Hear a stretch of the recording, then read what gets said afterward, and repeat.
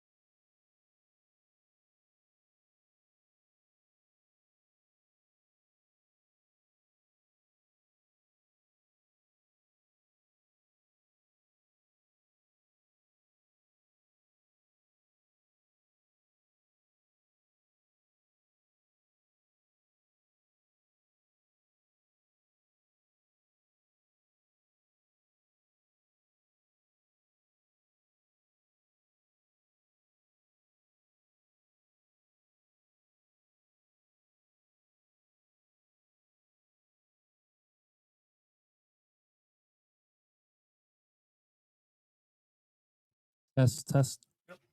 Good. I just was gonna close that door, or I didn't know if I could legally close it without it locking all the way because it looks. I just didn't know if anybody knew. Anybody needs to know it? No.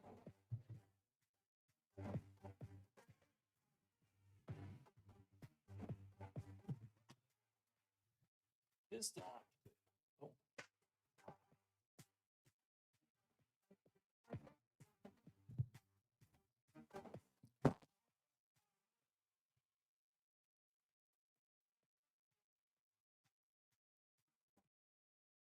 Even the keyboard. That's okay. I won't think about it. Yeah, because the other way is to do like a remote desktop. Which I was going to do, and Alex told me not to. Oh, okay. I think we could just do a remote desktop right into it. I was going to do that. I was going to set up a machine here and have a remote desktop, but he said don't do it. I could run back and forth this up. Is there anybody up front? Randy.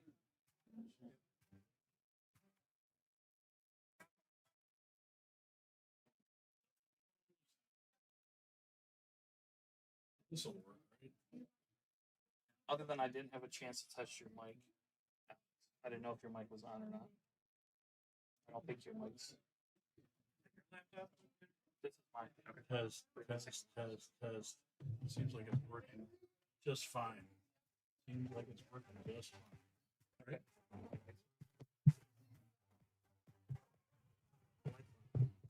Yeah, I can see it.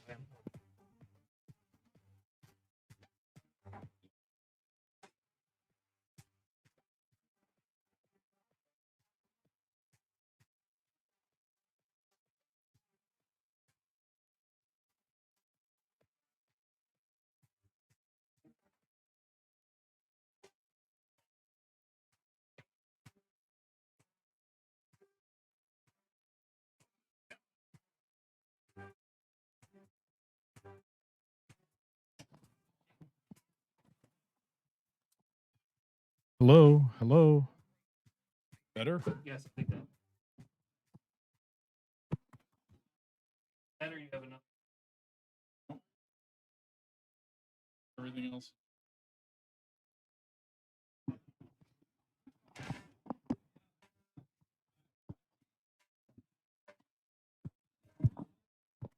Yeah, because it's getting power is coming to it from elsewhere, from the You have Phantom. unit. Pardon me? You guys have the actual Phantom. Yes. That's the. I try to convince him to get a small setup for home. Because that's what all mics should use. Easiest way. All right. Cool. Honestly, this building was built in the 40s and 50s. No, it was pretty-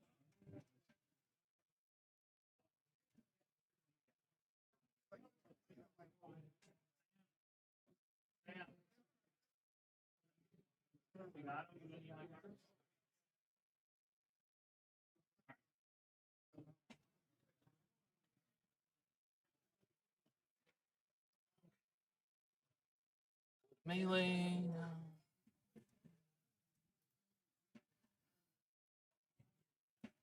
What is your guys' internet here? Okay. I didn't know I had to do it. Which one do I use? The public or the RC?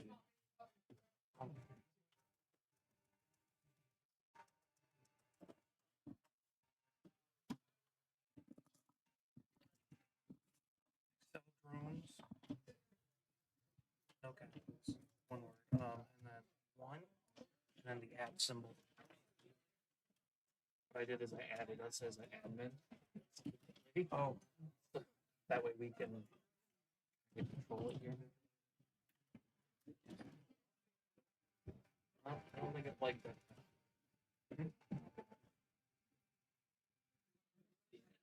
Or it's taking forever to it's authenticating. There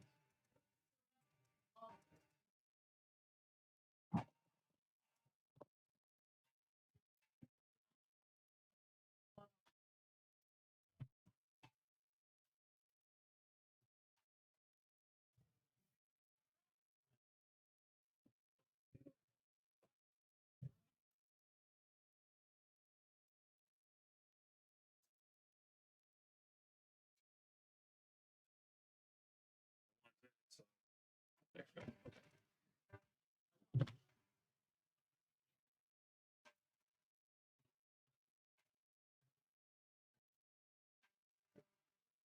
You have YouTube on your phone by chance?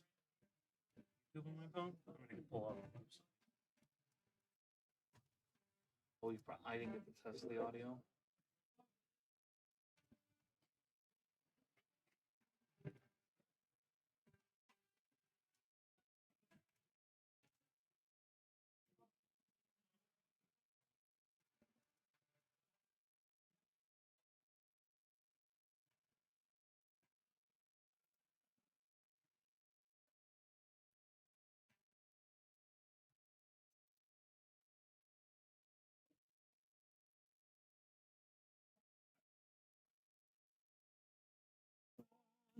Oh.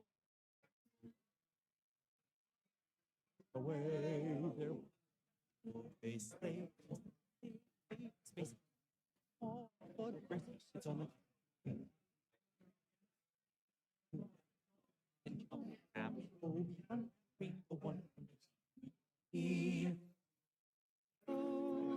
Yes. I.e.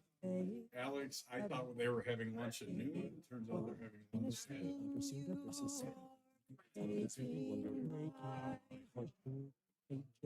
Yep. You're good.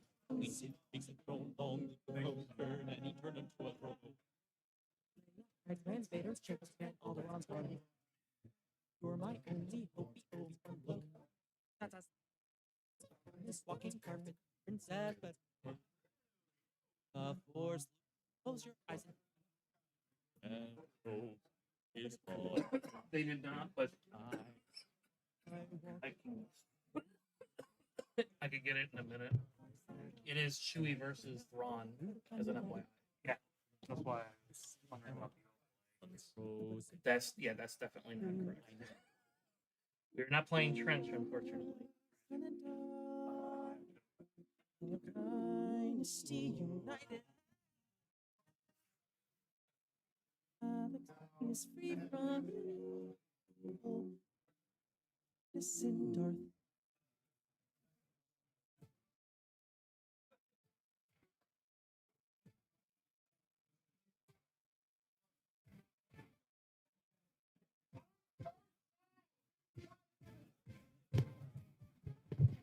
Test. Testing.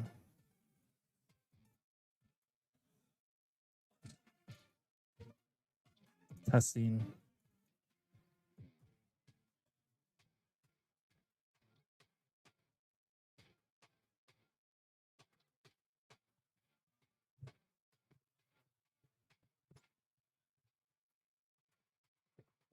All right, we are about to begin the Lawless Times PQ.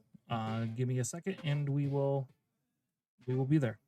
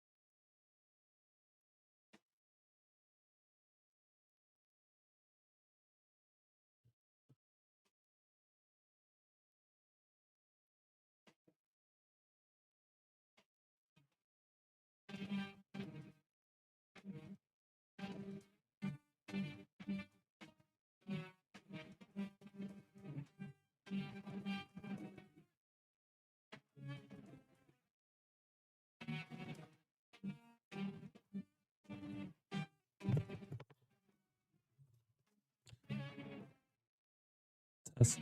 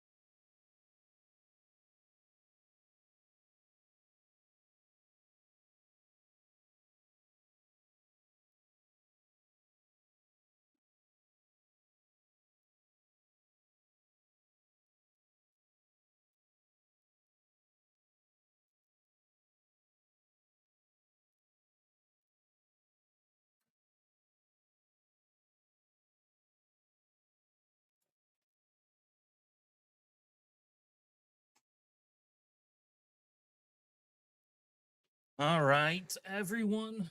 Welcome to the Michigan PQ. Thank you all so much for joining us tonight.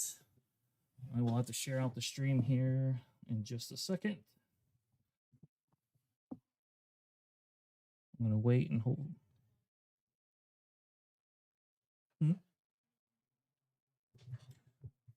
Yep. Go ahead, Alex. You can test your mic now. Testing? I don't know. It'll take like 3 minutes to come through.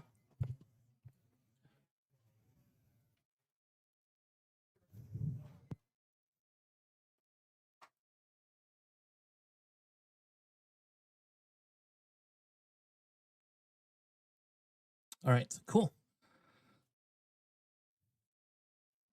All right, so as long, yep, I think we're good to go. I think we should be good to go. Thank you all again for joining us for round 1 of the Michigan PQ. Woo! Alex, how are you today, sir? Oh, I'm doing okay. How are you? Glad you made it back on this side of the coast. It is. It was a little rainy last night. I came in and it was so rainy it was not even funny. We essentially had such bad weather that it wasn't even like it was like torrential downpour, and then all of a sudden it stops and then starts again. And so I didn't go sounds food like trucking. Michigan. Yeah, no food trucking for me. No food truck today, even though we scheduled one. They just left. They canceled on us, so we were providing hot dogs instead. Which is crazy because you would think that they would want the money. I mean, there's how many people here? 63 or 7, and plus Yeah, all the something like that. workers. and- Yeah. All right. Our matchup, we have Ron Red and Chewy Yellow. Yep, and I have the deck list here. Do you want to go through deck lists at all to see if there's anything crazy? I mean, we can, like, not necessarily go through all of it, but point out some stuff that might be atypical. I know Eric's one of my locals, and he's always bringing real crazy stuff. Let's see this Thrawn deck real quick. I love me some Thrawn Red. I played a fair bit of Thrawn Red. I would have gone with the splash base for some legacy run, like they are. So look at that. They have shoot down main deck. That's a little bit different. And Darth Zion main deck. That's cool. I appreciate those things. Yeah, Predator's Claim as well. the Dark City, the Dark City. Yes. All right. Yeah, you could tell it's a Saturday morning that I'm not used to being awake this early. The Dark Scion is definitely like an interesting take because I haven't seen a lot of people play that in Thrawn. No, I mean, like, you do kill things, right? I guess. I don't know. I mean, it's a cool card. It's fun. Just, if they if you don't kill 2 things, then he's not going to return to your hand. But then he's just like still like a 5/5. It's kind of weird. But it might just be like the special sauce that this deck needs to just win. Who knows? I don't know why they're not playing. Oh, they just signed over the judge.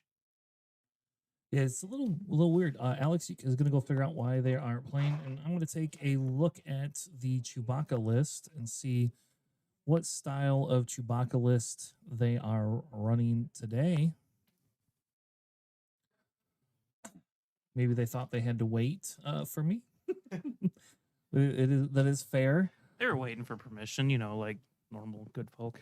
So the Chewbacca list is pretty standard. I will say they only have one Cavern Angel, which is a shame to me. Oh, those But Cavern Angels. They're an underrated card. they're my favorite card in Chewy. I was running them in Chewy even before the whole like Lando type thing came up. But this one has a Canyon Front Runner in it, which is an interesting choice. I do actually agree with that to some extent. If you want to have a 3/2 on turn 1 and you have initiative, but if you don't have initiative, I'm assuming you just sideboard that card completely out. Right, but also, I mean, like, it's interesting, right? You'll have initiative with Chewbacca, right? You're only playing like one person at a time. You usually you have initiative, but I can't guarantee that you're going to always have the initiative. I do think that you will, but you know how it is. Like sometimes you want to kill something that they play, though. Actually, it's rough if they play like one of those the commandos, right? That gives it -1/-1 because Thrawn would just double trigger that and kill it instantly. Yes. Or going out in space. Yeah, and notice the mat that they have there. By the way, Is that a pun? That's from Saturday Night Live. That's Kylo from Saturday Night Live, where he does Undercover Boss. Yeah, I've actually seen this one. I think he's also just Matt the Radar Tech, right? Yes, he's just Matt the Radar Tech. But yes, it's a double pun hilarious. So what did they play? Oh, that So must be a Cavern black Angel one. and a black one. Yeah, that's the PQ black one from last set Yeah, or 2 sets ago. I was gonna say because I have one of those, but not 2 of them. Oh, on solo on on black one. That's 5 damage right there because it gets +1 from the upgrade. Yeah. Now you can't kill the Cavern Angel, which is okay. And I think Chewie says, "Do I care about killing that Cavern Angel today or not?" I don't think that Chewie does. Nope, he is. So he is going to be aggressive, and he's Ooh, going to took take the the shield. shield. Interesting. Yeah, that I don't know if I agree with that. You're not supposed to replace that with a card. You're supposed to replace that with the Yeah, Right, you okay, got good. it there. Yeah. I will say I do like the I would have probably killed that Cavern Angel, but I guess next turn if you kill it, he has to then choose to double trigger the -1 guy, whatever they call that guy. The Commandos. yeah, the commandos. There you go. Desperado Commandos or something shit like Well, you that. got the D correct. The Dick Yeah, I mean, Commandos. So, like, Thrawn Red traditionally is kind of like a burn deck, right? It's meant to output a lot of damage. I'm not sure if Eric knows that. He is just going straight aggro, which is fine. But, like, if you allow that Thrawn to build a board, like, that Thrawn deck can come out of nowhere and do a lot of damage real fast. And you could just play the Legacy run for Krennic for 4. That's going to be a pretty big issue. It's going to be really hard to deploy Chewbacca when they can just, smack your the board. yeah, smack the Liberty run in. Yeah, and I think the difference here is this is where with the Chewbacca, because you're at. Oh, I guess I should probably be putting damage on base, shouldn't I? 10 to 2. I do think here they're waiting to see if Chewbacca is going to deploy because now the onus goes all 100% back to it goes back to the Chewbacca player, and so he's correctly taking care of a unit. Yeah, I mean, if he deployed Chewbacca, you can run Krennic and the Commandos in there and actually kill Chewbacca with double triggering Thrawn. So he had to kill one of them. Yep, and here's where so he just goes 2 into base. Yeah, makes sense. Play Karis. Makes sense. Try to clean up the board as best you can. Like you can't bring Chewbacca out. You got the Legacy run. Yeah, I think you can if you want. You can. You're just going to lose Chewbacca in one turn. Right. So why? It's a 27 health base. You get 5. You swing in for 5. But yes, I see your point. So now the big question is so they're just going to claim there. Okay. Yeah. Which must mean he didn't have anything to play with the credits because I think like if you had another card to play, I will be honest with you, I would not have taken Shield off Krennic that early because if you look at the math, you can't stop the Legacy run, and if you can't stop the Legacy run, there's no point. What does it matter if Krennic's there? Well, I mean, you had to kill a lot of the deck is based around when defeated stuff, right? So they're kind of just dropping things early, like the Legacy run. Man, you don't even need to trigger Thrawn twice just to wipe the board. Yeah, you definitely don't, because You could trigger them off the other guys. yes, yep, and because you have the other -1 guy, he actually, if Chewie doesn't kill it right away, he immediately can just kill that spy token too, and still live and be a threat there. I don't think I think you just leave Thrawn where he's at. And I will say the Chewbacca guy is probably oh my god, The best spy token ever. Thumbs up to the camera. All right, I don't know who's got that spy, but yes, we should definitely get those spy tokens, little porgies.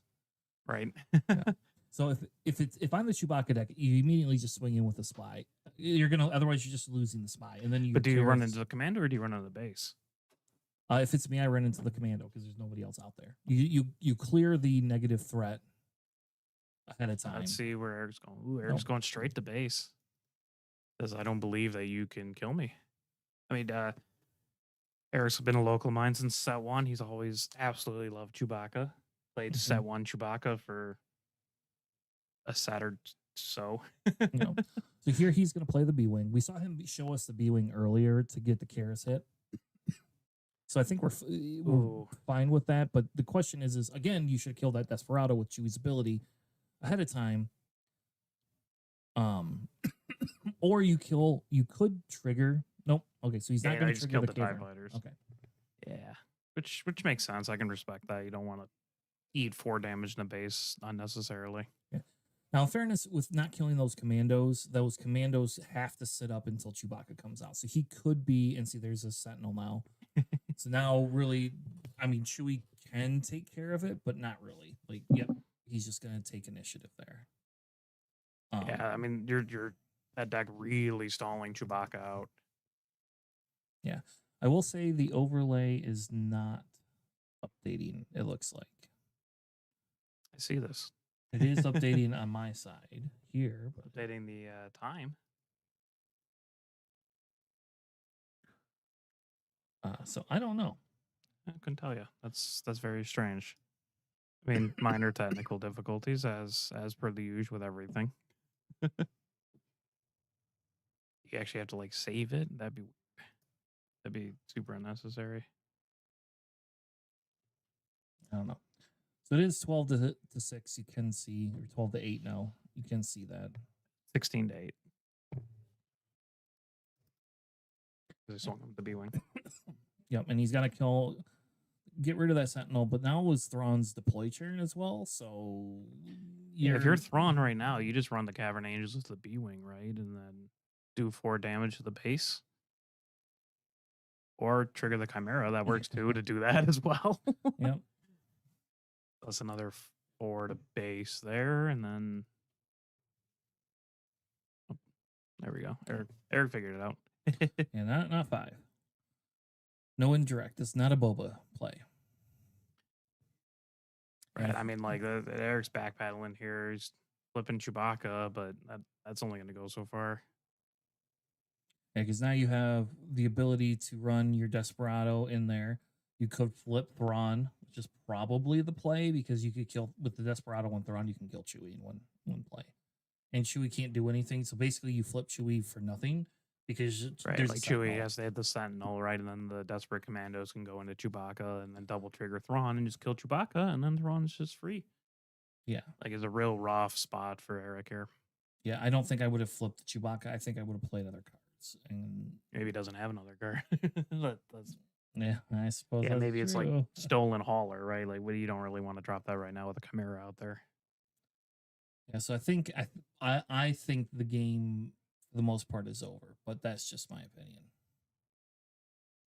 Yeah, I mean, like, that's just a tough. Like, what are you supposed to do, right? Like, you have to clean up board. Yeah, and he is gonna defeat it, and put 2 damage on the Thrawn. Interesting. Because then it threatens, like, Thrawn doesn't die, but at least Thrawn has 5 damage on him. Yeah, but the Desperate Commandos, and you just double trigger the Desperate Commandos, kill Chewbacca. Oh, yeah, like yeah, all right, yeah. So, if anything, It would have been to put it on the Desperate Commandos, and you still have 2 health left over. The Thrawn would have to swing in. He wouldn't take.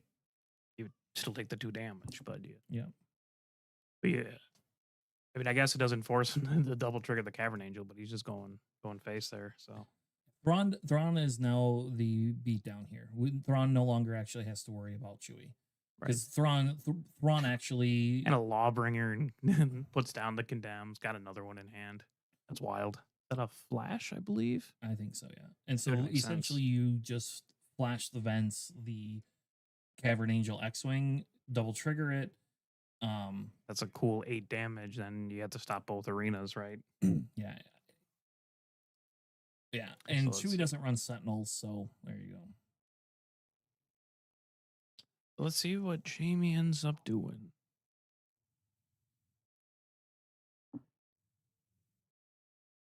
So he's going to do the 4 into base. I mean, and in fairness, it does put him, or does put Jamie, she only has 7 health left, but you don't have any other but threats. you're winning so- this turn, right? If you, I think you have lethal on board, right? Well, you definitely have lethal on board now. Yeah. You officially have lethal on board because I think the play is you have to kill. You have to Yeah, kill the that Cavern Angel does Angel. more by dying than it does. Ooh, beguile it back. Makes sense. Sadly, Flash the Vent Thrawn doesn't actually kill. But no, you got to checkmate here. Plus, Thrawn hasn't played anything. Oh, there's a condemn. Okay. Just for disrespect, I had the Condemn to the B-Wing.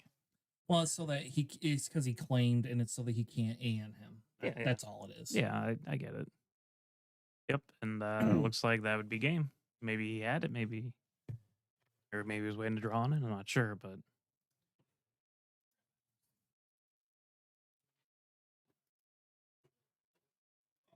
All right, so we have the Thrawn taking the win to begin with.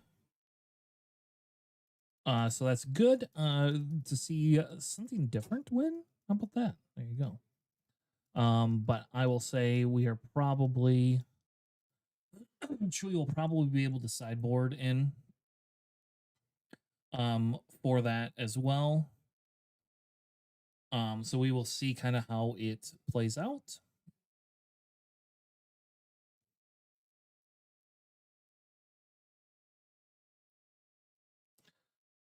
So let's go look at sideboard stuff. In the sideboard, Chewie has some Arvals, Rebel Propagandists, It's Not Over, and Outer Rim Constables. I think you definitely bring in the Outer Rim Constables for this. That's like one of the main things that if you are not bringing that in, you aren't going to have the ability to get rid of the Condemns. Though Condemn didn't really play a big role this week for it. So the ability for Thrawn to have some of the crazy plays that he had, I think is going to be the big difference here. Thrawn has a weird sideboard. They have the 2 Onyx, another droid, laser turret, 2 Commence the Festivities, 2 Lost and Forgotten. So I think the 2 Commence the Festivities come in just for the pumps if you want it. But technically Chewie does not have any sort of Sentinels, so you don't really have to worry about that. So maybe you don't bring them in because you're always going to have more resources than Chewie. So you don't bring in Commence, but you do bring in the Onyx, and you do bring in the droid laser turret. And I would probably bring in my shoot down as well if I were Thrawn. System shock is fine, I guess. She's not going to know whether Chewie has the technically whether Chewie has the plays or not. Like any sort of upgrades, so they're not. I will say the Creditor's claim on Chewie is kind of different. I've not seen that before. It does make sense, or in Thrawn, it does make sense because you can multiple hit people with it. But I've not seen that as a viable option, something that's been used before. But it's a very interesting take.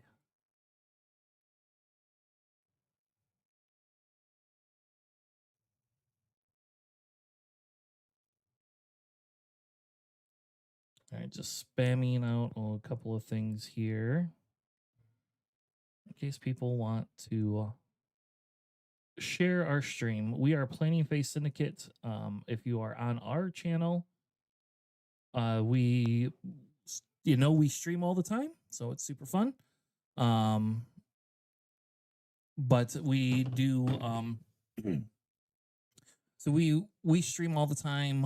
Every Sunday night at 9 p.m. we do recording, and then we stream during the week some different games and different fun things like that. Also, if you have not been to Excel, RC, Hobby, and Garden City, you should definitely check them out. They are awesome and super fun. And if you like RCs as a hobby, you can come here and actually race them. They do tournaments weekly, all sorts of fun stuff. And they have tons and tons of models. I will say, like, I like the RC piece of it. And so did my sons when they were younger. So that was kind of cool. And I wish we would have had this in our area in Wyoming when my kids were younger. So, but yeah, make sure you check them out. Looks like the game has started up again. So we see the Chewbacca may not utilize the killing of the resources early as we thought it would.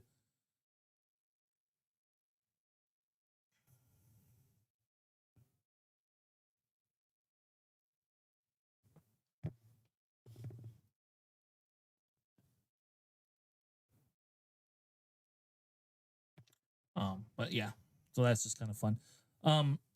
We see a Sabine go down. So definitely not utilizing that resource in the same manner.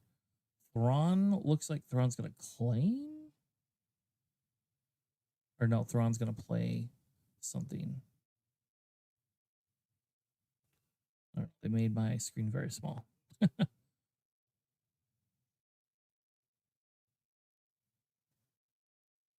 All right, yeah. So Thrawn must have bricked, or Thrawn has like a condemn or something they want to stop Chewbacca with. Thrawn came out very strong the first game. This game it feels a little bit less so, though Thrawn does have the damage on base. So now Chewie's got to decide here how Chewie wants to handle this. We'll use that to use a resource to get rid of the shield, which makes sense.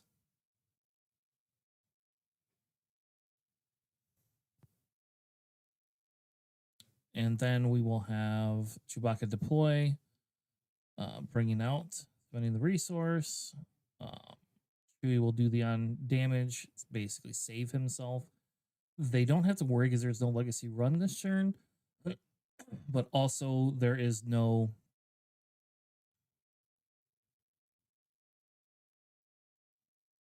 there's no legacy run this turn, but there is not any damage on base either. So we have basically a Chewie with no damage on base, which is not ideal. So now they'll be able to put the 3 damage on with. They'll be able to put the 3 damage on with Sabine and kind of even out the playing field a little bit. Thrawn again doesn't have any units on board, but really Chewie hasn't done a lot of damage to base. Thrawn is able to claim here. I wish they would put the claim token down for it.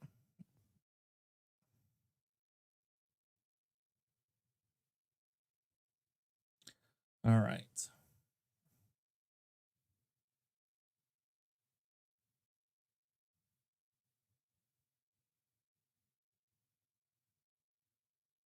We get it ready up. Chewie will have the ability to push in if they don't have a way to take care of them.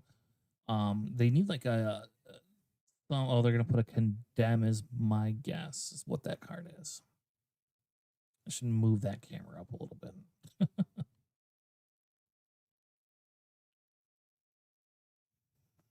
All right, Sabine will go into base for 3. They'll play a Karis. And that is a condemn on Chewy, and they will just go back to board. Again, not the end of the world, but definitely Chewy looks like Chewy has some sort of an edge with some of it. So it is kind of nice. It'll be fun to see if Chewy sided in those Outer Rim Constables, because those will be huge to get rid of for Chewy. Thrawn flipping out, which means Thrawn doesn't have a Sentinel card to play. So Thrawn needs to be able to clear some threats.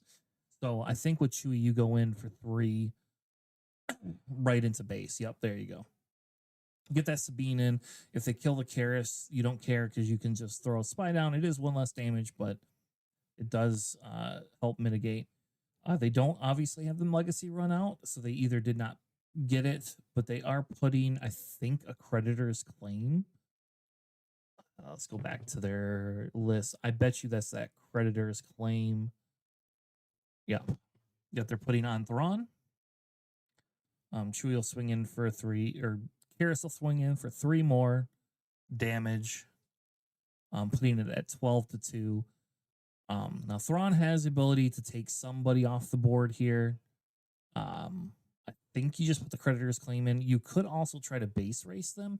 You got 3 resources left. You could throw another unit down and then just go race the base and see if you can outrace it, because the condemn on Chewie does hurt. And they can only do 6 damage a turn, period. That creditor's claim is +2/+2 as well. So like just your Thrawn itself, if they're not going to take out your Thrawn, you literally just have Thrawn that can do the exact same amount of damage as they can.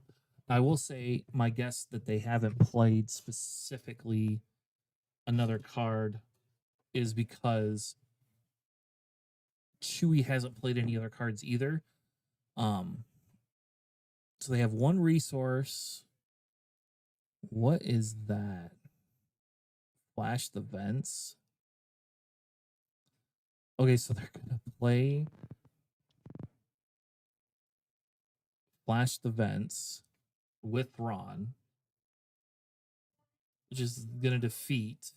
So he gets a +2/+2. It gets overwhelmed, so he can do 8 to base. Yes, 8 to base. Do the overwhelm if he wants, and then trigger the flash or trigger the other card to give the... Man, that's crazy. That is crazy. Okay, so they could trigger the creditor's claim to take care of the other unit. But that doesn't prevent the spy token, so you still have the Karis go in, and now you play the unit and see what they respond with. If they claim, you definitely should swing with Chewie. Yep, so they're claiming you should swing with Chewie and force them to reveal the card in their hand, because you don't have initiative. If you have initiative, I understand, but without initiative, you don't do that. So all right.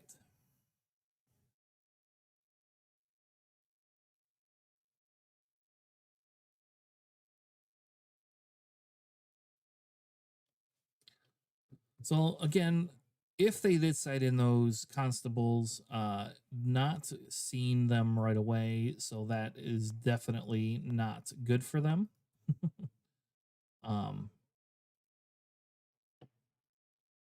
Definitely want to be able to have the ability to actually do the crazy different things for it. So I think so. They put down the spy. If they run into it, you get to heal. My guess is Thrawn is putting it out there just for next turn, because they have to run it into Chewie. That's the only way they can kill it right now. But I think I would have tested the waters to see what he had for it. The Imperial Door Technician is also actually a really good card, especially in Thrawn, because it's got the when defeated, heal 2 damage from your base. This deck is like JJ deck. So if you watch your podcast, you know we have that Tanner and JJ are resident Thrawn lovers, as it is. And we definitely like the additions Thrawn has gotten this set.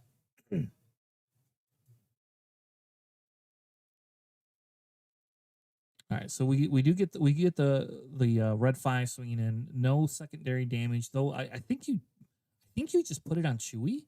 I think that's what I would be doing is I would be putting that on Chewy, just because I can. Sabine is gonna. Oh, I see. Oh, you got a Sabine gets rid of the upgrade. Nice. So now you have an active Chewy, and now this, if they do not have a way to get this over, the game's over at this point. It does not matter, I don't think, what the Thrawn plays unless he has a bunch of Sentinels. You have checkmate in both arenas. You can heal for the 4 or whatever, and that's fine. I completely forgot that Sabine defeats the base upgrade. So, you probably, maybe he didn't side in those. I still think you side those outer rim constables in, but I will say the being able to play the Sabine, no ambush, all of that fun stuff is great. Now, if they have a flash the vents, he will be very sad, but he doesn't. He has a board wipe. Well, so that's that is a little disappointing, but at least they did it early enough in the game that he still can rebuild this turn. So if he doesn't have a secondary one of those, let me go back. I wonder if they're running that main deck or not. It does look like they have 2 of those single reactors in deck. We did get a light maker play, which makes sense. Playing the light maker is a big threat. Can win if needed.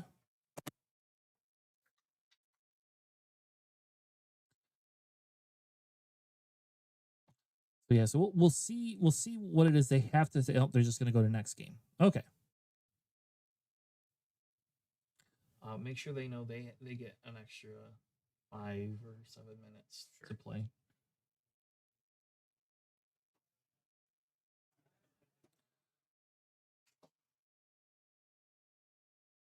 All right. So we are going to go to a game 3.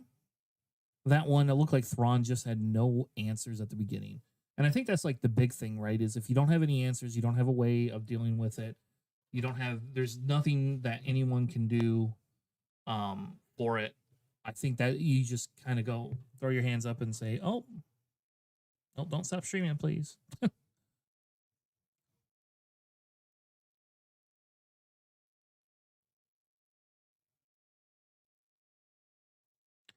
But yeah, so I think Thrawn has to come out with units, and I think Thrawn can do some of the aggro stuff to aggro the base down. And I think that's just like, if you're Thrawn, you have initiative this turn. I think you just do that. You just go aggro the base. And you say, hey, I'm going to aggro that base, and be done with it.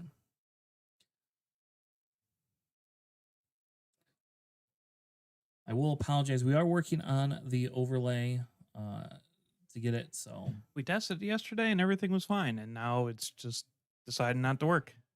yeah. So when we hit an intermission here in a few minutes, we'll go back. I mean, at least it shows that it's Chewy and not Trench playing, right? It should be Trench. That's you and I are not playing, so there's no Trench today. There's one Satine. There's a Satine. Is it your Yeah, buddy? Yeah. Yeah, that deck's super fun. Yeah, I did set us up, so we should have the ability to pick the stream table, I think. Ooh, so If we we should want pick my to. Satine. We'll see how well it does. How about that first? It's playing Tobias Red. I think it should be able to handle that decently. We'll see.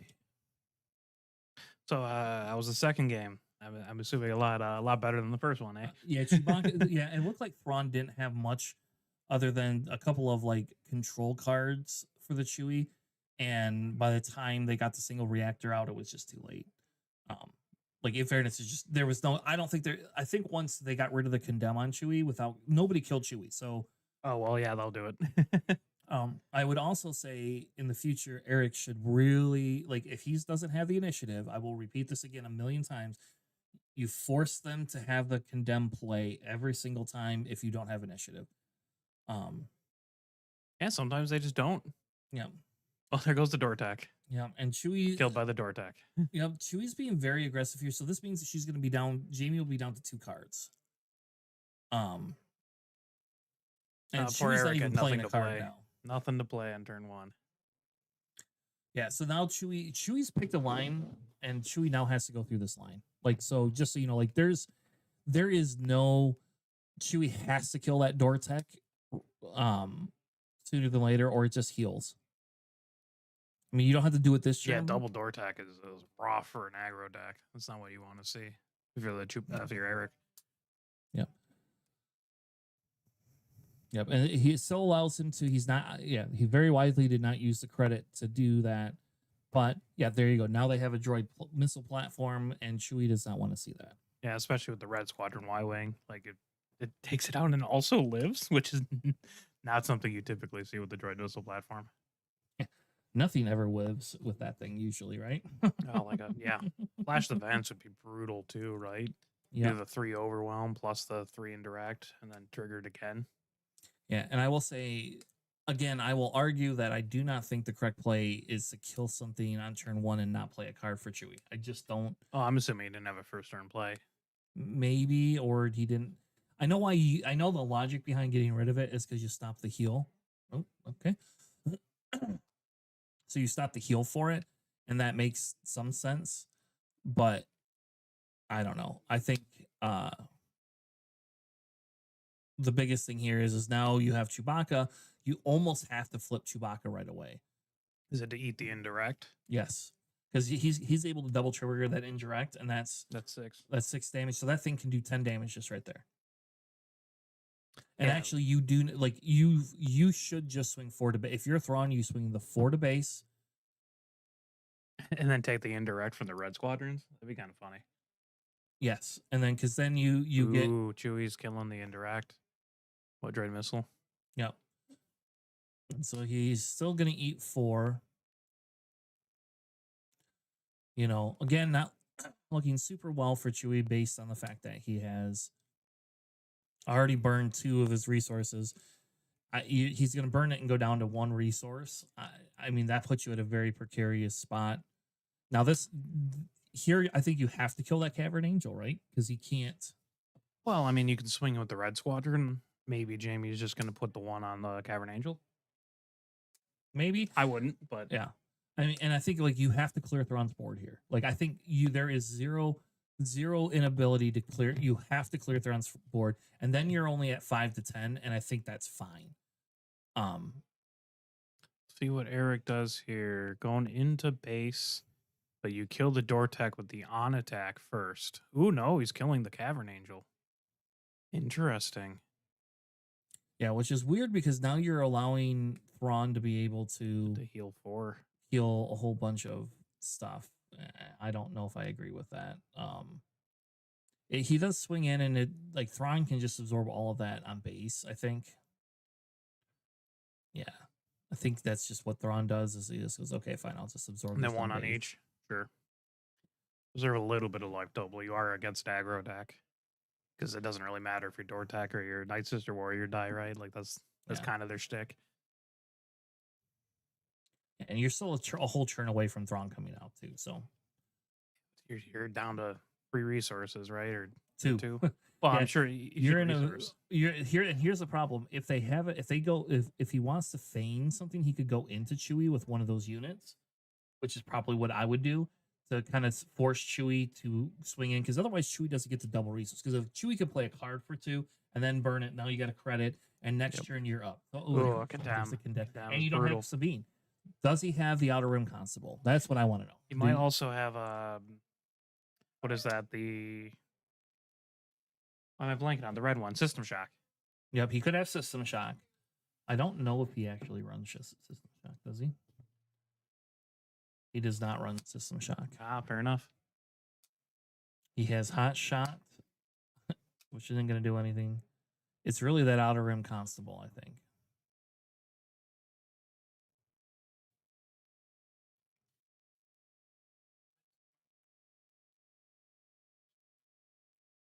Also, we can control it. It's not the same. It's not the same website. Yeah, if you send me that, I can. All right, so we're gonna get the 2 into base with the Night Sister Warrior. We do get the Canyon Runner, I will say, is a good play here because now the Canyon Runner can blank out.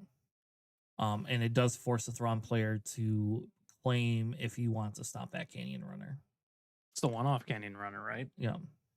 Now I will say, here's the deal with this: if you are giving Chewie the opportunity now to get an Outer Rim Constable, and what you as a Chewie player, you just have to force the. Again, I would have forced him to reveal the card because I think you want to know: does he have a Chimera? Does he have another Condemn in hand? Right. Like, if you know he has another Condemn in hand, like you have to then let him burn his resources before you remove it. If he sided in the Outer Rim Constables plus the whatchamacallit, plus the he has the Sabines already in there, that's 5 upgrade removal cards, and at turn 6 we haven't seen the Sabine yet, so my belief is that he has a high probability of getting that off. Yeah. Now the first turn you have to swing in. Yep, you have to do it if you don't want the Canyon Runner to do it. You're going to trade with it. Yep, which Just makes a draw lot 2. of sense. Yep. Because he has nothing else on board. Now, Well, you can't eat the indirect now from the Red Squadron Y-Wing. I would have went to base. yeah, but this way it gets rid of that Canyon Runner. You just saved yourself 3 damage. Sure, but like I'm not worried about the 3 damage. I think I'm because you're eating the extra 3 from the Y-Wing, so it's not like Sure. it's the same either way, but but then you would have had 2 more damage on their base, right? And you Yeah. are kind of a burn deck. So now we flip the Thrawn, which makes sense. No cards beforehand. Yep, which means he probably has that Creditor's Claim. That's what she played last time. And we do have the Sabine. Sabine will ambush into Thrawn and then kill Condemned. Yep. I feel bad though because I mean, like if he has another Condemn, which you don't know, right? If she just plays another Condemn, then Chewie's like I think that just ends the game to some extent.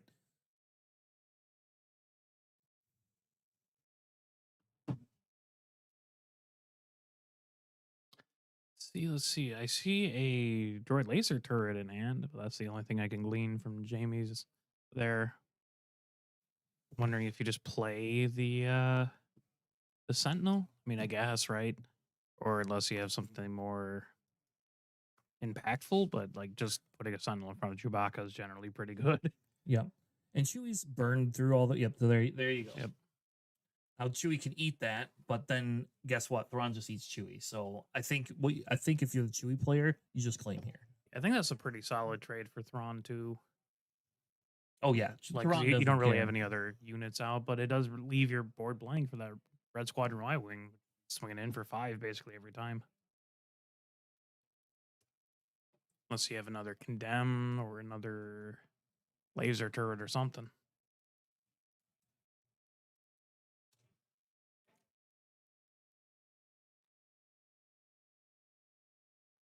All right, he picked his resources up. I don't know what he was looking for.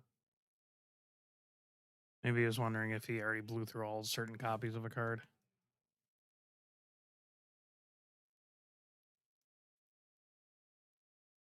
Yep, he did eat the droid. Yeah, which I think the answer is if we go in 2 turns, you could play single reactor, right? And Yeah, she hasn't used her base either, so I think as a Thrawn player, I would claim here, honestly. Interesting. I'm just worried that that Y-Wing swings for 5, right? yeah. You only have 14 health. That's a third of your health remaining. Uncontested. Yeah, I think they're afraid if they don't get the Chewie off the board. And I will say, like, Chewie's in actually a pretty good position right now, if we're being honest. This is like a board wipe stops it, but Chewie now has 4 resources, has the ability to build back. He can play 2 units this turn. There's 5 damage. The big issue is we assume they don't, like, she doesn't have a Condemn in hand. No. Looks like a bunch of them, but it also looks like they have a Chimera, but like that's not gonna do anything. No. Sadly. And the problem is you play the Chimera, you don't have Like Right. it's I mean, great that it sits out there. It's it- good yeah, 5 damage. It eats a lot of indirect. It eats a lot of. It can start doing damage. Yep, looks So like there's they have to Chimera. play the Yep. naked Chimera. Yep. Yep. So now Chewie has Beguile. I think Chewie has Beguile in hand. Yeah. Yep. So if I'm Chewie, I don't think you play Beguile. I think you claim here. You haven't played. Yeah, I don't know. Maybe you do play Beguile because then you can Beguile it and force them to have an answer. And you next also turn. see their hand to see if they have like a board wipe or Yep. anything, right? Yeah, that's true. That's exactly what you do. Yeah. Beguile. Let's see what Jamie has. Droid laser turret. No glory. No flash glory. events. Why did they not play the no glory on the Y-wing? Hung the Y wings long first. I guess I don't. Yeah.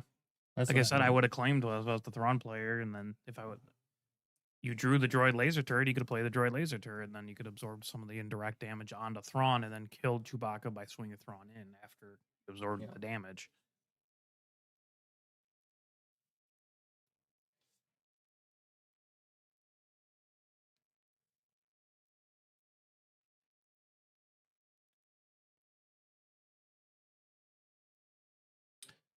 Let's see what Jamie's going to do. Oh, we'll see what Eric's doing. Eric's spending his credit for the Falcon. That's interesting.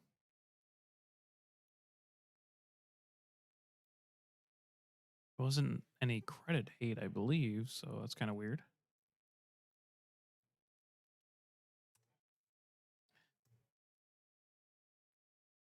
Let's see. So we know it was droid, laser turret, no glory, flash the vents. What we saw, another Chimera, right? So let's see. You just redrop the Chimera. Yep.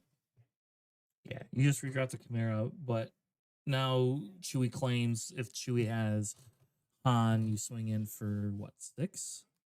So You not- could just straight kill the Chimera if you wanted to, because Han does shoot first in the Falcon specifically, you could do that too. Yeah, which is kind of funny, but I don't think you do. you want to go to base.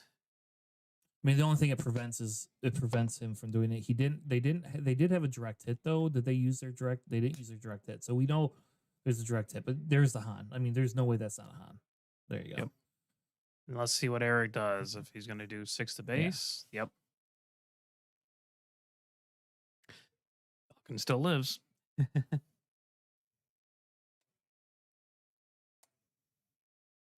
Yeah, so 3 health left on base. The Chimera cannot just kill it without like a flash defense. Though I think we do have a. I do think we have a flash defense in there.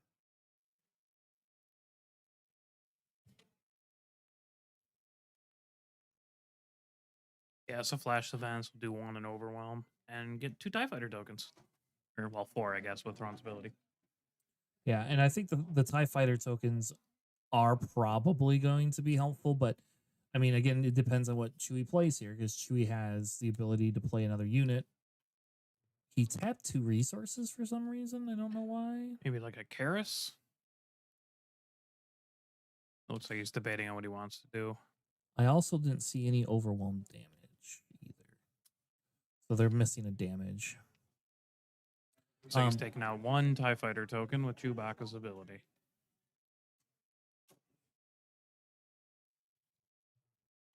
Yeah, which is fine. And oh man, here's Yeah, the our prize. Rinda is going to be Rinda. That's real nice with those TIE fighter tokens. You just kill them and all of a sudden they're doing damage to base instead. Yep. Pretty nice combo. That's why I love Thrawn. Yep. And so what you can do is you can use another, if you have another flash events, that's 6 damage plus the 2 plus 4. 2, so another 4. Yeah. No, it's 4 damage to Oh, base. it's 4 per. So Yeah. you're doing 8 then. Yeah. So you can. So you just win. You actually just win the game. If there's another flash events, the game's over. It does not look like there's another flash in Jamie's hand, but I couldn't quite see everything. Looks like probably with the droid missile turret, yeah, or a droid laser turret. Which is Missile turret. fine. Yeah. Yeah, I mean you're just slowing Chewbacca down. That's what you got to do. Yeah, and I think that's the Chewbacca must not have had drawn a space unit because you know they had the droid turret in hand.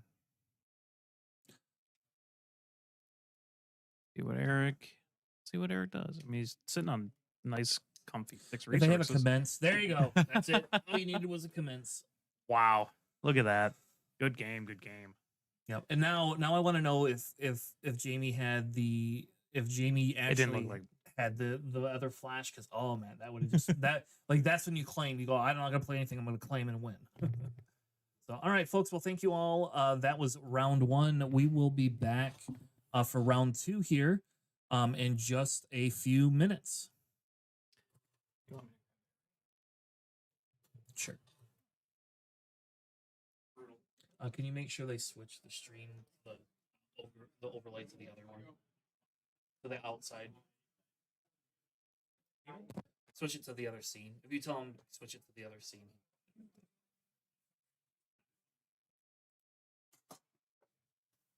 All right. So while they're cleaning up here, if you do not know who we are Planning Phase Syndicate. You don't get to see my lovely face today. Not gonna show you my lovely face, unfortunately. But we are here every Sunday to do some recording. If you don't know who Excel RC is, we are a hobby shop that does RC. So basically what you can see here on stream is where the players are playing. That actually is the area that we do RC in. So it's kind of cool. It does allow quite a bit of versatility for this shop. And if you have never done an RC, I will tell you right now, RC is super fun. All right. With that being said, give me a few minutes and we'll get either an interview or the next thing set up, and we'll be right back.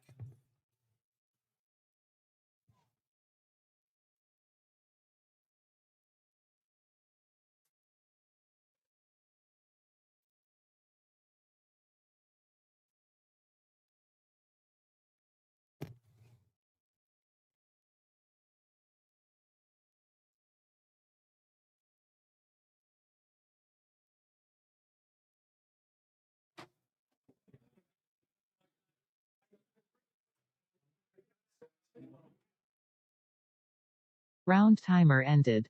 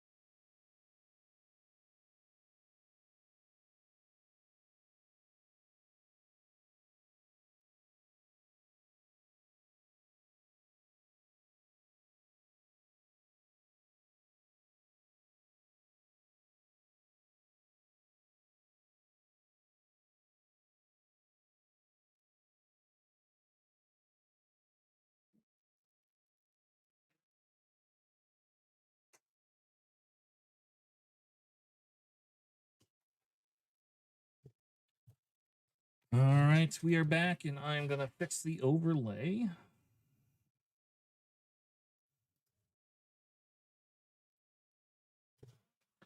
So it looks like we have Justin and Justin.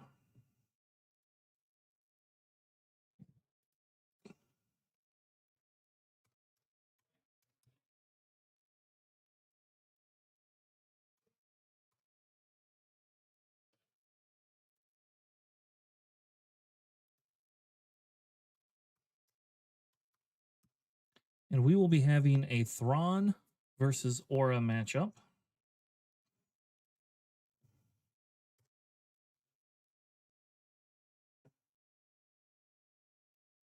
I am a little excited about the Aura, although it is not. It's the Imperial compound.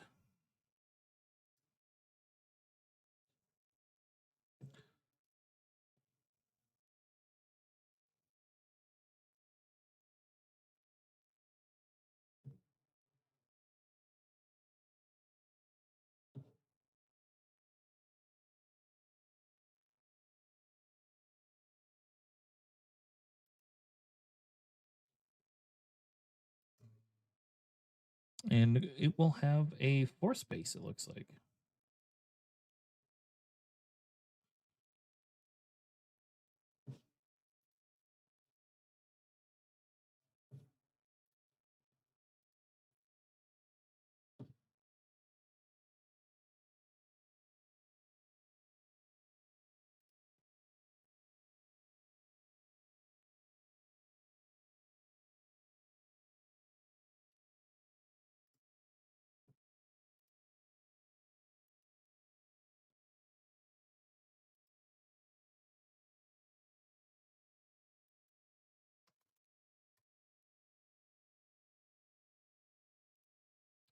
All right, well, we are ready to begin. We have a awesome game 2 starting here with Justin versus Justin. So, yeah, that's kind of cool. Justin with an I is playing Aura Singh, and we have Justin with a Y playing Grand Admiral Thrawn.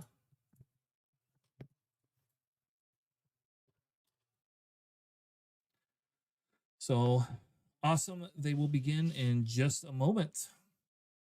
I like this matchup too a lot because this matchup is super fun with the fact that Aura has the ability to go ahead and kill units with 1 health remaining. I'm going to go let them know that they can start their game, though.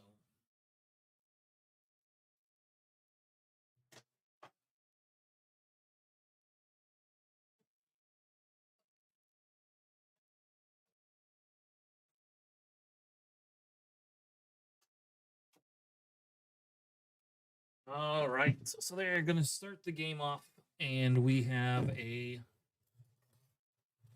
quite a good. This will be a good matchup. We have essentially nobody playing a unit turn 1, and so they go right into turn 2. So we get a Night Sister Warrior played, which is pretty cool, and then they are going to just go ahead and kill it. Thrawn will double trigger, get 2 cards. I will say this Aura deck is probably designed very well to go into this Thrawn deck. The Aura having the ability to do some crazy shenanigan things is like you could kill things, and then just play a bunch of like really big units. And that's super, super good for what you want it to do. All right, so we're going to go ahead and get a Hondo played. Or Hana. Hondo. Why did I say Hondo? It's not a Hondo. We're getting a Hana played, and then we have a Secret Sage and a Director Krennic. Still no damage on base for anybody.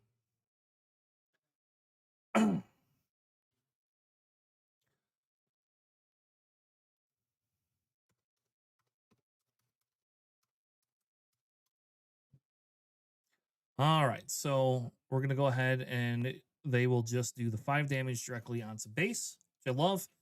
That Hana just being able to get in there is such a good card. We will see Secret Sage do 2 to base, and we will see the ability for it to create the Force, which I think is really what that Thrawn deck is going to need, is a Force unit to go played. I don't know what they played, but they played something on the side there for 2. I'm guessing it's a Karis. Maybe it's not a Karis. I don't know. I don't know what they would have played. Unfortunately, I can't move the camera up that much, so.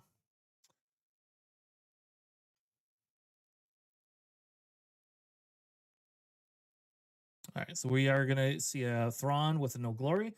Get rid of that Hana, which again makes sense. Not with all the shields, Aura doesn't work as well because you don't have the way unless you have cards that reduce HP.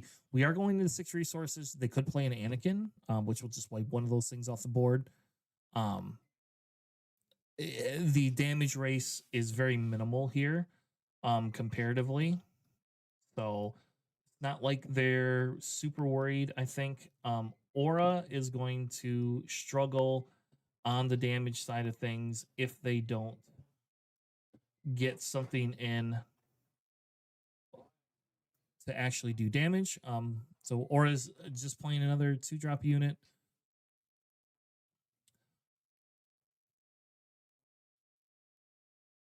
I don't know what he played because they're playing him off screen again.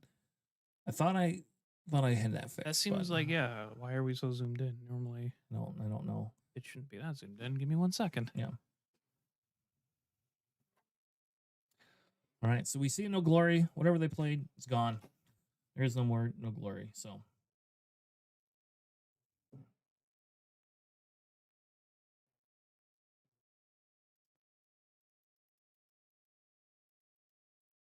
All right. So we don't see a Thrawn deploy yet. I think that's an interesting tactic there. Okay, they are going to bring the Thrawn in, and they will do the damage. I see. They just went ahead and fixed it to begin. So, so still a pretty tight game. You know, we have 21-19. Aura is going to be able to flip this turn and kill one of those units, but really, it's like, what did one of those units like? They're not doing a ton of damage. They've both played extremely defensively, comparatively. So I do not foresee a bunch of big units. The Stranger could be a big concern. So we won't get the Stranger. We'll get a Telzin Assassin, which is also a good play. It has the ability to kill whatever they played turn, that last turn. And now it just kind of leaves Aura having to kind of flip and pick who she wants to kill. I think you kill the Krennic because the Krennic is really the big thing. Though if you do kill the Secret of Sage, you stop the Force generation. But we shall see.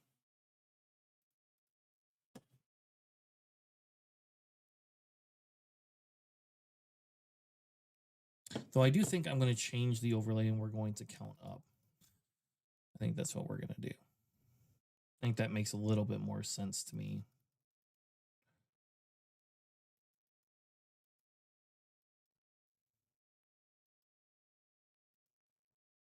So we're changing our overlay to count up.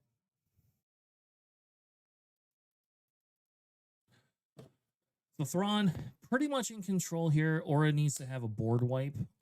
Control doesn't care that much. I mean, you still have 11 health. You can play a Lost and Forgotten, get 3 of that back. The problem is Thrawn only has 1 big threat on the board, but Thrawn shows 12 damage. So, and it looks like we're getting a concession. It's either that or it's a board wipe. Okay, so we got the board wipe. So they had single reactor ignition for it, which makes sense. The board wipe is fine. It puts the damage race back at close to even now. So that's kind of exciting. But it will allow Thrawn to possibly rebuild their board. Now, the funny thing will be is if Aura has another another one, another board wipe or not. The legacy one is an interesting choice here. But I guess the legacy run does allow you to be able to go through and kill almost any of their spaceships outside of a annihilator. An annihilator, well, it can kill an annihilator too, so you can annihilate it. So really, like that with Thrawn, that legacy run is just so dirty, which is absolutely hilarious because legacy run is not from Thrawn's time period, for Christ's sake. So the lore, I don't know where JJ is, but the lore does not work out very well. So we are going to get the a Lawbringer come down again. That very good play. You can just kill the Lawbringer though with legacy run. Like I think if I'm Justin, oh, you're gonna play a Chimera. So you play Chimera. Never mind. You play Chimera, trigger the legacy run, trigger Thrawn, and wipe that board wipe his board with it. So now Aura is down to 1 resource. You can go ahead and you should still swing in and do your heal. He's probably gonna kill the Owen. My guess is he called blue. Yep. So you kill the Owen. And actually, I think that was a mistrigger on their behalf. I think you swing in with the Owen to do the health reduction. And then, because you know Aura is just going to kill it. And then you go ahead and do it. I will say the ability to have, oops. That puts us at 17. No? Nope, I'm looking at the wrong one. Puts us at 21. 9 health left. Yeah. Playing a second Karis. I don't think they can do that, can they? Well, they can kill one. You can kill it. I was say you just kill the Karis, right? But I don't. No, why do they have 2 Karises out? You can't do. You definitely cannot do that.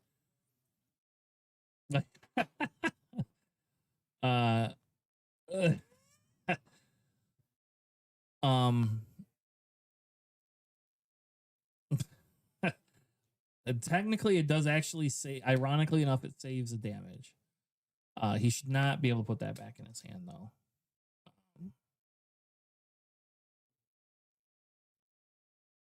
Yeah, because that should add another 4 damage. 3 damage on the base. They get only 3 TIE fighters.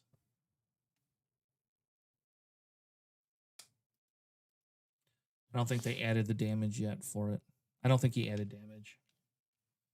Yep. Let me just state, I guess. Yep. Did Aura kill one of the TIE fighters? Is that what happened? That's why Aura's tapped? Yes. Yep. Okay. Yep. So Aura kills a TIE fighter. They play this like that is 2 single reactor ignitions, but I don't think they put the damage from Yeah, it single doesn't reactor. look like it. Unless there is a way that they healed. 3? Did they lost and forgotten anything? Mm-mm. Okay. Nope, because they played a Vader and that. So they wouldn't have enough resources for it. I don't. The funny thing is Alex is helping stream with me, but Alex has Alex is a judge, so I don't know. Like all that is different. Playing Lawbringer on the ground somehow. He will call villain. I'm guessing is what he's calling, because that kills the.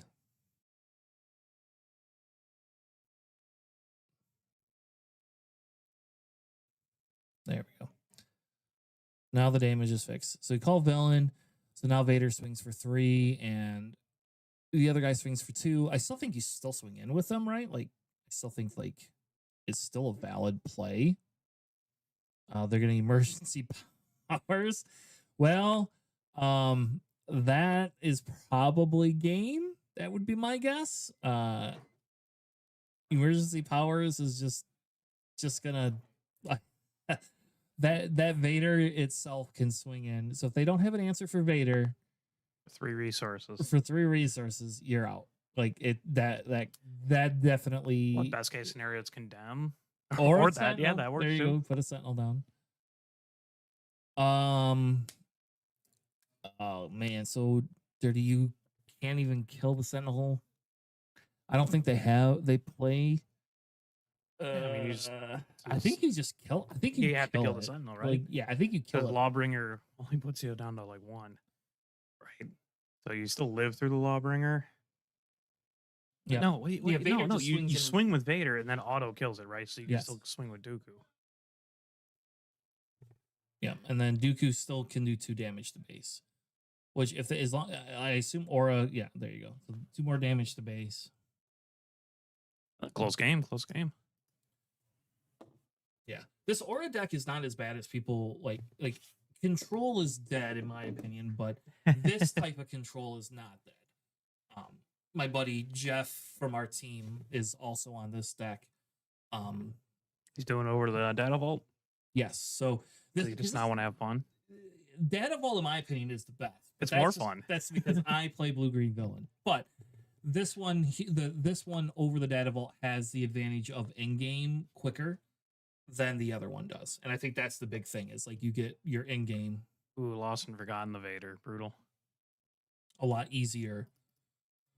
Yeah, so we see a Lost and Forgotten. We still have a Lawbringer. I think a lot of it will depend on if Justin with a Y has the ability to take that Lawbringer out before it swings. Because if not, there. Ooh, Okay, so we put a Condemn. That helps slow it down. I didn't see any like super like auto kill cards in his hand. So So Lawbringer, if it swings in, still isn't going to be able to touch that. You can still swing your 4 into base. You have 6 resources left, 7 resources left. I think 7. I think we're on 11 now. So, yeah. Justin with the Y's got 7 left. So let's see what happens here. Planetary bombardment. so That's dirty. brutal. Yep, because now that's 12 because damage, it's a capital ship. Like, Yeah, so that's just game, right? Or yeah, well, you no, I take guess 3. yeah, you eat 9 to base, so you're alive at what 2? Yep, which actually your Lawbringer can swing in for 1. That's pretty funny. That math. That's fine. I mean, you still have to swing in with the Lawbringer, right? Make him have it. He passes. No, he claims. Sure. I mean, if he has another planetary, he just Or he Devastator. has a Yep, that'll do Devastator, he it. just wins. Yeah. So all right, so we'll reset the scores.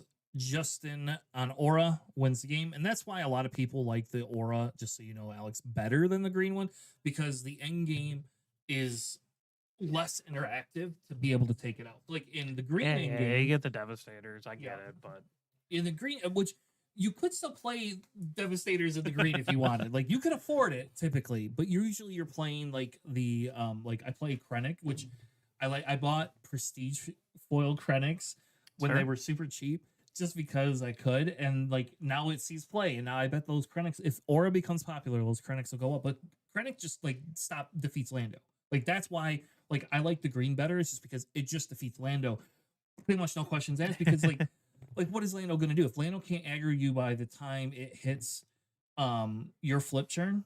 It just loses. You just have to deal with its liberty, and you don't care about Mando. You only care about liberty because that's the only thing it has in big space. So yeah, and you got a myriad of removal. the other thing is we haven't had a Lando on stream. I was told we have to come up, we have to say a whole bunch of jokes about Lando and Butter today because of the Lake County. What if we put on like Blue Lando? Just mess with everyone. Not Lando. Those are the ones on the top table over there. There's no top rep. Well, I guess it's only round 2, so. I mean, like Staniszewski's on Lake Country Lando, and he's up there. So And my buddy Brendan is also on it. So you know, he's playing Phil right now, who's on Blue Lando actually. so they deserve each other. There you go. They deserve. What I'm gonna say is they deserve each other. I still like the blue one. Do you still like the blue? I think it's fine. Again, I don't. It's like my 3rd favorite Lando. Yeah, butter puns. That's what I got. Yeah, good luck. Good luck It's making better them late than never. Yeah. Good luck making them stream appropriate too. I will make A lot them. of churning. Yeah, I will make them stream. You make my life butter, Alex. So, Oh, I can't believe it's not butter, and that's the only one you're gonna get out of me. No. All right. So anyway, we're going on to round 2. Justin with an I took that one. And again, like I said, I think the big thing between the red and the green is just obviously just the end game piece. Like, how do you want to play your end game? And this Aura deck played similar to how Deidre tried to do end game. Though I did not look at the deck. I was too wrapped up in a bunch of other stuff, so I did not actually look at that aura deck. I wonder if the aura is just standard, or if it's only got Ooh, two, Slymore. That's fun. it's only got 2 Hana main deck. Yep, and the Slymore is really good. In fact, a lot of people don't realize you stick that in your resource. When you flip, half the time you're not spending your resources before you flip anyway. Yeah. We do have one Persecutor. Just in case. Choose an arena, do 3 damage to it. I mean, it could help against space, right? Yep. So there's that. We have the Crushing Blows, which I'm not sold on, but the Tree Remembers is great. They're using, let's call it War, over the other one. Ooh, only 2 notice integrations. That's a little bit interesting to me. Yeah. I would just run it 1 extra. And 2 kill card. switch. Yeah, you need the 3 Condemn. We have the sideboard. They have Contempt for Culture in there. I mean, it's damage and spies. Yep, and they have only 1 Annihilator sideboard. That's crazy. Come on, just main deck 2. I do. Over the Persecutor, I'll take the Annihilator all day. Yeah. I have an Intimidator sided in my Data Vault one that I have used effectively because those are games that I keep going late to. I need to pick up my resources. Crushing Blow, look at that actually coming into play. Yeah, I tell you that card always comes into play, but you're just behind a resource. I would also rather not play Crushing Blow. I understand. Like Knowledge and Defense just seems like better. Yeah. All right, let's take a look at this Thrawn deck here a minute, and wonder if it's like a straight copied Thrawn with the 1 copy of Aggressive Negotiations, or if they went a little bit more atypical. So they have 3. They have 1 Onyx Squadron Brute. That's just sad to me. Yeah, they do have the 1 Aggressive Negotiations and 2 Emergency Powers. Yep, and the Emergency Powers, like we said, we saw that come in handy. Using a Knowledge and Defense to kill. Still no damage on base for each of them. Their sideboard is Direct Hit, Governor Shuttle. I bet you they brought in the Hold for Questioning. I would bring in the Lost and Forgotten Hold for Questioning. And like as Thrawn Yellow, you're probably not going fast enough to plow through all of that control before like Aura flips. Yeah. Right. So I think bringing in something like Lost and Forgottens to deal with the Devastators and the Lawbringers and the, I guess, Persecutor would be pretty useful. You just need a couple like release valves, right? Like safety valves. Trigger. All right, so if he ever gets a unit to stick, his Aggressive Negotiation is going to hit for like 20. Be huge.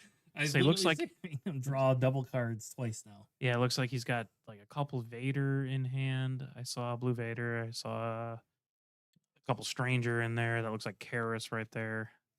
Yeah, you could bring those. I think you bring those direct hits, the Holding for Questions, Lost and Forgottens in against this deck. And I think the thing here is he's been able to keep him off of Force, which means he's not been able to play double Force units, which is huge. Not being able to play like a double Force unit just can be so devastating. Really what you need is like a Shinhati and a Night Warrior, or a Night Warrior and a Karis or something. You need to be able to play a couple of things. Ooh, but those are still kind of rough too, because he does have kill switches right in Aura, so you can actually just like kill the Shinhatis before they even do anything. Out of the airlock. Oh my god. I don't see that very often. I appreciate out the airlock. That card is very expensive. You know what it can do? It can kill eaters, so it's true. Yeah, I mean, like kind of why it's there for.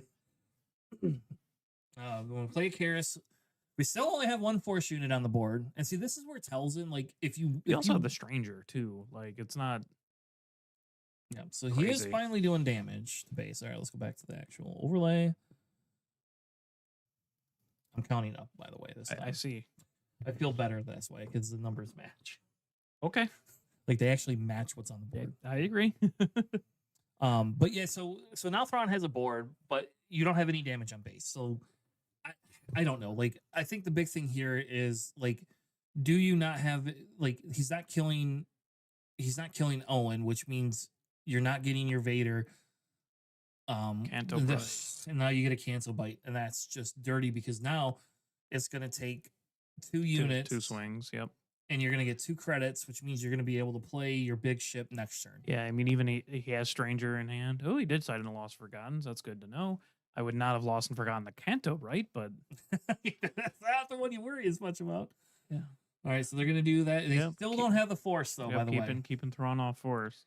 mean, he can at any point with the stranger, but like Aura is uniquely good in the stranger because Yeah. there's only 3 damage. So they did the 2. See if they're gonna kill the Owen or go to base. Ooh, they went to base. That's interesting. Yeah, I don't think he wants to give him the pull from it. Sure, but like he's just gonna also heal him, right? I mean, I guess your end game's probably better and like good enough, but yeah, he's just killing Owen into Aura. If you went straight into Owen, I guess you wouldn't have the 1 damage on base. Yeah. So we get Shinhati. So that's actually probably an okay play now that Aura's flipped, right? Yeah.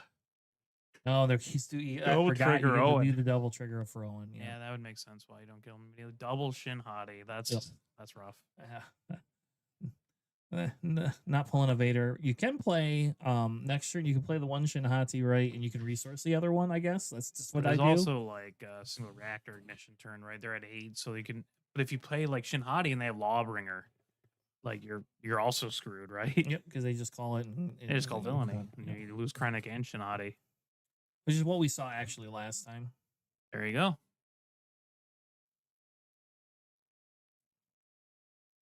Bye, Krennic. I don't know if you do that though ahead of time. Like I don't know if you care about that 2 damage, right? Well, I mean, he's not necessarily playing Shinhati immediately, right? Like he's at 8 resources already. He'd be playing something else more substantial. But also playing the Lawbringer into like a blue villainy deck's kind of iffy because you give him the chance to respond with something like a No Glory, Lost and Forgotten, any of their control cards if they wanted to. Thrawn into base, which makes sense. Aura into base, sure. Oh, Thrawn only did 2 damage. That's Yep, right, yep. because he is the minus. Nobody puts these bloody minuses out. Legacy run out by Thrawn and then Shinhati there. That's, I guess, a choice. Yeah, because it's just gonna. He's just. You swing with Lawbringer. You swing with Lawbringer and call yellow, and you kill Shinhati. You call villainy, right? Because you take more damage off Thrawn. I'm sure the Legacy run's going straight into Lawbringer. Like it's gonna wipe your board regardless. It does more damage and you have health, so might as well just call villainy. Force him to do the Legacy run on his own, still get a swing off. Let's see what he does. All right, so we got 7 to base. Yep, called, I assume, villainy, because that would make the most sense in my head. But you still absolutely slam Legacy run, right? Or play a Or Chimera. you just play Chimera. Yep. And you get rid of you. The question is, you get rid of you have to get rid of that Lawbringer. Yeah, I mean, you just wipe the board, right? You do 16. So you have enough to kill. You double trigger Thrawn. It's 12. No. Yeah, sorry. So you can't wipe the board, but you can get. But yeah, kills. I mean, you wipe the Lawbringer. That's what I'm saying. Thrawn will kill Aura. You have to kill the. You have to get rid of that Lawbringer. I actually wish I had a serialized Chimera. Ooh. fair enough. Wow. All right. I mean, Thrawn takes 3, but like you're not eating the legacy damage, right? The legacy run damage. They do still get the TIE fighters. Just 2, because you already triggered Thrawn.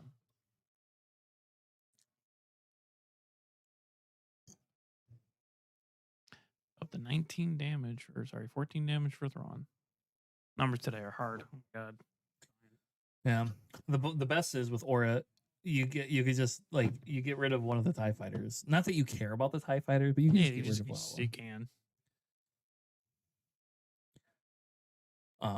Not getting those credits though, I think set Justin with an eye back a tiny bit. My belief is he played that cancel bite. I actually added those cancel bites to my green just for the credits to be able to play Annihilator. That's all I actually want to do. I just want to play my Annihilator on 9 resources. So he does just kill one of the ties right away, which is, I guess, fine. That means what he doesn't have is a lot of removal stuff. Or it's like a soft pass, right? Where he's just like, it's back to Justin with a Y to react to what he's doing. Because they're both, being relatively control decks. Another Chimera. No ability, though. Not like the TIE Fighter's doing much. Let's see what Aura is doing. What would be ideal? I mean, a Lost and Devastator would be pretty Forgotten. cool. Or Lost and Devastator, Forgotten. Lost and Forgotten. Devastator would be the best. Yeah, because play. you can kill the TIE fighter so it doesn't kill you on the swing back. And he's Lost Forgotten Chimera. Yep. That's probably the better play than Couple playing more a TIE Devastator. fighters. Oh, and if you have Planetary in your hand, Devastator's definitely the way to go. Yeah. Except for if they just claim kill your Devastator and then you're just How would they down. kill it? They would kill your Devastator with their Chimera. No, it's Chimera only does 5 damage. Oh. All right, yeah. I mean, you have to kill one of the TIE fighters, right? With the Devastator when you drop the indirect, so they don't swing both. But So this game's a little more grindy than the last game was. So now we get to do all the ping damage. We'll see if they even bother to do aura right away. I don't know if you like. Again, if it's me, I would not be doing my aura right away. yep, there. All Look right. at that, the one-off Persecutor, just for those space things. Yep. Just do 3 damage to everything We're there. gonna wipe the board. We're gonna wipe all your space unions. We don't have to use aura. And I will say, like if they can't take care of that Persecutor, it locks the ground up a little bit. Like not completely, but like now you're able to push in a bunch of damage. There we got to condemn. I think the really impressive thing is that Thrawn is still yet to get the Force. Yeah, I know. Yeah, This whole game, they're Yeah. at like 11 resources or whatever, Yeah. right? And he's still yet to get the Force. That's just how hard control has been ordering him. No glory of the Persecutor. Yep, makes sense. That has to be the third Night Sister, right? Like that is officially the third one. Ugh. Now you need your aggressive negotiation. Here, that's what you need. You need to be able to do your aggressive negotiation because I think a Planetary is a good aura play right now. No, it's only 6, but like, I mean, that means they eat 4 in the 8. base. Or, sorry, yeah, still 8. 6 in the base. I mean, Yeah, yep. If they choose to eat the 2 onto the, which I would assume they would. but a Devastator here, you can just throw all 4 on the base. And so if it's me, I'm putting the Devastator and putting all 4 on the base. I would not actually. Yeah, you don't want to kill Thrawn. that. You don't want to kill Thrawn's units for him, right? Yeah. It is a Planetary, so which means they didn't have a Devastator, which is good to know. And they didn't play an Annihilator. Yeah, it doesn't look like there's any aggressive negotiations in Justin's hand there, unfortunately. He's gonna just draw 2.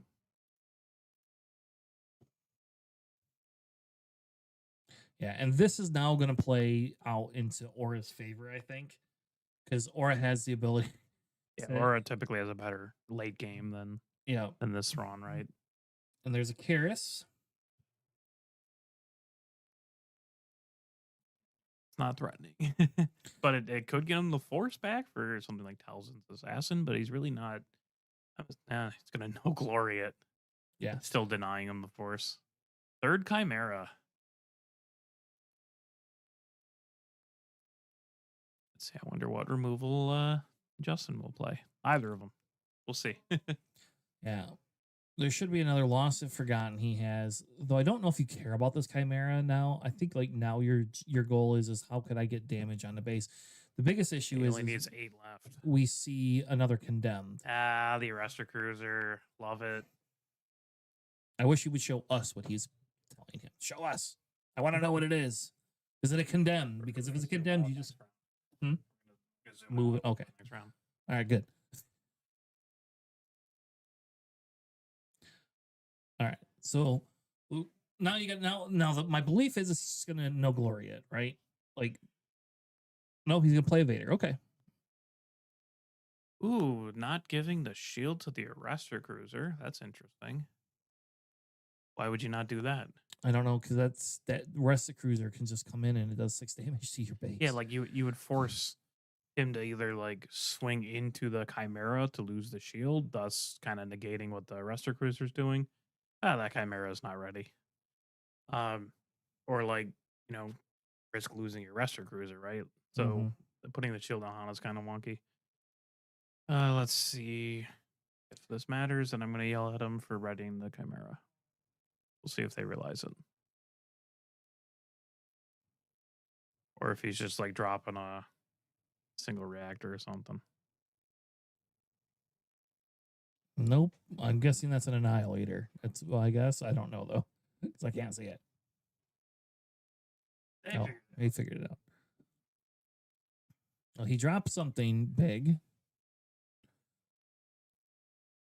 Might be another Arrestor Cruiser. Another Okay. Arrestor Cruiser. Yep. Underrated cards. I love those things. Ah, there's a condemn. That's funny. Though again, I mean, the chances are he has something, you know. Yeah. But I mean, he's got looks like 8 cards in hand. What's funny though, if you swing with the Arrestor Cruiser, he condemns it, then you're Chimerica ready. Just no glory of the Chimera. Get a couple TIE fighters.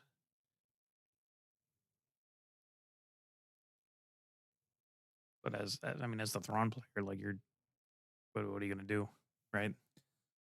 Yeah, Aura's got 11 health left and a full board. Granted, 2 of them are condemned, but in Legacy runs your best bet here. You also only have 8 health left. So your other Arrestor Cruiser can swing in, right, for 6, and then the 2 TIE fighters would be game. So you have to figure out. Yeah, no, I mean, you don't have it just because you can run the Legacy run into your Arrestor Cruiser, but you can swing for another 6 and really put the screws on them. because you go in, you kill it, it does 3 damage, so you're doing 9 plus another 6 is what, 15. What are you saying? If the legacy run swings in to kill it. Oh, yeah. Yep. 2 health left for Justin with a Y. Let's see. I want to know where those TIE fighters went. Further away from the board. So he's doling out 12. Right, so I could do 4 here and 2 to the TIE fighters. Then you have 6 left over, so you don't even really need to trigger Thrawn. Right? He did. Okay. And it doesn't matter, he's got a Devastator, so. Fair enough. That'll be game. Yeah.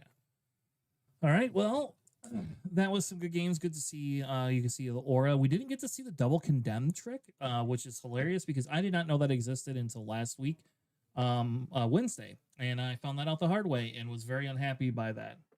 What do you mean by the double condemn trick? So if I condemn one of your units and then you play a condemn on my condemn, it negates the condemn. So then you can still swing. You don't get any of your on attack abilities, but you get whatever your base power is. Yeah, I mean, you blank the blank of the condemn. Yeah, I didn't know that. Somebody did that to me and then won the game with it because they were they didn't win the game, but they within a couple of turns because they were able to continue to do damage. It was Mike with Snoke, and then Snoke just kept doing the 4 damage in, and then play an upgrade on him. And because the upgrade doesn't matter, you don't care about constructed lightsaber, but you get another 2 damage. You need the stats. Yep. This is like fun. So yeah, so the double condemn trip we didn't get, which would have actually been really funny to see, because I think a lot of people are underplaying that and people don't know that is a thing. So with that being said, we will be taking a quick 5-minute break, and then we will be back here in a few minutes with a round 3. I think we got a few minutes left of the timer. I think we got a few minutes left. So we'll be right back, and stay tuned for more planning phase and PQ round 3.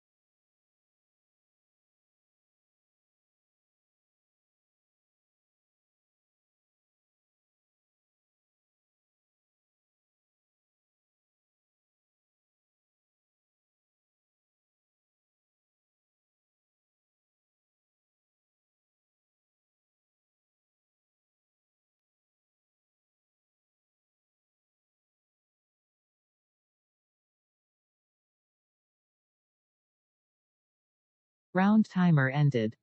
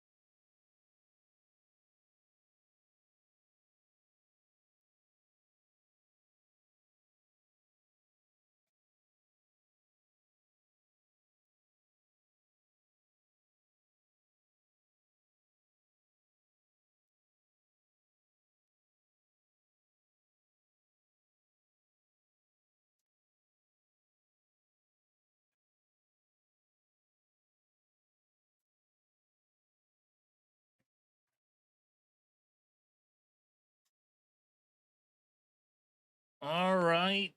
Welcome back to round 3 for the Michigan Star Wars PQ and Excel Hobbies. We have a couple of locals playing each other. We have Ularen versus Lando Lake County. Yeah, so it looks like we have 2 locals. Essentially, we have the Lando Lake County is ran by Ryan Staniszewski, and we have the Ularen. I go to call it Ularen Red 30 with Ryan D. So it looks like Lando opens with the Bail Organa, and what we have damage going into the Lake County base from BT1. I did not see a discard, so I'm guessing there is not a discard for it.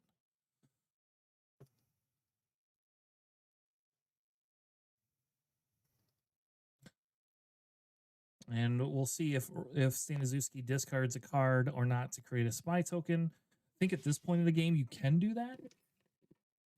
You have the ability to go in and discard if you really want to. I don't know, though, because the problem is the faith in your friends. So he is discarding faith in your friends to get just 1 spy, which is probably okay. But we will see as we go forward here. We have Lando going ahead and probably calling something to create a credit token. So we have Qui-Gon discarded. It's not quite the super awesome card you want discarded, but also not the end of the world. We have the Axe Forgets as I'm put it back in hand for it.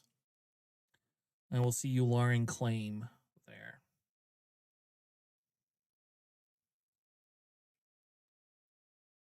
You can go through if you want.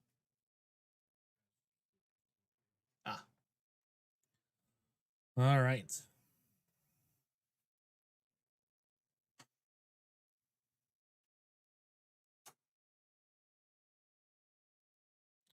All right, so we do have Ularen with the BT1 out. We'll see if he does the discard and gets anything this turn.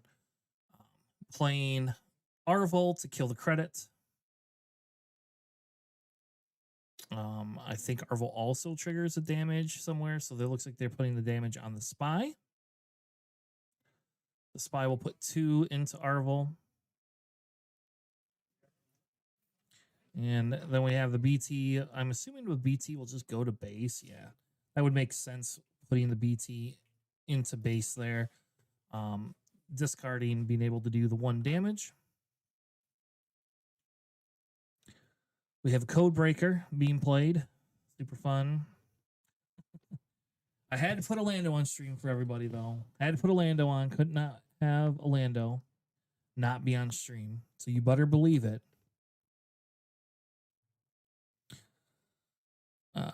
Not doing the cut. Makes sense. And then what we're going to have, we'll see. We see the Ularen claim. And we have a Codebreaker. He's playing Faith in Your Friends. Codebreaker in that is actually a really, really good combo. He needs to get a hero yellow card if he wants to be able to create the double spies.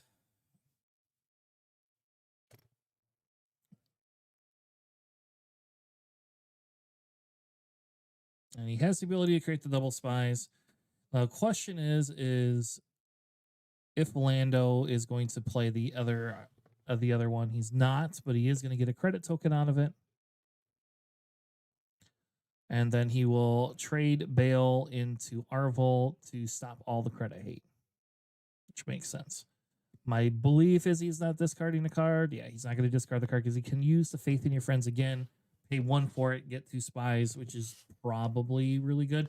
It will be the fact that he is down. Will be down, though, to 0 Faith in Your Friends if he plays that, but he'll have a larger tempo play with it. Also, knowing that we're going into 5 resources, Ularen gets to flip, but with only having 1 unit on the board, Ularen's probably not as effective as it would be before. And the question is does does Yularen just continue to go aggro to base, or is Yularen going to control Lando's units? We know there's a Liberty in play that's coming into play soon, so I think the Lando probably is going to have an easier time being able to get it off. Looks like he also has the Axe for Gits in hand again. So no reason really to upgrade your BT1 because it's just gonna disappear. But I think Yularen has to control to some extent a little bit of that board. Playing an Arvel again, getting rid of the credit makes sense. That's a good play, getting rid of that credit. Doing the 1 damage to the Codebreaker, which means we'll probably see BT1 go in. The funny thing is going to be is he's going to play, if he plays the Faith in Your Friends now, the Codebreaker doesn't mean much after that. Like, I mean, yes, you could use it for like the Axe for Gits or some of these other cards, but it doesn't mean quite as much if he kills it. So I think Ryan is taking into account the cards he has in hand, and we'll make that decision based on that. So he does swing 2 damage into base. And we'll see the Yularen flip. Not enough to play Sudden Ferocity, so if you have a Sudden Ferocity in row, unfortunately, not able to play it. Is taking 2 damage into Yularen with one of the spies. We have Staniszewski still with all of his resources up. And he is going to swing Yularen into base at least.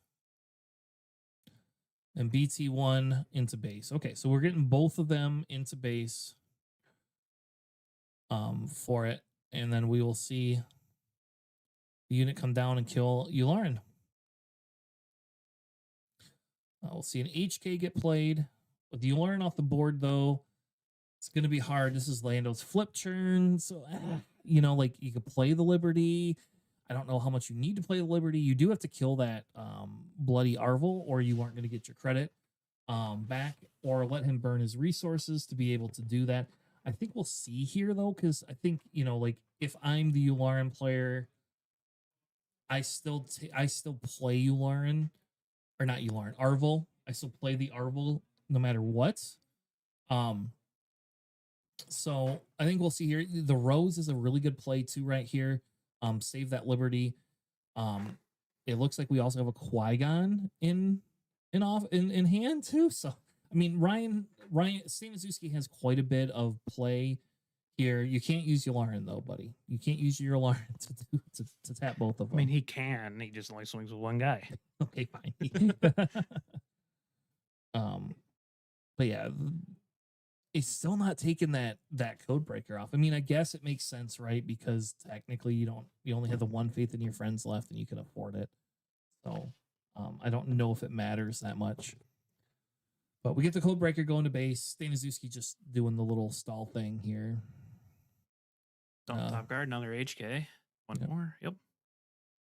I mean, if you get lucky enough, you can kill him, right? Yeah, I think Ooh, Mando's a hard hit for Lando. Yeah, but he does have the Qui-Gon in hand, and he does have the other in hand. So we get an Arvel play again.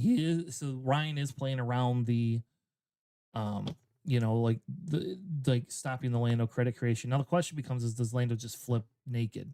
If it's me, I do not flip naked, but that's I don't play Lando. So Oh, and he's got a Liberty in hand too, so that makes it kind of rough. But he's got to stem what he can because Yularen could just output so much damage that he has to start killing things, and he needs to take out that Arvel. Yeah, because that Lando deck has other means of credit generation, right? You still have, like Bix, so it's not the worst, but it's still pretty rough. So we are getting another Axe Forgotten. Ryan, I think that's the second one Ryan's played. So I think Ryan's played 2 axes. Staniszewski has played 2 axes and 2 of the Faith in Your Friends at least. The other Ryan, he is a very good player. I believe he's out of Ann Arbor. I think he's one of the few semi-locals that I just have like a bad losing record to. Yeah. So it's really interesting. Both players are very, very good. It's really interesting. Both players are very, very. All right. So here we go. We're going into the next round. So I don't think Lando's long for this world. If you're BT'd, you just kill Lando here. I think you do, right? You just hope that you get the red card, you kill Lando, and move on with your life. You do have to declare your intent first, so like you can't just like flip it over and then decide to run into Lando. So it could be a little bit of a gutsy play. But Lando, he's at 7, so you can kind of do stuff. Lando, let's see what happens. So he exhausts him with the interrogation droid. Yep. Got Qui-Gon in hand. What is he going to do? I mean, Qui-Gon lives, which is not exactly what he wants, but The Qui-Gon you should gotta kill the BT. Yep. You can't have that BT sit on that board with Lando at 3 health. I will say Staniszewski is definitely not out of reach. The fact that we're able to get to that. yeah, no, it's pretty late in the game. 13 on a 34 health isn't pretty late. The greatest. Yep. And you're gonna have the ability to jam that Liberty. You're gonna have this turn, I believe, because Liberty's 8, right? Yep, Liberty comes out on 8, and we know Ryan has it. Yep, Liberty comes out on 8. I learned quickly you never resource a Liberty because you never see one again. When I was playing this and testing this deck, it's like, you never resource a Liberty. I will say, like, the one thing I don't like about the Lando Lake County is because it always feels like my end game is just so easy to kill. Well, it's because we play control. We're just like you only have 3 Liberty, 3 Mando, and like some Qui-Gon. That's nothing. Yeah, like it's really hard for me. I think with that, and maybe that's why it's probably not my play style. It is fun to see that Qui-Gon kill it. How about this? It's good that Qui-Gon does not have Overwhelm. I'm just gonna state it. I love the Qui-Gon unit, but would you pay 8 if it had Overwhelm on it? Yes. Would you pay? Yeah, it'd just be Maul. Yeah, well. And so we do get the interrogation droid killing the Lando, which why would you? I mean, sure, but you also give Ryan the ability to like get credits back, which might not matter because you are at like 8 resources, right? But yeah, once Ryan hits 9 resources, once Staniszewski hits 9 resources, the Lake County does not care because essentially he's on a roll. So you better pass that butter. Oh man, watch the viewership go down. Yeah, you're gonna lose me. You deserve it. I think for lunch we're going to some Mediterranean place. So for lunch, fair enough. I mean, there's Dearborn right here, so it's the largest population of Middle Eastern people in America. Yeah, I love. We got a lot of authentic food. Mediterranean food too. Yeah, last time. This time we're gonna get real food instead of McDonald's. So let's get some real food there. But yeah, so it is interesting because now we have Liberty down, which Liberty can just output 9 damage a turn. And exhaust, right? So like it's pretty nasty. And if you're Staniszewski, do you do Qui-Gon first and then just bounce them all back because the Liberty doesn't matter first. Yep, and you just have them put that either on top or bottom. And then probably on bottom. And then if you learn, if you don't have a way to tap the Liberty, you have to just run it into it and start and make them put the three indirect on base. And I will say if you like, it only has 7 health, so it's not like it's an unkillable unit, And in fairness, like for 3 resources. Well, the real question is, do you aggressive negotiations and kill it? If it were me, I would 100% do that. Yeah. He might not have aggressive negotiation. He's playing playing Invisible Hand. He might not. Yeah, so I'm guessing he's hoping to get the tapping droid. That's what I think he's hoping for. That'd be the best case scenario. Let's see. I don't know how many tapping droids he runs. I would assume 3. Oh, HK, 3rd HK. Would assume. So he did not see the tapping droid. I'm gonna open that. Yeah, as Ryan, do you kill Staniszewski? Do you kill the Invisible Hand, or you just go into base? You just go base. At this point, you're just. I would assume to just go to base because, like the missile droid, you just exhaust them, right? I would. Yeah. Go to base. Ryan's killing the. Oh no, he's exhausting droid. Okay. Ryan's. Yeah. So let's see here. What is the name of that stupid interrogator droid?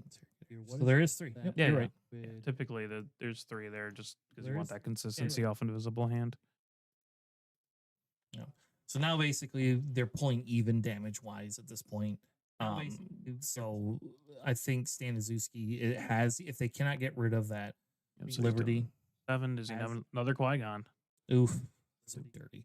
Now I think that officially seals this game. Yeah, well, I mean, Yularen doesn't really have end game unless he's having a laugh and playing Maul in the deck, but he's not. Okay, we know he's not. We can look at his deck. Although Maul would be really funny here.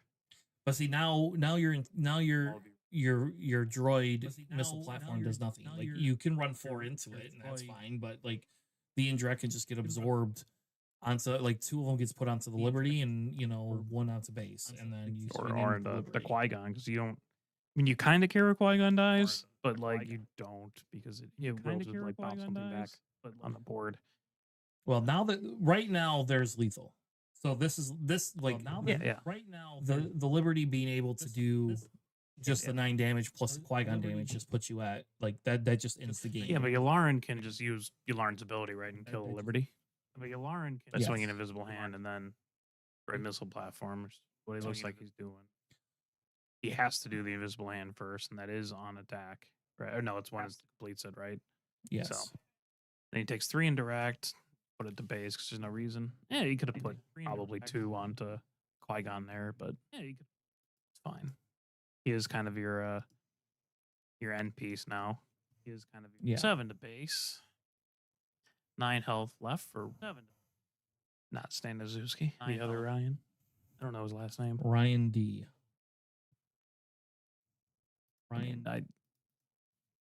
I don't know his last name off the top of my head either. So I've played like the Yularen deck, and just it's so rough when they just kill your units because stuff like that happens. Your units just SOL. Like that happens. Yep. Yeah, BT doesn't mean anything. Staniszewski mean anything? I mean, you can claim, and if you have to like swing with Han first, and hope BT doesn't kill Qui-Gon, there's a chance for that, or you can continue playing guards. Let's see what Ryan's going to do. Yeah, if you're Staniszewski, you immediately. Well, now 000 can do something. Well, now 000. He probably doesn't have lethal here, but like when you kill Qui-Gon, he's going to bounce one of you guys back, right? So you're essentially 2 for 1 yourself, or he's going to play aggressive negotiations, just win the game. There you go. Yep. There you go. Yep. And as somebody else would say, is aggressive negotiations is broken, blah, blah, blah. But I think that game was, for the most part, over. Like, before that with the Qui-Gon and the Liberty, which again goes back to, people talk about like end game and this and that. And technically speaking, that was like we saw that end game there. So but like the end game, but his end game is better than the Yularen end game. So that's naturally what you want to do anyway. So, but if it was going against like Aura, like your end game is like the start of theirs. Yes. But if it's going against Aura, your end game start of theirs. Yeah. Let's see. I know my buddy Round timer ended. going against Adam Vita, who's playing Thrawn Yellow, of course. So I'm not entirely sure if Satine like loses to that deck. I think Satine should just beat it, but we'll see. That I don't know. What I do know is that I watched the end game for that the Thrawn, and it was like, oh my gosh, it was like pulling teeth. Like seriously. Yeah, but like Thrawn outside of the Legacy run doesn't really do anything against Rey. No, it doesn't. And that's the biggest issue I think with that Satine deck is because it's just this grind through nothing. And you're just basically playing units to remove and heal and hope to mill your opponent out, I guess. No, I mean you got some end game in there. You do. You have Rey. You main deck Rey. You have Bo-Katans. You have luminous beings, good end closer, and you got Calorans. I guess it's not like the end all be all of end game, but you also have a ton of removal for their end game. And you just grind them out. Also got Yodas, You just so I guess let's look at the sideboards a minute and let's see what the sideboards is. So for the Yularen, we have a bunch of one-off sideboards. So they have probe droids, one-off. Hound, Dengar, Devastator. So you bring in a Devastator. You bring in an Eager Escort Fighter. You bring in the Maul, and you bring in the Sudden Ferocity, I think. You bring in the Maul. Yeah, I think you have to go fast into this one, right? So you want the sudden ferocities. Yeah, I'm there's glad he's only got one Maul on the sideboard, though. I appreciate that. Bring him in. Why not? Steals Liberty. It's funnier. Yeah, I'm all for that. Yeah, it would be really hard for Ryan Staniszewski to out his own Liberty. Yes. So for Staniszewski's side, he's got the Anakin's Pod Racer. Oh my gosh. Okay. Yeah, you're not going to have any of Okay. like your initiative against Yularen. So those are probably not what you want to put in. No. Maybe the land speeders, but I think you just put in Mando and the Guild Ambush. Okay. Just a one-off for that, or Guild Ambush? Yeah, those are both one-offs. So the Mando brings him back up. Right, Mando brings him to, I assume, 3, right? Yeah. The Guild Ambush team, I don't know. I mean, it's a 5/4 ambush. I don't think he main decks that. I don't know. Yeah, I don't think you need that. I guess maybe it does give the ambush. No, I mean, it's good into like, a lot of his units just with the 5 damage. A lot of it's just gaining back tempo that you're losing when Yularen double swings. Gaining back tempo that Yeah. doubles. Let's see. No, another table. Actually, I believe table 2 is This is Vel. Oh yeah. Is Okay, Vel. Yeah, table 1 technically is the aura we just saw, and the Aura Red versus Vel Data Vault. Which is always pretty interesting. I know other co-host Sam, he's 1-1. He's playing his the Bulba deck. nice. He has no charge with treason in it. And he went against a guy playing a lot of Sentinels. And conveniently, they all have 5 health. He's lucky then, right? Oh, well, he lost that round. Okay. Which would make a little bit more sense, right? Yeah. Which would make a little bit more. Let's see. Yeah, I mean, as a Yularen player, what are you hoping for? Like turn 1.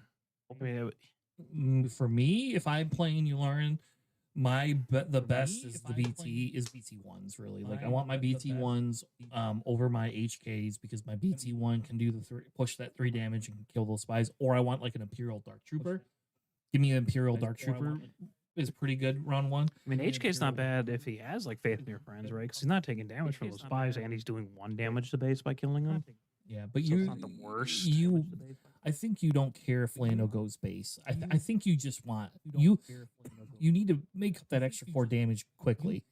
So if you get BT 000, that's like the best start. And like Lando can't typically take care of it. Though I will say here we're gonna see the Codebreaker. You probably want Axe Frigates. It's probably your best bet against like a Lando thing because it really messes with Yularen's ability. Yeah, and that's the big thing is Axe Frigates. And so here you claim you go. I think you learned. Do you kill Codebreaker? I think because he hasn't played anything, or do you just go to base? Like I think you just have to go to base here. I think you don't get a choice. Yeah, it'd be pretty hard to kill a Codebreaker, right? Because of 4 health. Mm-hmm. Yeah, Ryan's got double Beguile Axe Frigates in his hand, so this is the Yularen deck's gonna have a real rough time. Remember, you can Beguile the Invisible. Ooh, Ryan did side in Anakin's Pod Racer. Yeah, and then also resourced Beguile. Yep. And then also, which means he might be going the axe. He's going the Axe Frigates route. Right, but you want to save both Beguiles for the Invisible Hand, right? Right, but Yeah. that is the entirety of the end game for the Yularen deck. Yeah. Or anything bigger, right? Like if he managed to drop more and more units after the Axe Frigates, more units after. Ooh, dumps off a Mirage. I couldn't quite tell. It'd be weird if it was, but A barrage, an overwhelming barrage. no, a Mirage. Oh, okay. Like, did we get that back in the game? Like, woohoo! I see. That's how the 000. So now he has to play the Axe Frigates or a Beguile. Like I think you have to get that. You have to get rid of that. Don't Beguile it. Just backs it, right? It costs you 1. Yeah, you have to get that 000 off the board, though. You have to get that 000. Yeah, I mean, It's fine. You bounce one of his cards, get a Ooh, he just milled himself for a faith in your friends. Ooh. whatever. Oh. You don't need to go fast against the Yularen deck, right?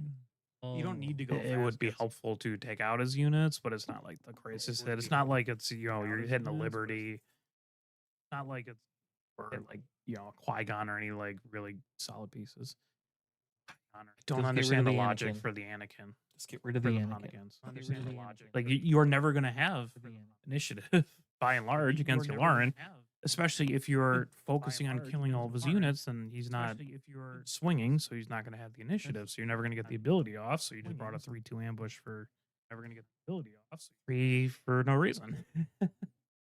Maybe it's because I irrationally hate that card, but I think it's an rational argument there. I think it's a rational argument. I would say I do not like that card either, though. I became very down on that card after people loved that card. And it's like, no. This card is not worth it. Well, I remember when we were talking about it when we revealed it. Everyone's just like, oh, well, it's good. And I'm just like, what? Kind of. Maybe going first, but that's about it. He must not have hit it off of BT. Maybe going first. This time. We get a Bix play. Now pitch the pod racer. Come on, Stanny. You don't need that pod racer. What are you going to do with it? I guess at this point, he's only going to do one unit. Yeah, that's what I mean. Like, if you're focusing on controlling his units, when do you expect to have the initiative? There you go. Yeah. When do you expect to have the Lando up to 2 credits, right? Yeah, and this will force... This will force Yularen if they have the Arvel to so they don't have an Arvel, so they have to do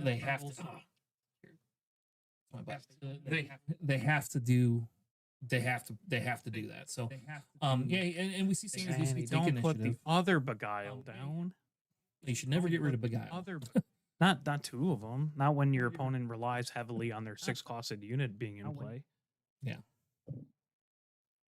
I understand that he's got like Dapplets and everything else in the hand that are very, very good. Yeah. But like you're not gonna axe forgets, but like the invisible hand forgets.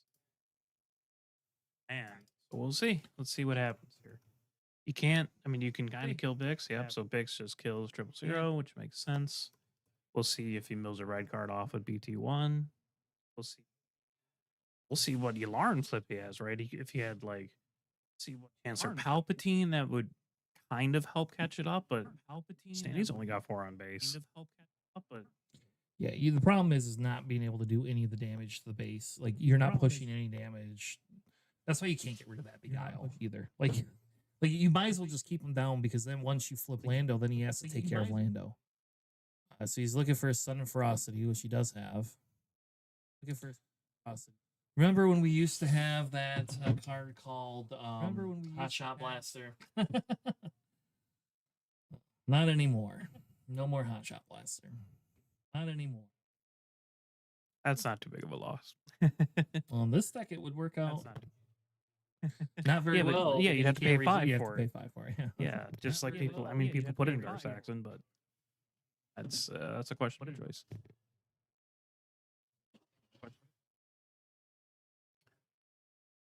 Lots of decision-making points here.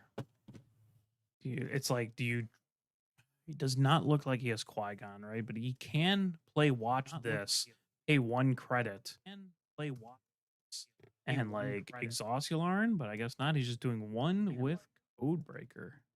It's an interesting thing. I mean, I guess it makes it. I understand why Ryan's doing that. He has Depa in hand, right? Depa swings for 5, so he's going to sack Depa into Yularen.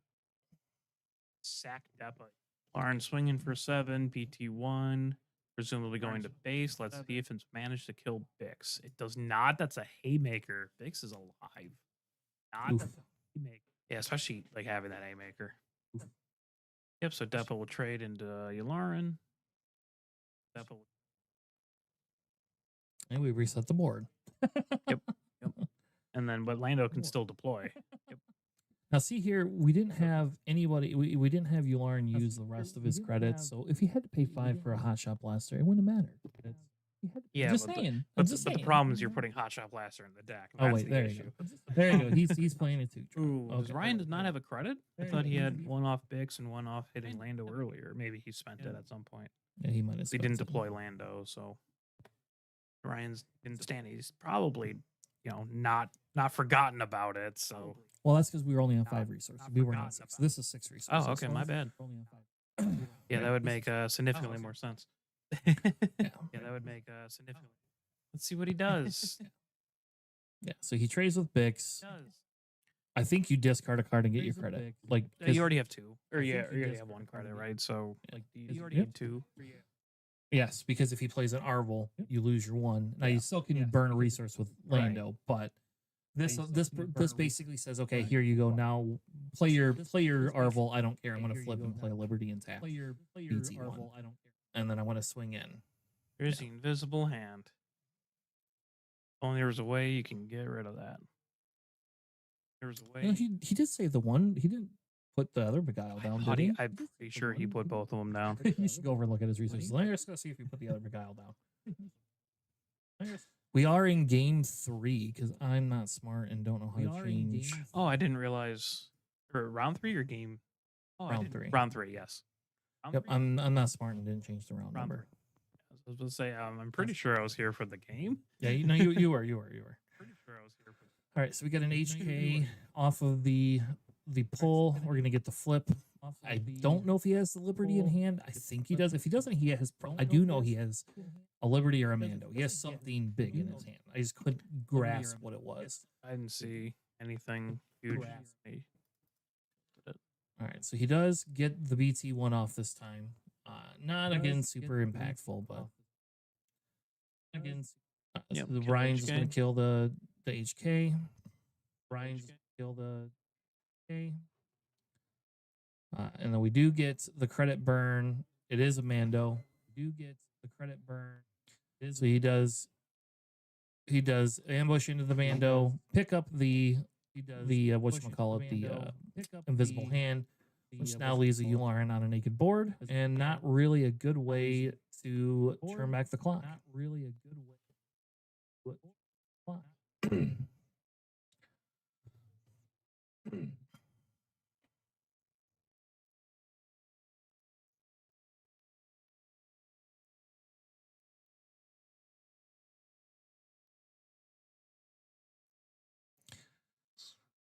I guess for Lando, it's better late than never. I guess for Lando, it's better late. All right, these puns are dumb.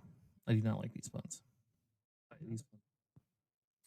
But we do have the Mando. We do see the Maul, so he did bring in the Maul. Not that the Maul can do anything, still have ambush. We need an old Maul. But I will say, this is very exciting to see the Maul come down. I am very happy that we have a Maul down. Essentially, if you cannot bounce that Maul, you have to kill the Maul because it's just going to take control of something. I love this Maul was one of my favorite legendaries of this set. I don't think it's like the best legendary that we got, but it is like one of my favorite legendaries. I love it so much. Ryan, if you look at what Ryan has in hand too, he doesn't have units to play. There is no units to play outside of that stupid 3/2. So it will make a difference. I think how he handles it. Because him being able to kill that Maul, or just bounce the stupid thing. So he's just going to take initiative so Maul can't get it off and hope he gets something. He hope he top decks. Maul coming in amazingly clutch. And, you know, the thing is with the Maul, right? Because let's see here. I think I could bring cards up on screen, can I? I think I could bring cards up. Can I bring Maul up on screen? Maul.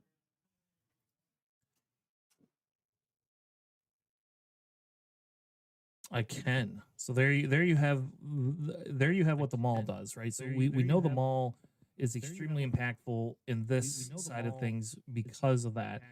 And what Maul says, right, is he has the overwhelm. When attack ends, if this unit combat damage to a player's base, you may take control of a non-leader unit that player controls. So just that, like, being able to just take control and do whatever he needs to do is crazy. And see, so Ryan just sacrifices the Mando into it. Ryan did top deck another Mando. But I don't know if you care enough to kill it right now. Because of that, or do you just tap it down, or do you take Mando or your Lando and just run into Maul? Like, I think you just run into Maul and kill it. Because what is Lando doing anyway? Like, Lando doesn't do anything for you. He's just a 4 damage unit. Lando doesn't do 4 damage, which is actually sad because which is actually Lando. But yeah, I think here, if it's me, I think I just take Lando and trade with the Maul. Yeah, I think here, if it's me, I think I just go and trade. But I don't know. So he does just swing in with the Maul. So he does because you got to get that damage in, right? Because and that does force him to make a decision. So okay, so Saint Azuki just going to base. Okay, so Ryan just with Lando.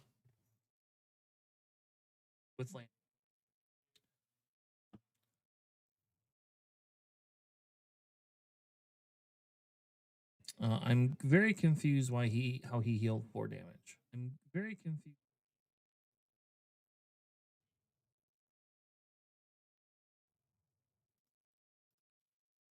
Oh, because he didn't go. I see. Because he didn't go into base. He just traded. Okay, so there we go. I see. Okay, so there we go. Yeah. See, then here I think you just play the Han unit. Here I think you can bounce that so that way it's a clear board. That makes sense too. You can bounce board too.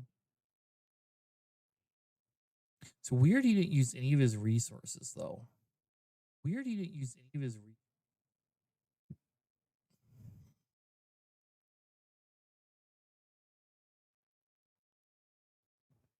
So if you learn didn't have a card to play, they should stop resources. They should resource. We get the invisible hand play again, which makes sense. I mean, being able to put that invisible hand down can be very good.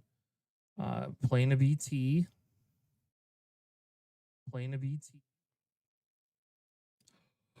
Right, Staniszewski has, excuse me, some ambush stuff still, so he's probably not super worried about it. The Mando unit killing it off, taking the 2 is usually a really good. If you don't have, this Yularen doesn't have a lot of removal. So they don't have a way of going into it in the same manner. Excuse me. So we just see the Yularen claim. And we see another unit's being played. It's either a Canyon runner or a pod racer.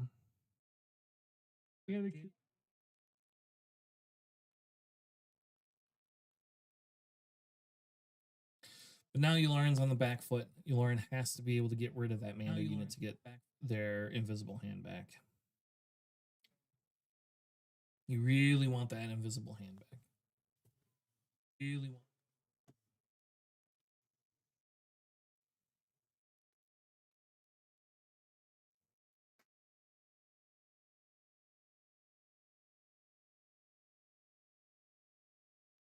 All right, so he did bring in the Devastator. He can do the 4 to base, or he could go straight onto one of the other units. I don't know because you don't know what he has in his hand, but like I feel like the 4 to base puts him at almost the ability to win. And nope, doesn't do a 4 to base. Will kill the Canyon runner. And then just put 2 into base. We get a Mando swing in.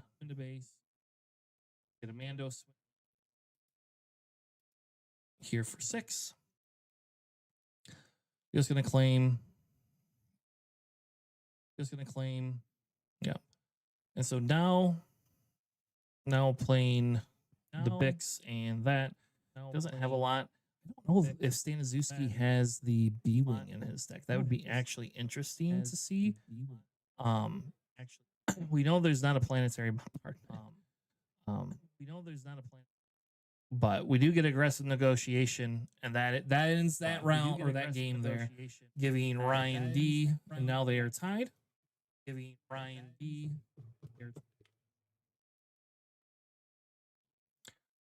We'll go ahead and reset the overlays. So now we have a 1-1 game. Overlays. Now we have a 1-1 game.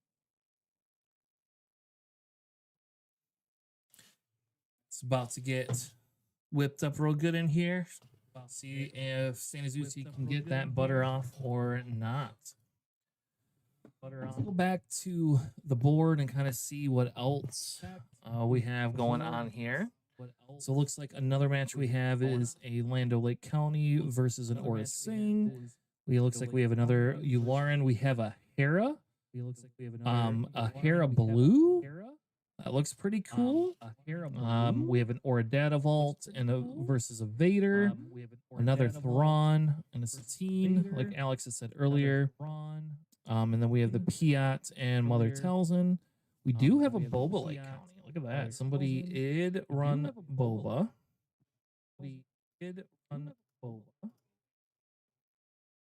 All right, let's go back and look at standings, and they'll let us see all the different lists.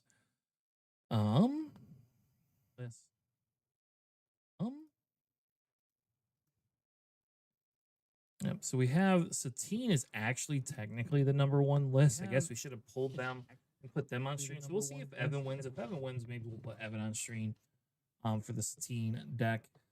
We also have a Val Data Vault that would be interesting to go through. And then the Vader Cole is on Vader, which makes sense because Vader can do really well. And then we have the Hera, Aura, Talzin. We have the Boba Fett, Lake County, the Yularen, Piat, Aura Singh, another Lando, another Thrawn, and then actually a third Aura Singh. So we got 3 Aura Singhs that are undefeated here. 1 Data Vault and 2 red. So we might get some red violence between some auras coming up here. Violent auras.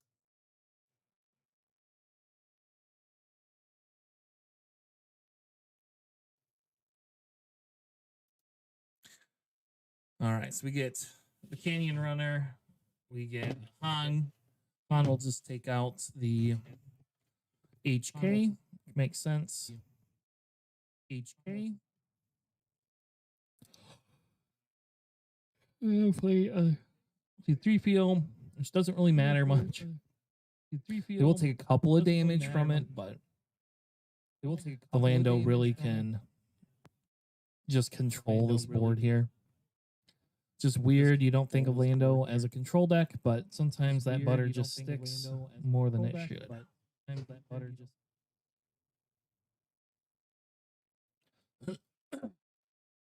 At least that time the Canyon Frontrunner had to take damage. Well, there you go. At least that time the Canyon Frontrunner. The bigger issue is going to be if Lando can play Faith in Your Friends, or if Lando can play another card. So we get an Arvel play here.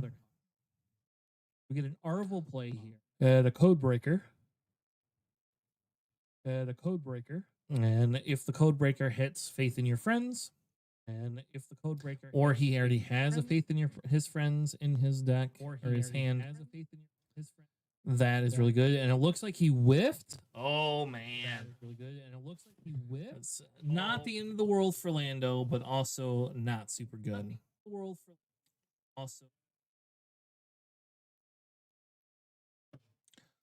Sad day for the Lando fans out there. I'm gonna look down, see if our buddy Sam won. Do you know him, Sam the Young Lane?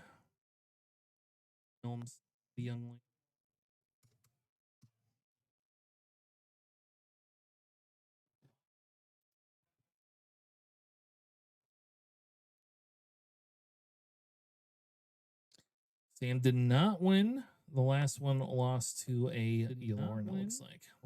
Sad day for Sam. Not out of it yet, but this PQ does have 6 rounds of play. We see a Haymaker. Great card and draft. Question is, can Lando just kill this Arvel, or does he even care about killing the Arvel? So we have the faith in your friends. You pay for 1. We have the faith in your friend. Don't know if Ryan had that last turn, but I'm guessing that he. Don't know if Ryan had. He did. He did. He just didn't play it.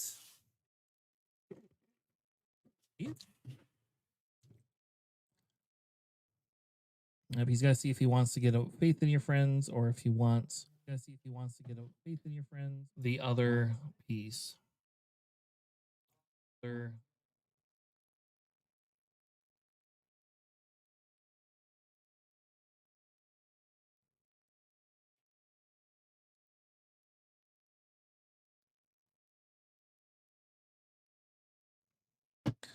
All right, so he does put the faith in your friends down. He is going to show him Liberty, Rose, Liberty, and Qui-Gon. Just the ultimate flex right here. Hey, buddy, look at my end game. You've done no damage to my base. Hey, buddy, look and here's my end game. I just want you to know that I have this. That's 2, 3, 4. And I think he has a credit up. I'm not 100% sure because he's got his credits on the side. I think he has a credit up. I'm not 100%. So if he has a credit up, I don't know why he didn't swing with Arvel, but he has a credit up. He puts 1 with the code breaker into it. Code breaker. That Arvel can hit for 5. They have about 15 minutes left in the round here.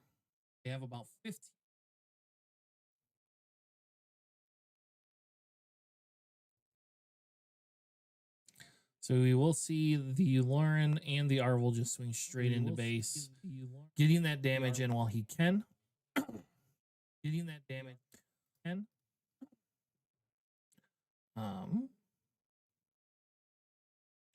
Playing the Anakin's Pod Racer to kill the Arvel. Lando will create the credit now, which now basically sets up. Lando is set up to play the Qui-Gon. Or the Rose and still have resources. There's like 100 different things he can play.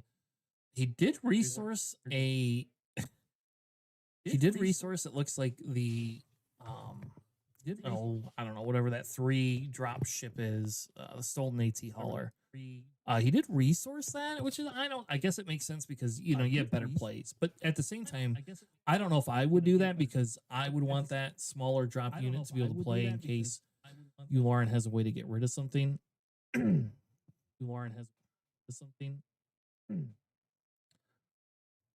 Yeah, so he is putting a Battle Fury on Yularen. Lando could flip, but he won't be able to use Liberty to tap this turn. It also looks like Ryan has a aggressive negotiation in his hand. So we'll see how bad that does it. He does use the Yularen to do that. I think he's trying to bait him. And this is where, this is so Lando could either make a credit or Lando can deploy. He does have 4 resources open still. Now the Arvels are pointless. The aggressive negotiation in the hand is just threatening. The Liberty is threatening. The Liberty doesn't do much this turn, but you kill Yularen with Lando. So, but you kill Yularen with Lando.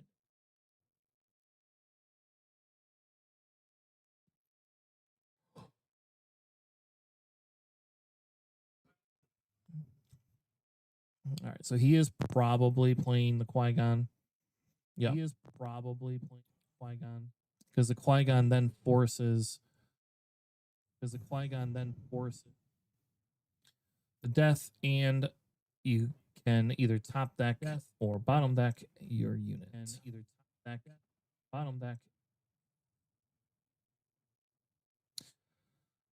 So far we've had a decent turnout for play wise. play wise.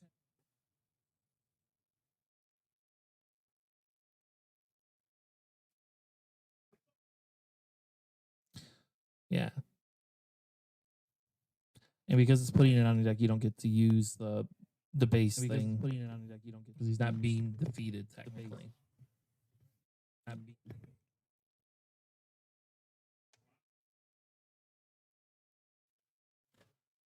Nathan, the PQ is in Michigan at Garden City.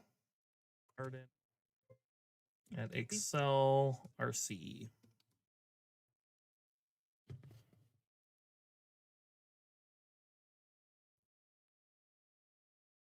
Yeah, so it looks like they're discussing. I don't know what they're discussing, but it does look like they're discussing the Qui-Gon triggers for it. It does look like they're discussing Qui-Gon for it.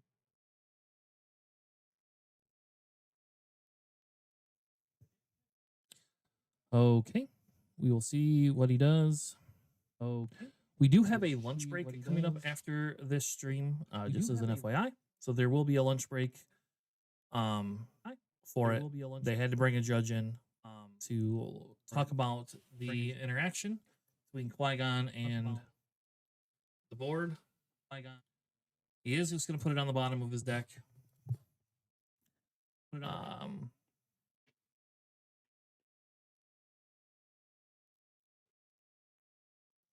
But he does get the credit token. So essentially now we see 6 damage go into base. The first damage Staniszewski has done to base right now. Thank you, just resource that Axe forgets. You keep that big guy all in hand. Yes, you need units. Or you don't resource. You could just not resource too. Or you don't if you still have credits open, you don't have to resource either. Credits. Oh, your aggressive negotiation isn't doing a ton. Your aggressive negotiation.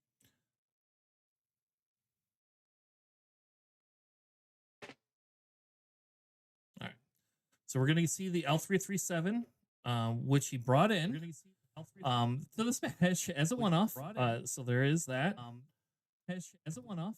L3. Let's see if it comes up.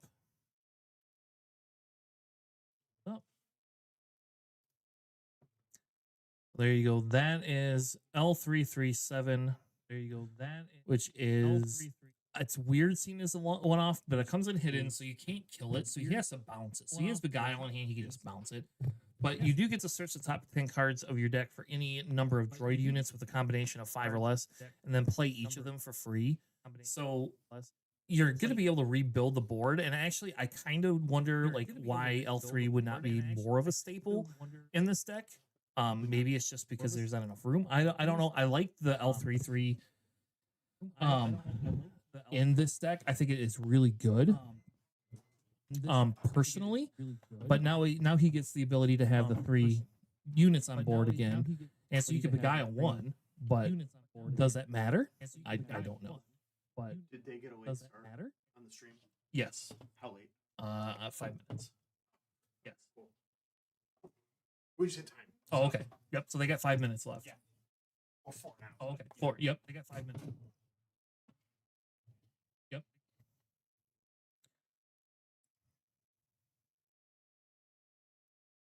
All right. So we did 2 into base. We did base. So yep. So we get the 2 into base. So now they're gonna have to play a little bit faster here.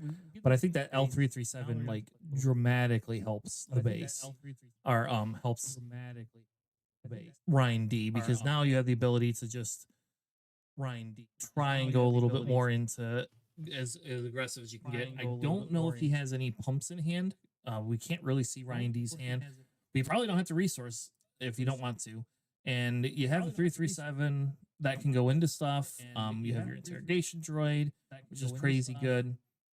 They do have Rose and Lando on the ground, so there is 9 damage each turn for it. So he is going to use that and just go straight to base. Use that. Go base. We see Rose doing the same thing. Rose doing the same thing. And we get the invisible hand play. We'll see if we get another one of those interrogation droid units. Because if you get another one of those interrogation droids, you just could tap Lando down, and that's really good.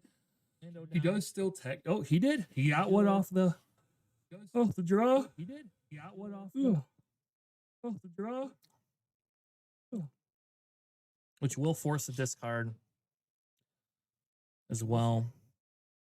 And now Ryan D is set up very good. Like this, like he has the ability to swing in for 9 damage right away. Which doesn't end him the game.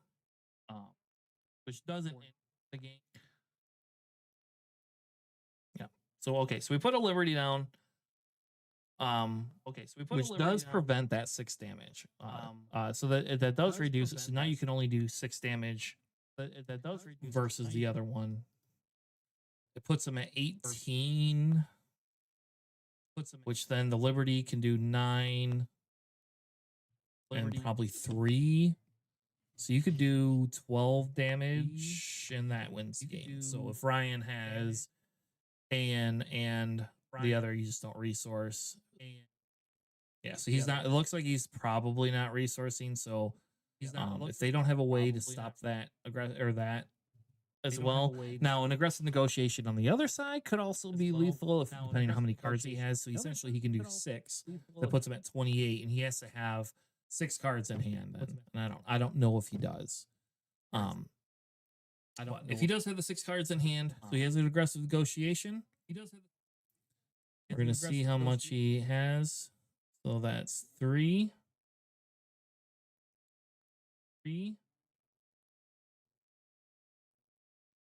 Yep, and puts him at 31. Okay.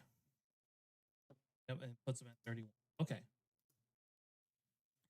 And he also has an aggressive negotiation. And I believe that takes it for the Lando player. And I believe so there you go. Aggressive negotiation, winning the game. There you go. We end up with the final of Stan Azuski winning with Lake County Lando. We are at the end of the round, so we will be taking a short break for lunch. We should be back, I don't know, in a half hour to 40 minutes. I'll switch the overlay, and then you'll be able to see. Maybe I'll throw a timer up on there too. We'll see how that goes. But we should be back here very shortly with round 4 and more action to come.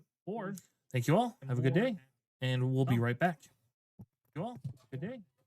We'll be right back.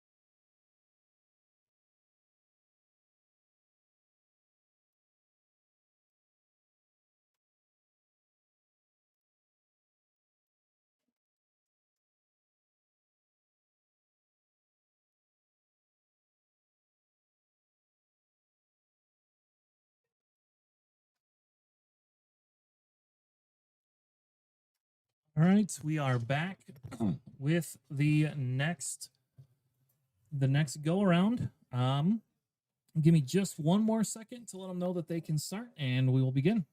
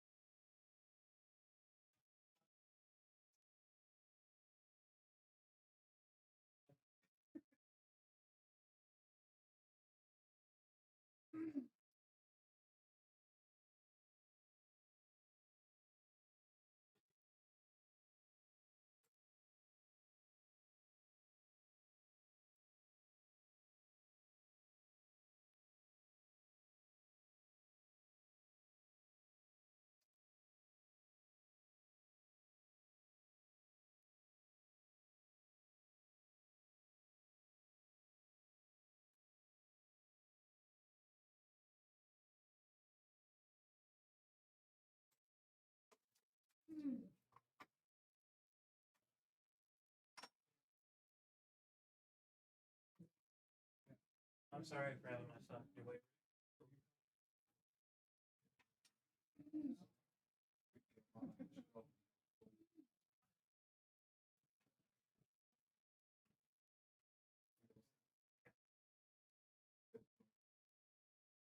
Yeah, I think we had like 62 people. Yeah. Yeah, they mathematically.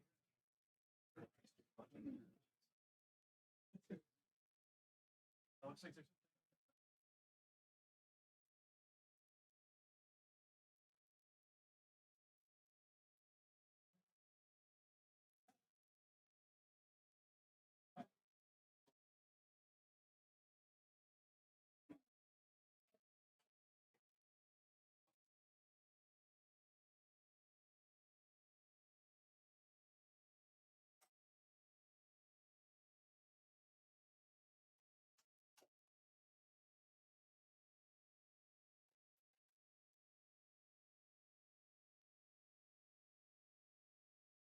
All right. We are back with Star Wars Unlimited Michigan PQ. On stream, we have Isabella versus Mike. We have a Mother Talzin versus a Lauren. So, looks like Mike must not have had a turn one play. It's hilarious. For it. Isabella being able to gain the Force as well as has the Karish unit and still can play a unit.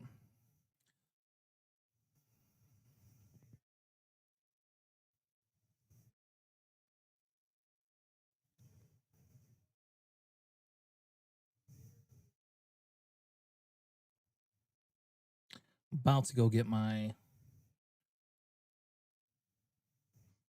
things so that they can use mine. So, all right. So she plays a second unit. Michael claim initiative. Telzin does have the force, so that is pretty good.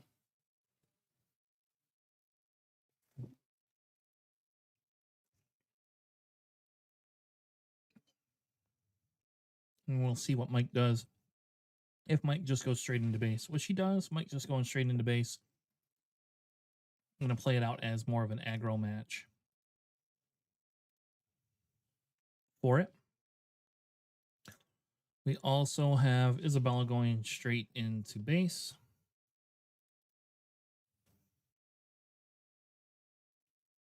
Playing a C3PO. Just kidding. It's a 000. It's kind of like a C3PO, right? Also, Isabella going straight into base with both of her units. And I'm not quite sure what she played. But it might be a turret unit there based on what I see.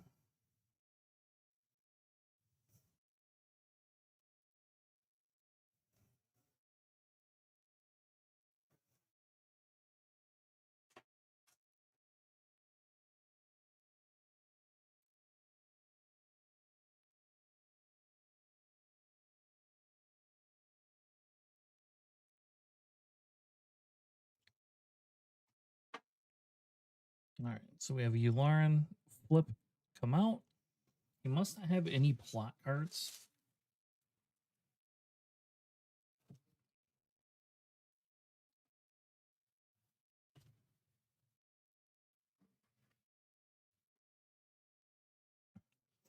So if that is a turret unit, it does allow him to take out that turret pretty fast. We do have a stranger though. If a stranger goes into Yularen, it deals damage 4 damage first, which it looks like they're putting it on the Yularen.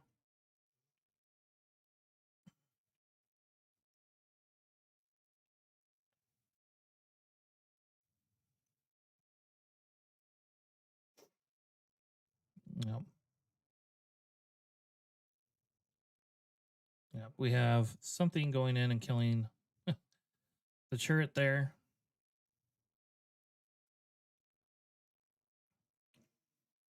We'll see, because we haven't had a Talzin flip.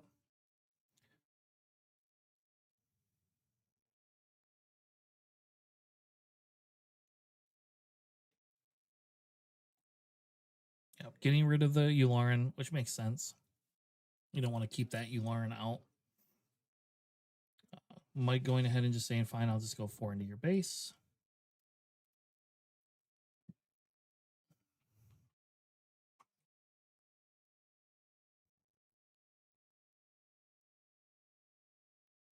Yeah.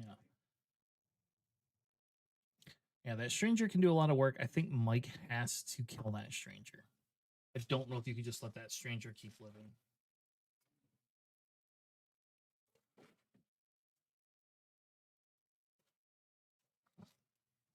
So if that stranger just lives, then we don't have, like, it's just going to be able to do, yep, so you're going to let that stranger live. That's 5 damage you're just able to do to base each time. So, so we get another Talzin flip.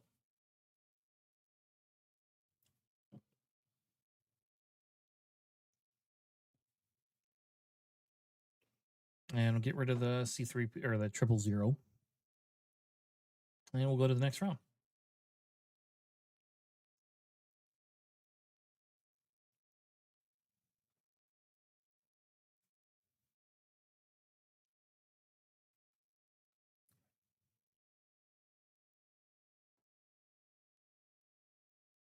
All right, we'll see what they resource. It looks like there's another turret in hand, which is pretty good. And it looks like a no glory. And Round a timer Talzins and a round Karis. I think you timer just put the ended. Karis down. Nope, they're going to keep the Karis and the Talzins. Okay. Because now the question is could you just aggro the base or not?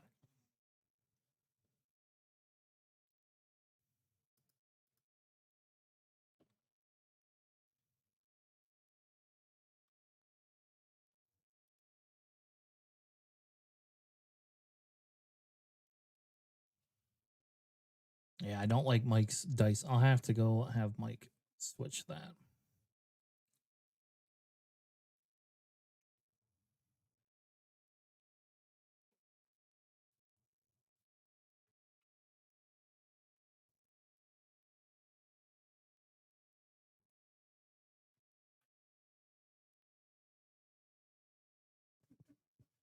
All right. And we have a droid being played. So Mike being able to build up a board here could be detrimental if there isn't a way to take care of it. Essentially, that's kind of the big thing is you do have the stranger on board. You do have another 2 unit. You do have Telzin. Telzin can kill 1 unit. And Telzin still lives.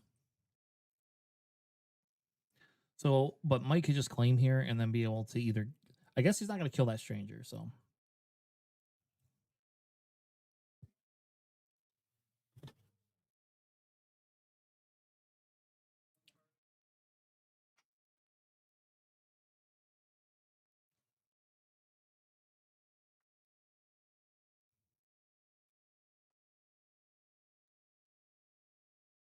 All right, so here we go.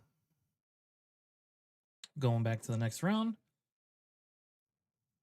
We do see a little bit cool stuff in hand. It does look like they're getting rid of. Yeah, see, I don't know if I would. I don't even know if you resource here. Because you have the accelerated plan, which I don't even know what that card does. But you have accelerated, which possibly could be like super good. Let's look at what that card does. Well, it's liberated by darkness is what that card is. So you can use the force if you do take control of a non-leader unit. At the start of the regroup phase, they take control of it back. So you can essentially take any of the units that he has. It doesn't have a lot of units up, but it could just be the how I finish off the game for it.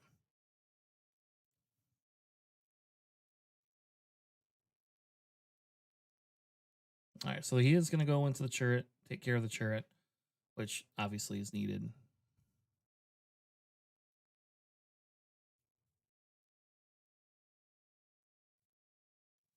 It does 1 overwhelm to base.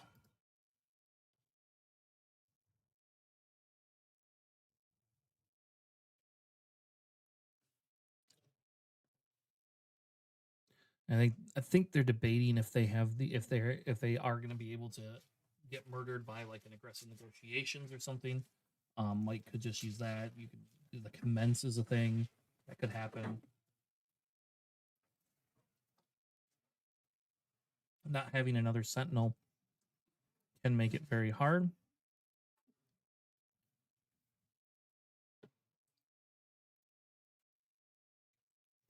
And there we go. We have the Yularen. And the question is again, do you go after him? You got 10 health left.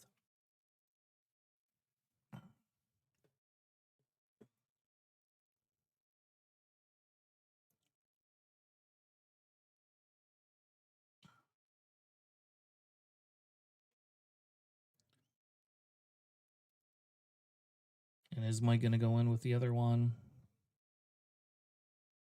I think he's doing the math. Can he win next turn or not?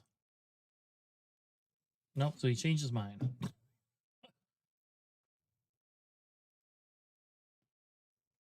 All right, so now we're down to the Karis. Just have that Karis left. And the real question again, like they haven't played a unit. So Mother Talzin has the ability to play a couple of different things.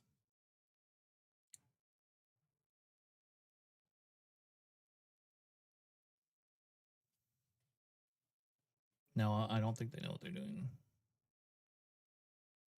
All right, so he is putting 2 damage in. Let's just do trade with the Yularen.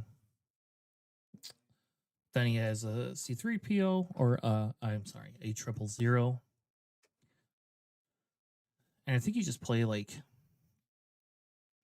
you don't have aggressive negotiations. You just claim here. So you can do 5 damage with the stranger.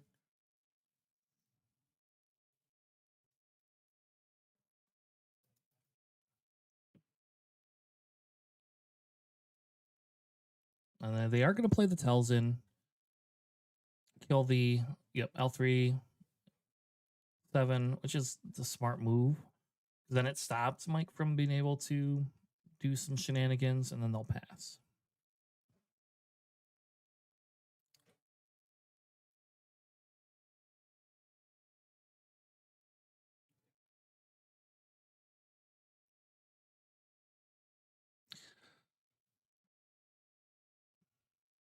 So essentially, Mike here needs like 10, 11 damage, and I don't think you get that out of C3P or 000. I don't think you get that out of it.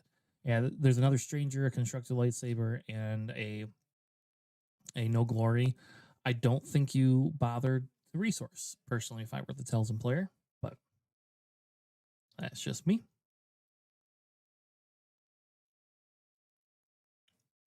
I think a lot of it hinges on, what do they want to do? Mike could have some sort of an exhaust game. Nope, just going to play an invisible hand.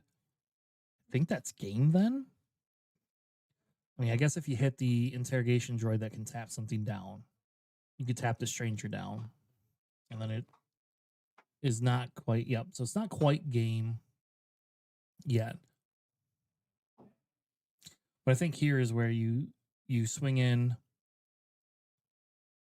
You swing in with Telzin. Because that puts the 4 damage on base, and then you need 4 more.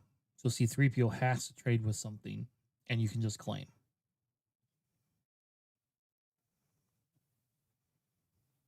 But okay, putting a constructed lightsaber instead. That's fine too.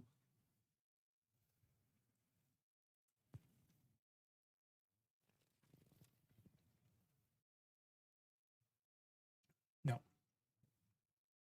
And Mike will concede. And we will go to game 2. And I will be right back. I'm going to go grab my displays for them.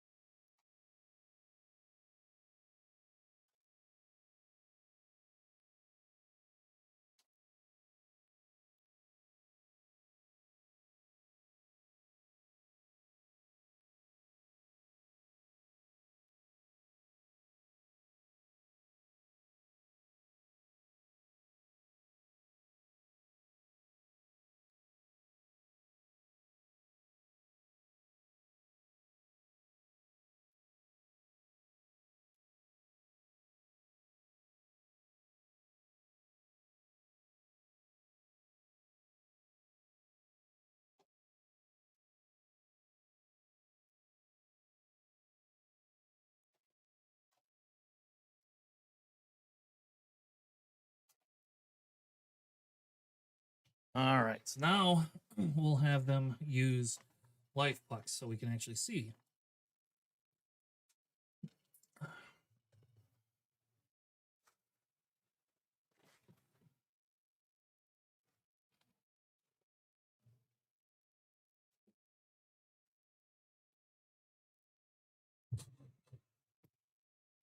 All right, so they did a little bit of sideboard in there. We look at the Talzin. He has Hyperspace Disaster, Nameless Terrors, a Fleet Interdictor, Electronic Magnapult, and Jam Communications. So my guess is nothing comes in. Maybe the Jam Communications, because it will allow her to strip cards out of hand. Now we'll go to the Yularen deck. Let's see what Mike has.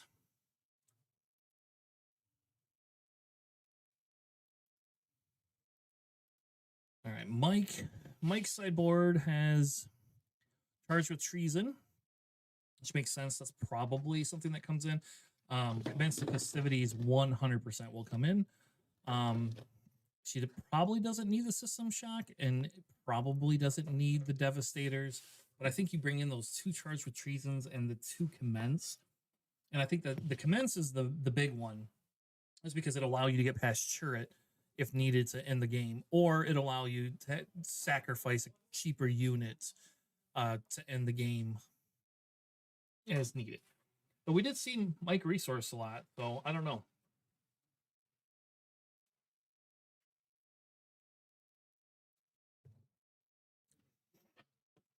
Wow. All right, so we have an okay opening hand for the Talzin player. I think the question is Mike going to keep Talzin off of the force, or is Talzin going to just, or is Yularen just going to go straight base no matter what?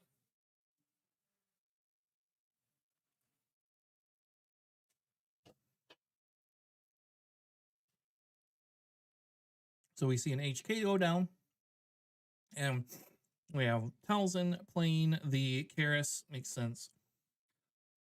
I think you put the Liberated down. You should keep the Stranger. You should keep Shatterpoint. I think this is not a good turn for the Talzin player. And this is where, this is where you just go into base, get your force. And then I think you claim here if you're Talzin.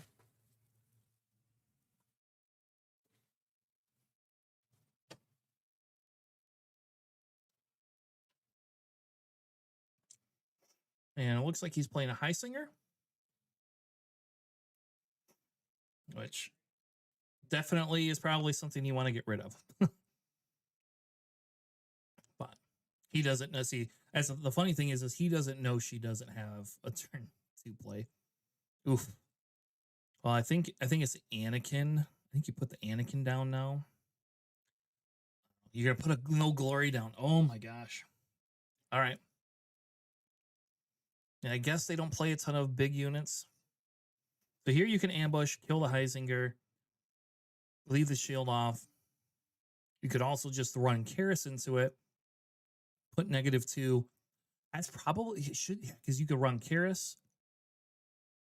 Ooh, my string got blurry. I don't know what they're doing. Somebody's touching my camera.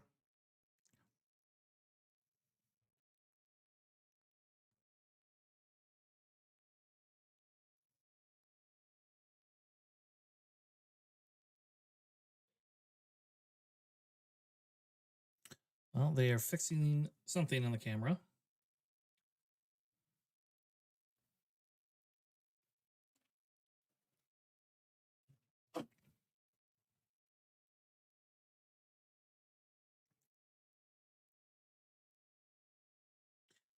So they are going to play. They are going to play the Tyrannus. And the question is who does he's killing the versus the Highsinger. Okay. So kill the HK, stop the extra damage that would be coming through.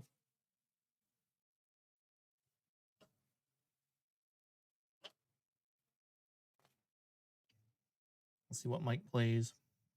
Yeah, Mike, if you're going to get damage and go, yes, there you go, Mike. Because otherwise, if you don't swing it, you're going to lose that Heisinger quickly.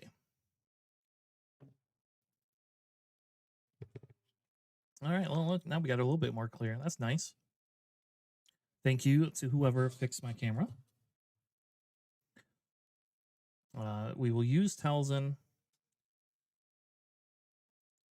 to give it a -1.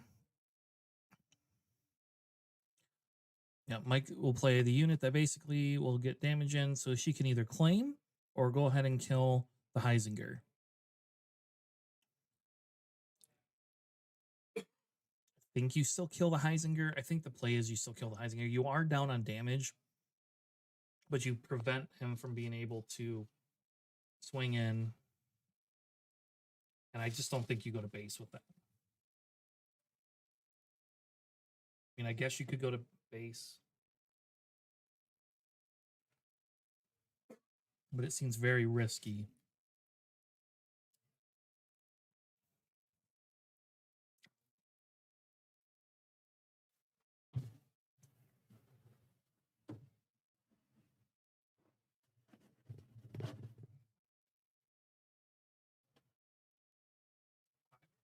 So she just claims, so Talzin claims, which we'll see if that's the right move or not. Because the play could be is you could technically swing in, kill the Heisinger, and give -2 to that other unit.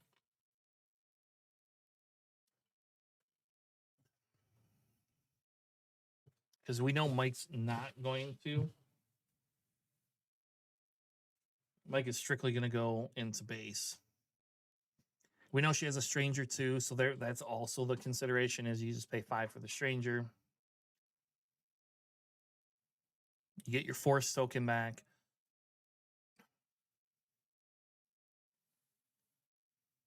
Yeah, but it'll do 5 damage to it, kill his unit. Again, it turns the Heisinger off again. But it does allow Mike to go ahead and swing in for the base, which does give him a commanding lead of 10.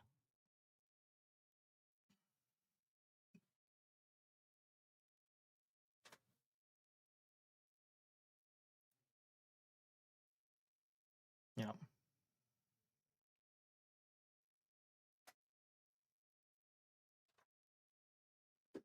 Yeah, but now I think she's waiting to see what he's going to play. So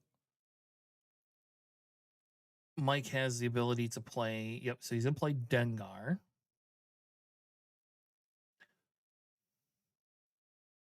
And they'll give the -1 token to Heisinger. Then she'll be able to flip if she wants and kill something. I mean, she knows Mike's not going into, or Mike's not hitting anything. So, like, really, there's no reason why he can't just go straight into base.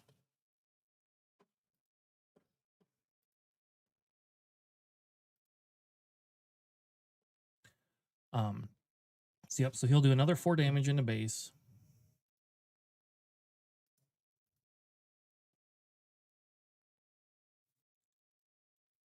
And now she has to decide she's going to kill Heisinger. I mean, that's obvious. The question is do you swing into any of the other units or not? Like, if you're Talzin, can you come back from this if Mike's just going straight to base?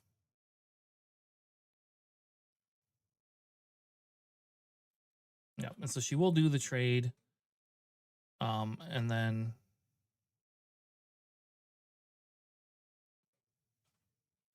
I just love to move the units over. So yeah, so she'll kill the Dark Trooper, give the other one -1, and now it's just Yularen on the board.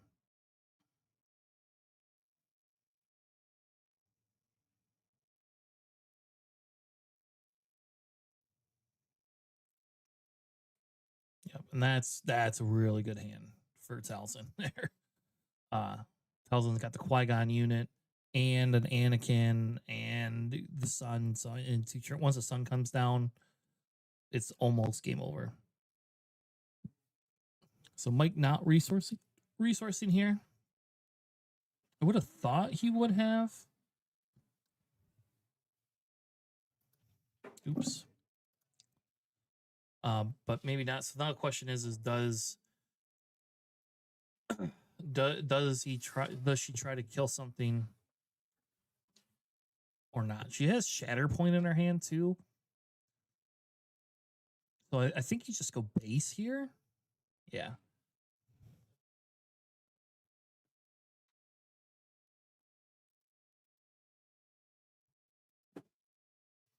It just seems easier to go straight into base. And I think you have the other unit too. So there's the probe droid. Which didn't really help Mike. But he could be, see, again, if you have AN, I don't know why you're playing units, but I guess to let you have a unit in case they waste all their resources killing Yularen, but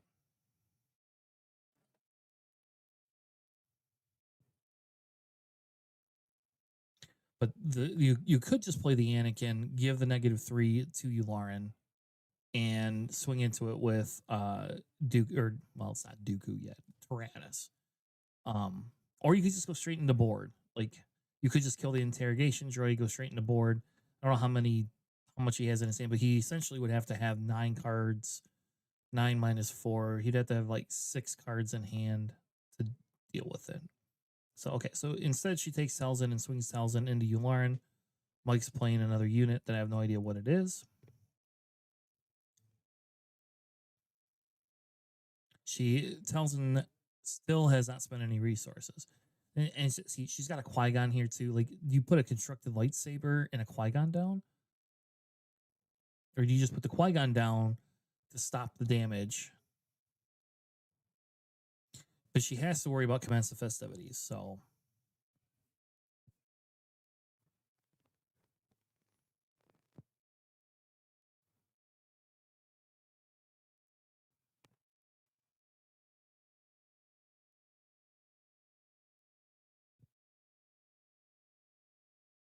So she's going to swing Darth Tyrannus, so not upgrading with the constructed lightsaber.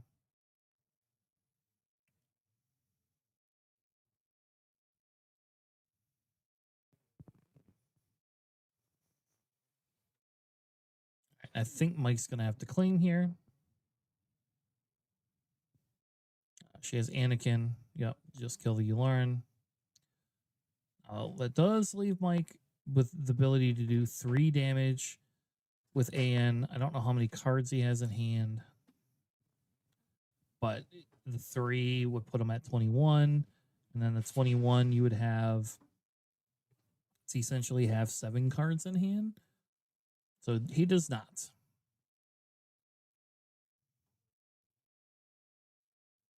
Does look like he has a craving power that he's putting down.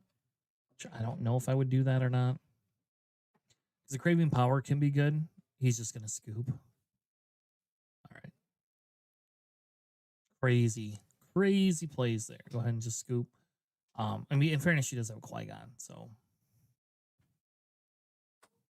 So it looks like we have Talzin taking the win for this one, remaining undefeated for it.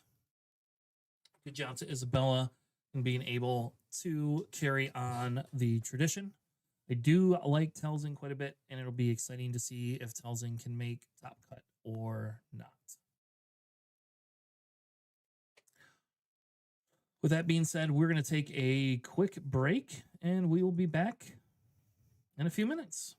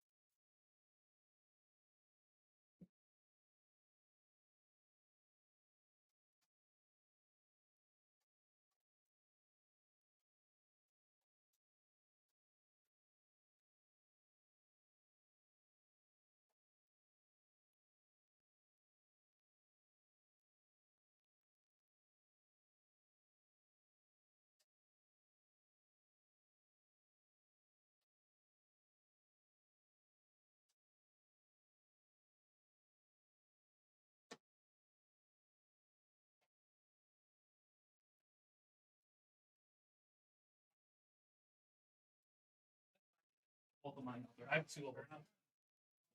Well, I want to see who's playing. Will you run out there and just stop round 5?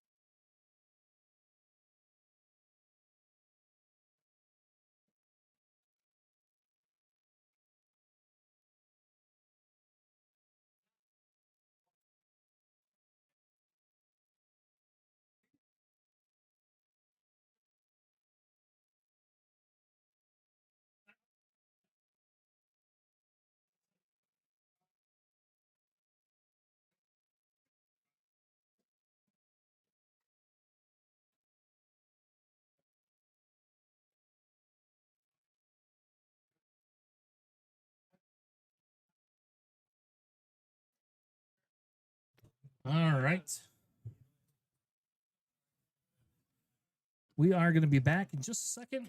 We move some tables around, and we are going to have an Obi versus a Telzin today.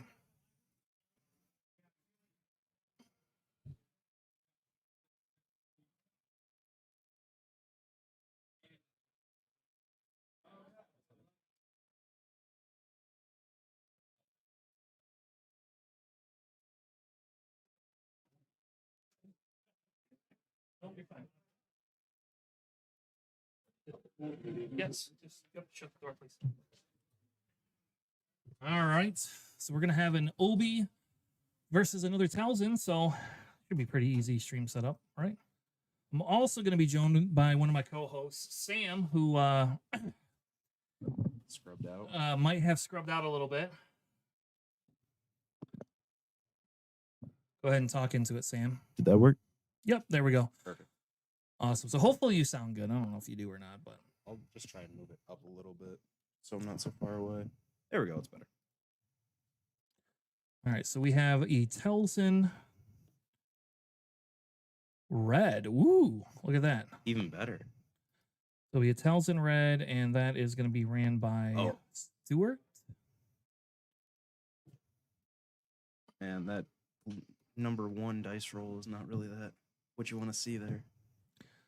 What is the name of the red force space? Is it Shadow something or other? I want to say Fortress Vader.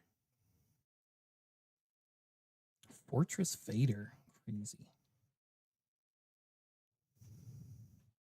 That'd be under F, right? I think it's the same one that you have up there right now. No, it's not. All right, and then we have Obi. All right. Night Sister.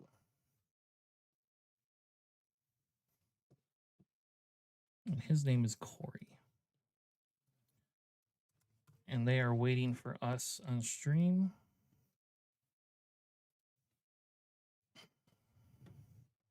Ooh, let's. Oh, seeing the hand of the Talza.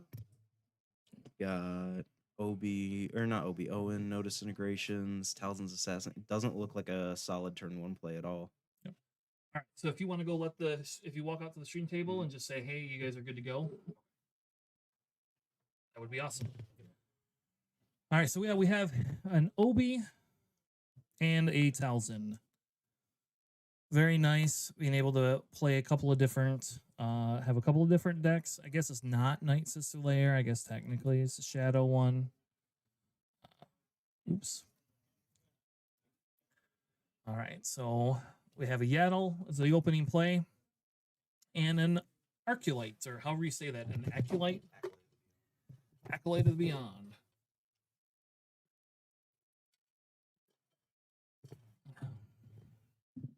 I think this will be actually an interesting match. It's 2 force decks. And I think the conversation before, Sam, was that we didn't know if force would be super good this set. But how do you feel now going into this? I mean, I wasn't really sure until we saw just Atlanta the other week and how well that Obi performed. It way overperformed compared to the 25 health base that I thought it was going to be. Or I thought the 25 health base is the one I thought was going to perform. 28 came out of nowhere. But getting and being able to use the force as many times in a turn as they've shown they can is just so powerful. So we see Obi spend the force to buff up the Yaddle. Talzin must not have had a turn 2 play. Oh. Or Talzin is going to play Shatterpoint or something to kill some unit. The problem is that even like a Talzin's Assassin doesn't do any good here, right? Because a Talzin's Assassin isn't going to kill anything. I mean, it will let you trade with something. But you aren't going to be able to get rid of that Ezra, is I think the biggest thing. Is that Ezra being down there with that 5 health is just going to get buffed to a 4/6. Yeah, and I mean, both of them are 3/5s right now, which isn't really a great position for this Talzin to be in. And I don't know why they keep going base instead of trying to attack into it. Yeah. Because the question is are they just going to be able to do that? And they play a what is that? Is that a turret? Obi-Wan, that's the Oh, promo that's from the gift set. That's the promo from the gift set? I don't have one of those, I guess. So they're gonna ambush in Darth Tyrannus. So essentially that thing's gonna go away. Well, oh yeah, because Obi doesn't have the force to be able to buff. Yep. True. What did you say? Just cheat. Just cheat. No one's gonna cheat, Alex. All right. Honestly, if I were this Obi player, I would take one of these 3/5s into Darth Tyrannus and just let that one die instead of the Obi. But I guess that does set up for it being killed the next turn, because that Acolyte can get force whenever it wants to. Yeah. And the problem is you also don't want to do that because you can heal all this damage, right? So like you're able, because of the fact that you have Yaddle and Ezra, and yet Ezra's a Jedi, like I do understand your point. Like I would play more controlling, but I also understand like if you just go base and can heal, you're gonna force the Talzin player to make the trades. And I think that's what Corey's trying to do, is he's saying, hey, I want you to trade into my units for me. Because of it. Do we think we're going to see an Ezra buff, or do you think he's going to save it for the next year? Because he's also going to flip Obi this. I think everything hinges on if he takes Tyrannus into Ezra. If he takes Tyrannus into Ezra, then you buff so that you can't just kill it. Well, Acolyte can trade into it. You can, but that means he's traded 2 for 1 units, and that's what he wants. You want to do that. Yeah. I think you have to. I think you go into the Yaddle though, because then you even though you trade with the Yaddle, then he can't buff the Yaddle, and you get the Yaddle off the board. Because the Yaddle is actually the bigger problem than that Ezra unit right now. Agreed. And we don't know. Maybe he has a shatter point in there. I think I see a no disintegration. Yes. So the no disintegration is actually pretty huge for him. So he's not gonna buff the Ezra unit. Oh, he's gonna do the Maz swing. Yep. So he's just going to do Maz, take the extra damage, which is 5 damage, and now Talzin just needs to kill before he can. Please just kill the thing. And then so now you have a couple of different options. You can kill the Yaddle with the Acolyte. You can play flip Talzin, right? What did he spend his resources on this turn? I Nothing, didn't right? see him spend his resources at all. Yeah, I didn't think I saw him spend resources. I think he just has them off to the side, all straight in a stack. I don't think he spent them at all. Okay. Well, I feel better because I didn't think he had either. Yeah, because they all look right side up. Yep. So now's the time to flip because you don't know what you have. If you play, see, there you go. So now you can play your No Disintegration and actually just kill Obi. No, because it's non-leader. Is Disintegration non-leader? Yep. Or else that would be stupidly powerful. That would be a good card. I love that card. But yeah, I guess if you can't do it, then then the answer is you have to take something else out. You could. What is he doing? Oh, he's debuffing the OB and attacking it because he's going to try and take the Acolyte into it. Yeah. Which that actually is a good move because he's not going to lose a single unit doing it that way. Because the OB is only going to hit for 2 now. Or he could play a Talzin's Assassin. True. And he just kill that. There is that option. Because he's gonna buff Maz, obviously. Like, And I do think that the OB player is probably still in the better position. If it's me, I think you play the Talzin's Assassin instead of trading your unit. I mean, I guess I don't know, because if you trade your unit and then... Oh, do you see what else is in his hand? No. The middle card is System Shock, which is going to deal 1 damage after the No Disintegrations. So he can take Acolyte into OB, No Disintegration something, and kill it all this turn. Yeah, I think you play Talzin's Assassin instead, though. That's what that looks like. Yeah, that's just a powerful combo to have. Like, I'd hold that in hand, too. We're going to get high in here, I guess. Not the good kind. So the OB player just takes initiative. Really, there's no... I mean, the Acolyte, I guess you swing into base, right? But, like... Yeah, just get the... He's going to play the System Shock, which makes sense. And then put the 2 damage in. Yaddle. Oh, okay. And that's fine, too, because then it leaves Yaddle open. Obi does technically have the Force, so Obi could technically just... He could just buff the Yaddle again, but I don't know. I don't think if you're Obi, you waste your Force on that. I don't know. Again, I could be wrong. I don't play Obi very much. Yeah, he just runs the risk of... amazing trade would be Acolyte for Yaddle right here. Yeah, he doesn't see... Yeah, which either means he has a Yaddle in hand. So we haven't seen what's in his hand. Corey's been keeping it a little closer to vest, like a pencil vester. He's got another OBHC. Sentinel. Yeah, see, and I think he just doesn't care about playing the Sentinels. We see a Battle Fury, No Disintegration, a 000, and another Talzin's. So I think the thing is I think you have to get... Can you kill the Maz is the question. So it's a 3, a 4, 5. Can you just kill the Maz directly, or do you have to, like, swing into base, right? Because he's not going to heal anymore. Yeah, so he's going to swing 3. Yeah, so that way he's trying to lower the... Yeah. And now the Maz can be a lot easier killed. Because now it only has 2 health, so you can trade your Acolyte into it. That would wipe the... Actually, I think he put 120 damage on that base. Nope, that's right. He gave it to the Yaddle. Never mind. Yeah, so you can now play... Yeah, there you go. Just trade that. Because he hasn't played anything else yet. And so now he's in a precarious position because whatever he plays might be able to be killed. All right, so now we're playing an Anakin. So now you can play the Battle Fury and take out the Anakin. He could Talzin's Assassin without trading. Yep, you can do that too. And I think if it's me, I mean, how much does no disintegration cost? 3. Can you so you don't have enough to play both those then? You can play Battle Fury and Talzin's Assassin, but not no disintegrations. Yeah. So I think maybe that's what you do, right? I mean, other than you have to discard a card then. But yes, I think you have to kill that. You have to kill that Anakin. You can't let that Anakin live.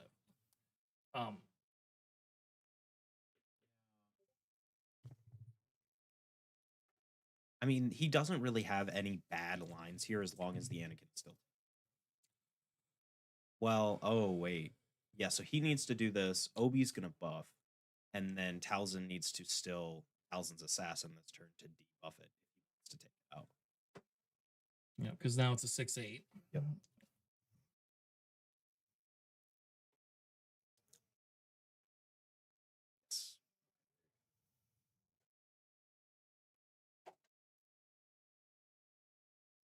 Yep, so now it's what, a 3?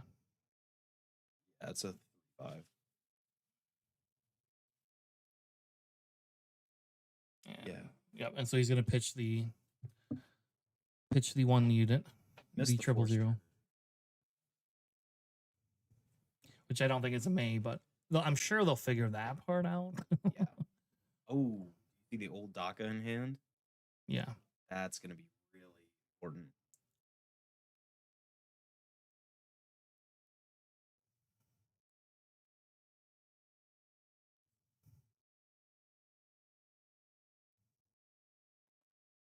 So you play the Obi again with Sentinel. Now is when you just use no disintegration, right? No. No? Personally, the line I would do is Talzin's Assassin attacks Obi. He's going to probably, or wait, no, he doesn't have the Force Nowhere to gain it. So either you use Talzin's ability to kill Obi after that just to get it off the board, and then have your 7/7 Talzin's Assassin over here still ready. Or you can, depending on what he plays, old DACA your dead Talzin's Assassin, and then be able to spend the Force for the -3 again this turn since it's already untapped, and then that would heal it by playing it again for free. Okay. You just lose your battle disintegration, but yeah. Problem is, I think he resourced and shouldn't have resourced. I agree.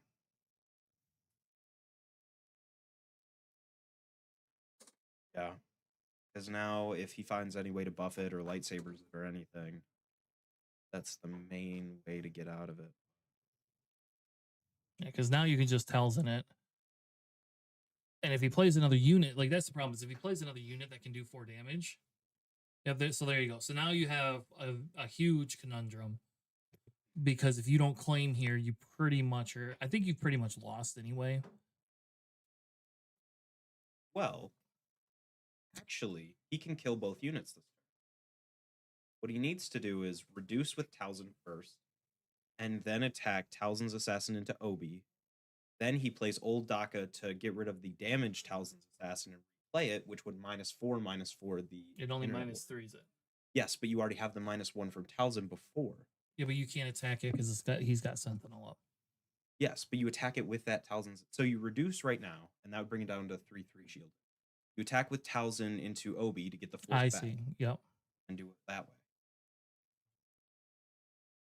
Yep. And then you have the ability to just pick up that Talzin's Assassin, play it again. Yep. But you have to do it in that sequence, otherwise it doesn't work. Yep. So Yes. you're right. Yep. That's a good. That would be a good play. But he's still under pressure. Like, there's a lot of factors going into that there.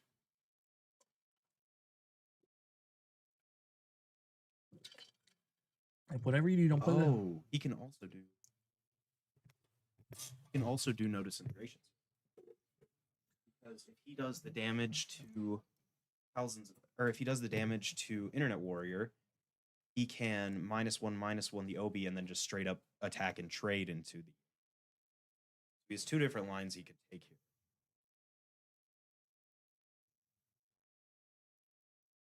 So I'm guessing he's playing old DACA. That's my guess.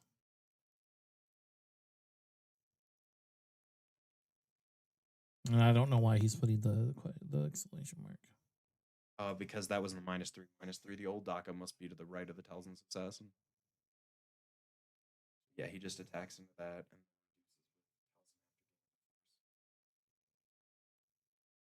okay, so it was a little different sequencing, but still worked out the same. The only problem is he needs to keep playing control, and I don't know how long he can do that before the board just gets. Yeah.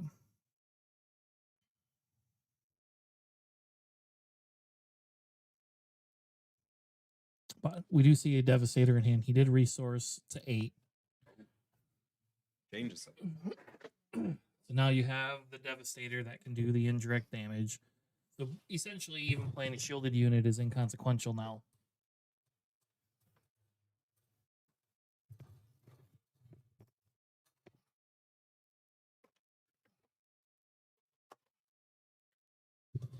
Yeah. So I will say the OB player you have to be a little frustrated, right? You're 4 damage away from winning, and you're like, "Arr." But this is how it feels to play against control, right, Sam? Yes. Yes, it does. How it feels to chew fuck. How wizard is that? Oh, it's incredibly.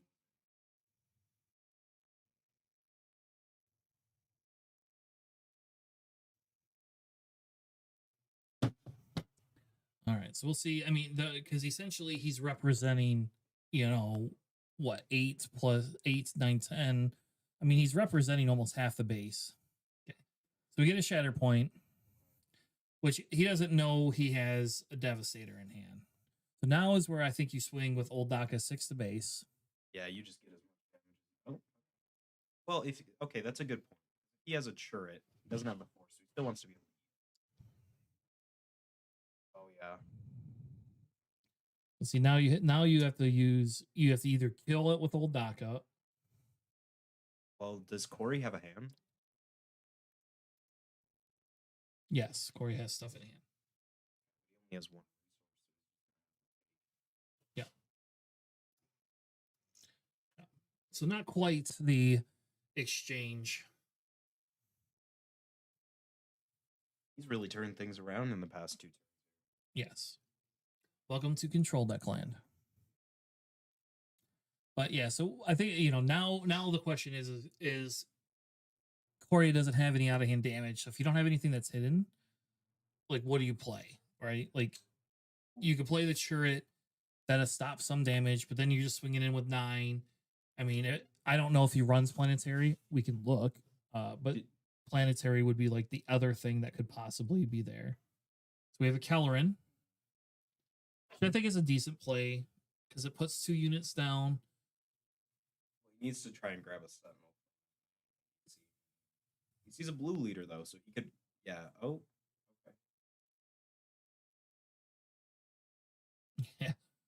No, gonna play the Gunji. Okay. He might have a Yoda's lightsaber. That way he can still. But he doesn't have the Force, so it doesn't matter. You still gotta have the Force.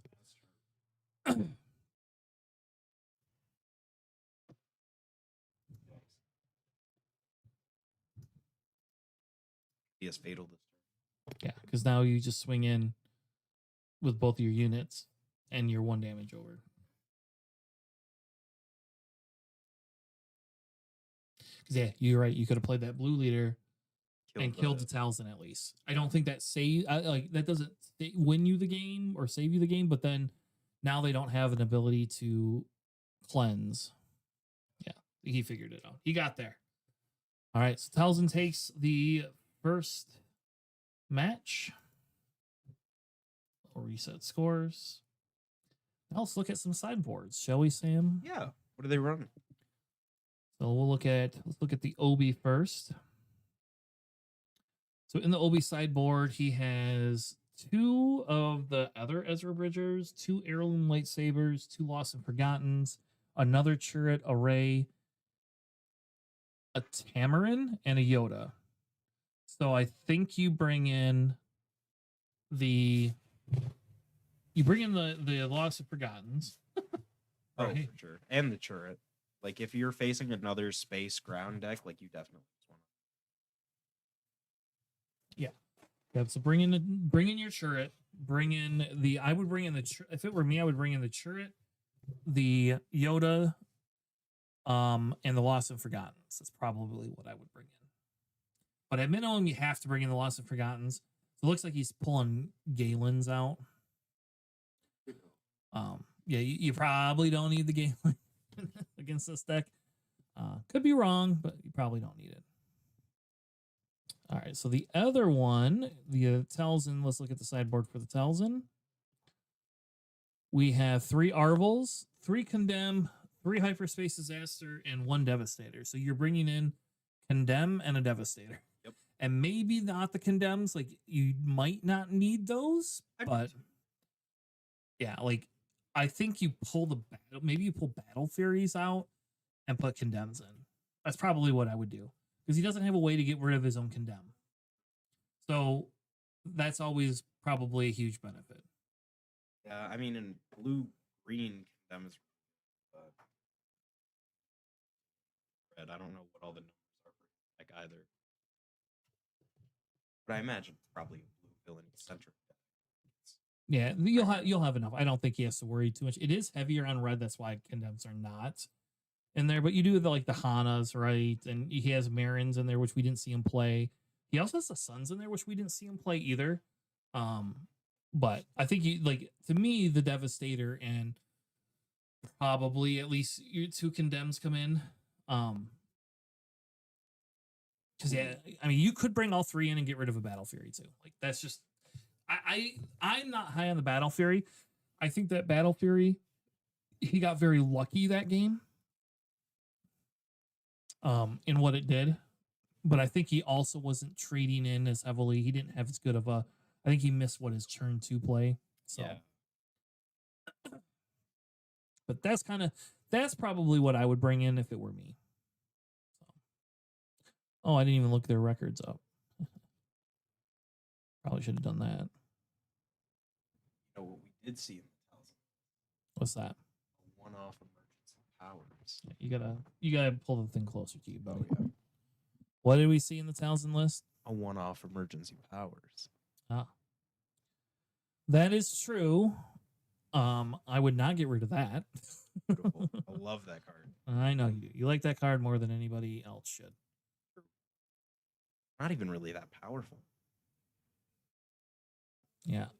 So we see the top table, Isabel and Cole did draw. Okay. Staniszewski is on the other top table, and his opponent did not draw. Okay. Round timer ended. I know. Thank you, computer. Yep. So, I don't know. Stan, did you win? Did I win? No, Yes. most definitely not. I went 1-3 and just totally bombed out. Man, what deck were you running? Why do you do this to me? Running your Saboba deck. You gotta speak louder too, buddy. Yeah, it's a fun deck. I ran into way too much blue here. I thought it was going to be a lot less blue than it was. Yeah. Lots of blue today, baby. Lots of Lando, too. Noticing a big uptick in Lando LC since the weekend. Not as much as I thought we would have, though. I thought we'd have actually quite a bit more. True. Like in the top tables, we've only got 2 Landos. So, yeah, so we'll see. I'm hoping we don't have to stream another Lando because I have a bad feeling we'll have a bunch of Landos on Top Cut, but we'll see. All right, so they are started out with a Yaddle and a Karis. I don't like that they don't have an initiative token either. Do they? I don't think Stuart has a turn 1 play. Oh, it was the Karis that's right there. Yeah, Okay, I was like, I don't know what you're talking about. We put the Obi down. I don't like that Obi. I've decided I don't like that Obi now. I don't mean, like the it's color cool. of that. No, You're just seeing it through the lens of this. I don't like it. Okay. So 2 from the Karis into the Obi.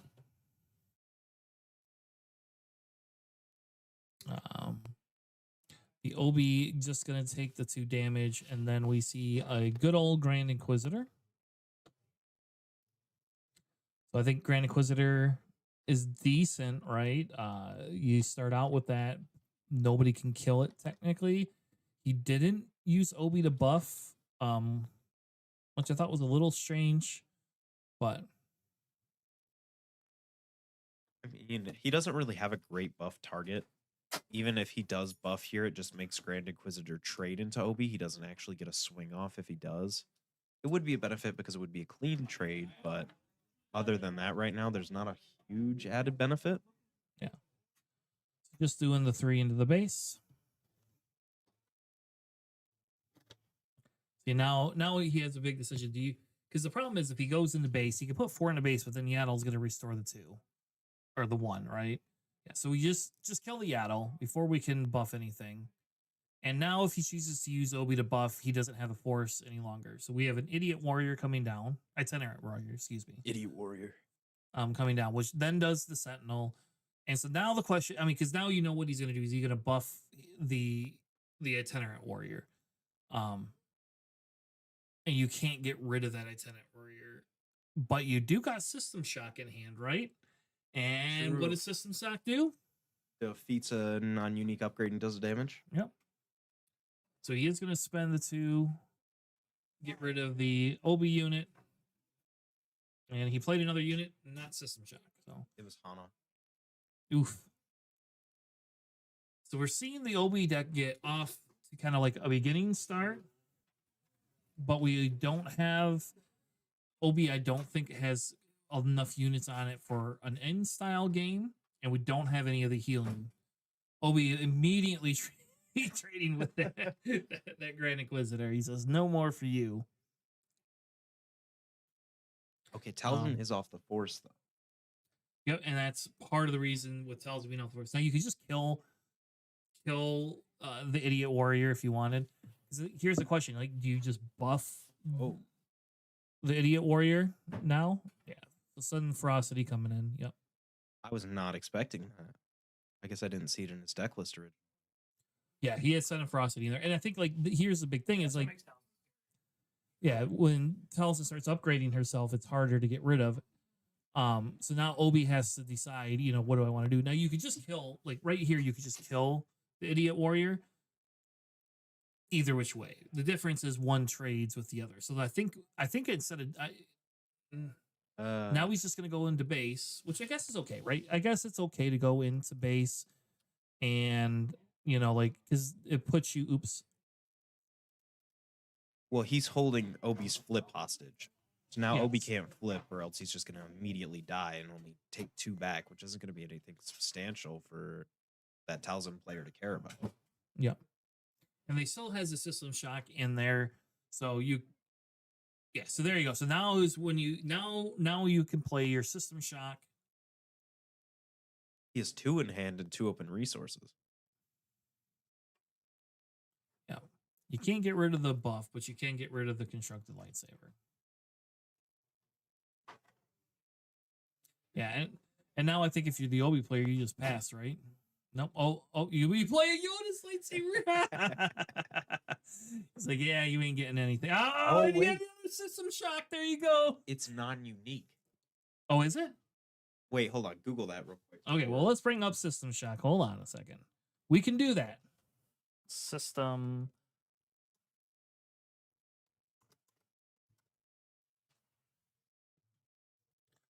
All right, so there's system shock.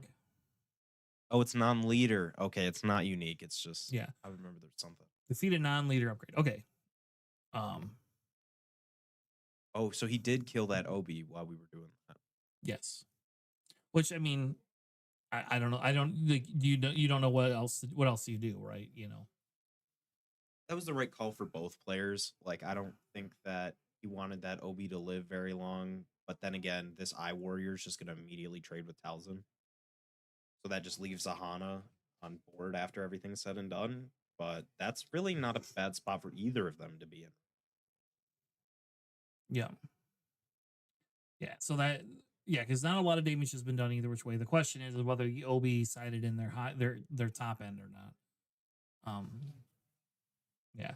That hurts. The Hana really, really, really hurts though. Lost and Forgotten. Yep. So he plays Lost and Forgotten, kills the Hana. Ooh.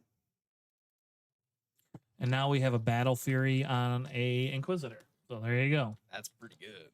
Now, if he has a Shatter Point, then your Grand Inquisitor just cries a little bit. Oh, lost him for out again. No, Nope. this time it's a Kellerin.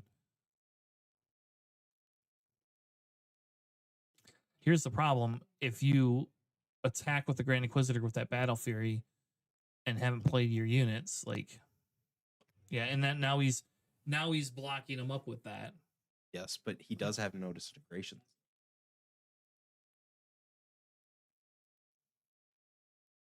Then do you no disintegrate the Kellerin and kill it?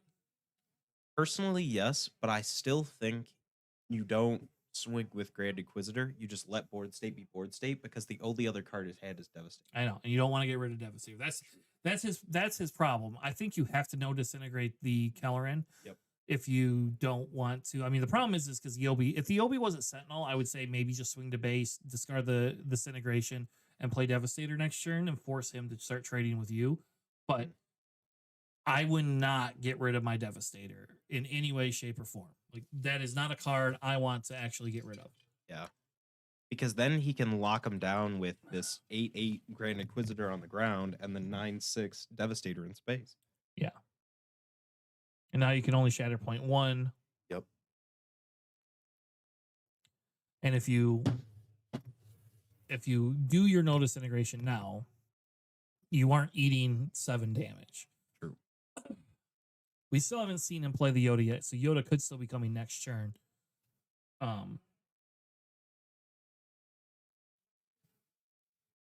But yes, I do think that you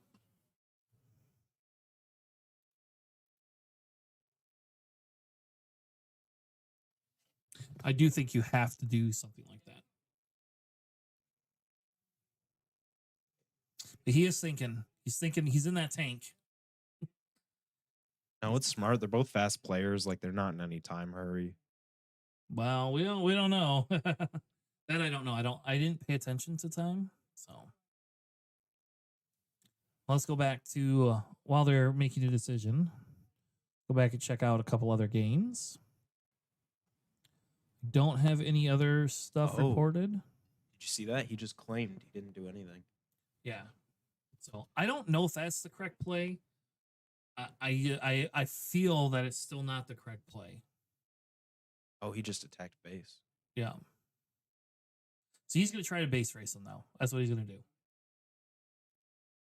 Yep. So he says, I'm going to base race it, which, so now the Kellerin has to trade into the Grand Inquisitor. Which is fine because it's not an even trade, but it stops all that damage from going to base. You play your Devastator, you can kill your Kellerin, dump the rest on the base, and hope he has to have like a Shatter Point or something in hand to take care of it. But he has Yoda, baby. Oh, we got the Lord. Yoda. That's dirty Yoda. See, that can actually Yodas can swing games. Well, it's about to. It looks like.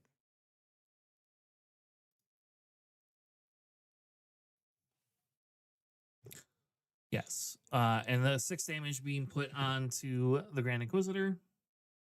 The healing, I think, is a bigger thing because now you're just going to be able to get the force back with either of your units. Yep. And then you can immediately use it again with Obi and trigger Yoda again to kill Grand Inquisitor without ever having to attack it. Yeah.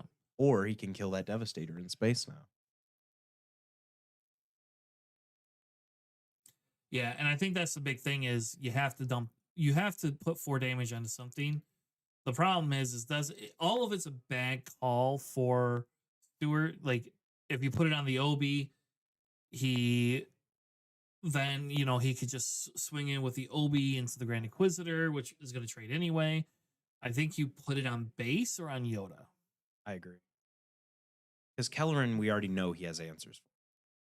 Because I don't think we've seen him do anything with that no disintegration since last round. No. Now, so he is opting to put it on base. Sorry.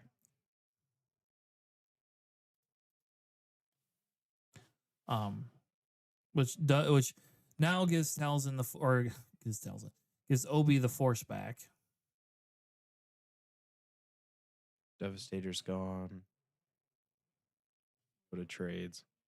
So what did he play to activate the force? So he attacked with Keller into base. He upgraded him. That's what he did. Yep. Okay. Mhm. Yeah. So now Telzin's in a precarious spot because see, if you look at his hand, Telzin doesn't have answers. To me, this is I scoop and go to the next game. Well, he can still deal with one of them, but he's still going to get the attack by both. So he's still taking 12 damage, but yeah, at least he's going to be able to get rid of the Yoda. Personally, I would have done Kellerin just to take less damage later, but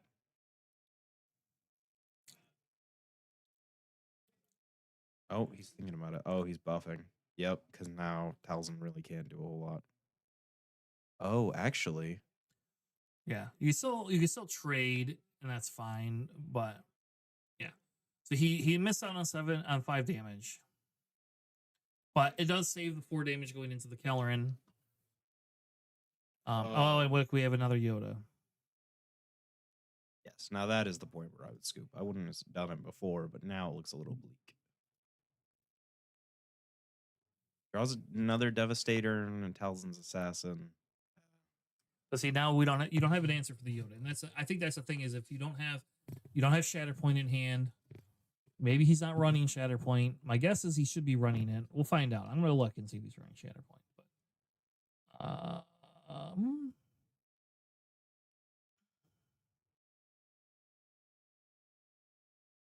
very sad. I wanted Cole to be on stream, but Did Cole not want to, or did he ID? they took a draw. It looks like. So he's gonna play Devastator. Yeah. Okay. Look, he's not playing Shatterpoint. Why is he not playing Shatterpoint? I don't know. I would play that over the emergency powers any day.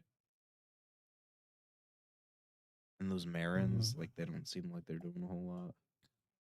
Yeah. So yeah, I think that becomes this right here is that like it doesn't matter. It's in game. Yeah, You don't Corey have just to- claims and wins here. Or he can just, buff and take away the counter for the... Yeah. All right, on to game 3.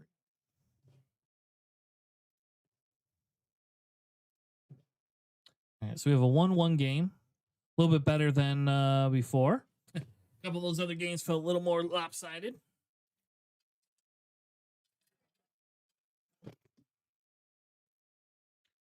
Go back to thing. I think not having the shatter points and the Talzin red is a mistake.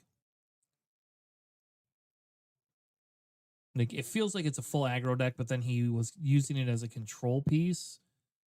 And I don't know if that's what you want to do, right? Yeah, you could tell he was kind of using it like a toolboxy deck, playing control when you had to control, aggro when you needed to aggro. But if he doesn't have all the things that he needs to have that toolbox, like it doesn't fit altogether. I don't know why some of the choices there are for the deck, but that's just because I'm not a Talzin player and I don't do a whole lot of blue villainy anymore. Yeah. So yeah, the Talzin thing, I think, I think because it feels like it's more of this aggro style type deck.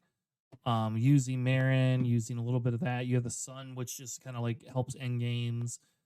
But you only have 7 events and upgrades. And so hopefully he brought those condemns in. True. Did we see him? I didn't even see either of them touch their sideboards. I think they did.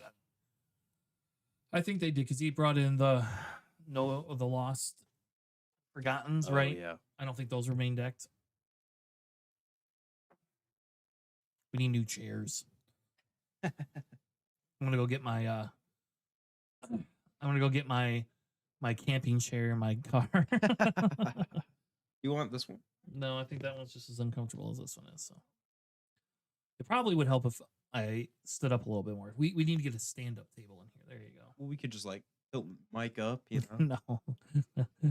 Oh, we'll see. All right. So we have Gunji and a Karis starting off. It looks like in his hand, I can't tell if he's got a Yoda. I think he has a Yoda in his hand. Yep. that he's obviously holding on to. And we see a Devastator being held on to. And he looks like he has a Hana. But the question is if he has a turn 2 play. But he's no disintegration. There you go. So no disintegration's pretty good. You can wait. I think you swing in and get your force is what you really should do. Swing in and get your force. Get the force going so that you have it. But he doesn't seem to use the force in the same way other people do. So Yes. but yes, I would if it were me, I would no, because he's gonna no disintegration him. Okay. So now the problem is if he plays an upgrade on him. Okay, so he has no upgrade.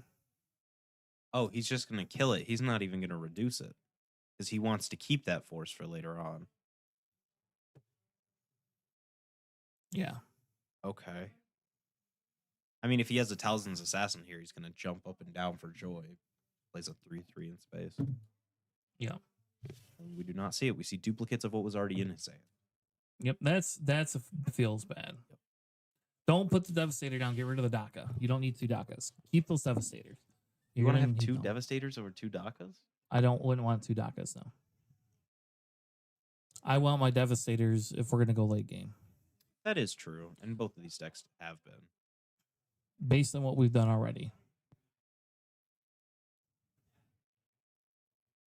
So he knows he doesn't have a Talzin's Assassin because he would have immediately played it.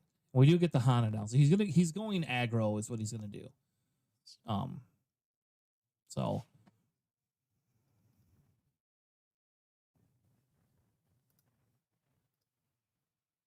Well, these are some bad draws for Talzin. yeah, because now we have another Karis that we can't play. We have another DACA.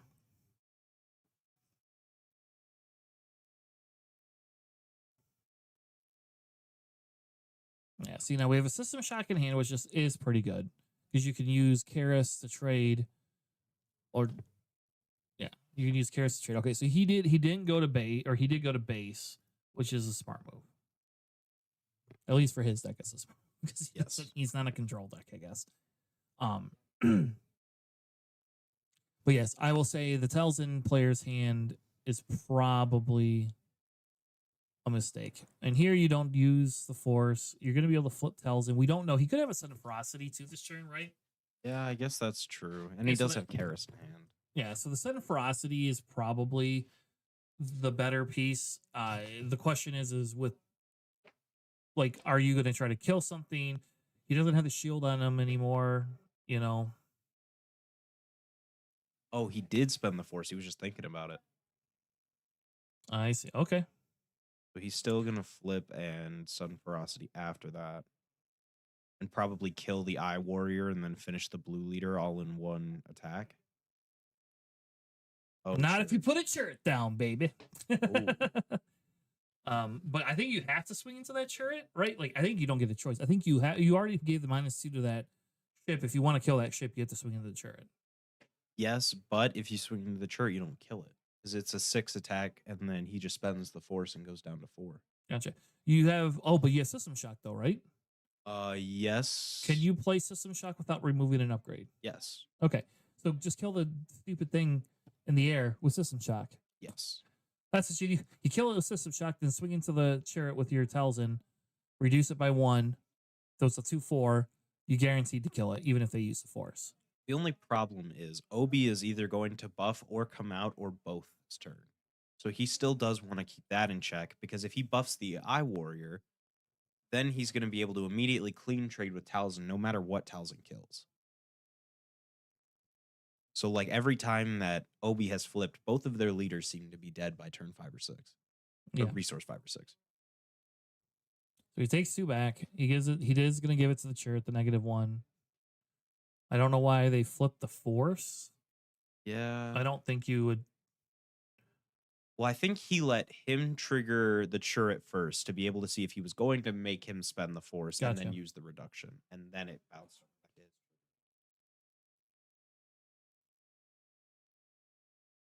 Is the Talzin player tapped out for some reason? He only spent 3. Oh, he uses 2 resources. Oh, he's played the Karis. Okay, so he's not worrying about that blue leader at all.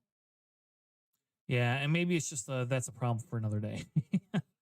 And see, now Obi has to decide here, is Obi going to just go base or... Sure. Yeah, and it looks like he is, so... Yeah. Not being able to take care of that blue leader isn't the end of the world, but I will say that is a 3 damage threat that Yes. needs to be dealt with sooner than later. And I don't know if they have.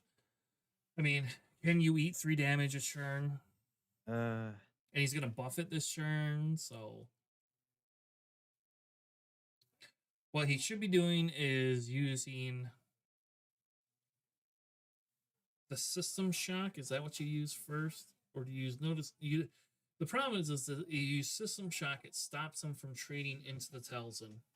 I would personally just take Hana right into Eye Warrior, heal the 2, and be on an even playing field because your board is still going to be better than theirs. Or take the Talzin into the Eye Warrior and reduce it so you don't die immediately. Like, that is immediately your biggest problem. Yep. See, so that's what he's going to do. He's just going to make it so Talzin's living through this turn. Oh, he killed Obi, though. Oh, he did. Uh-huh. And he's going to play Last of Forgotten. Interesting.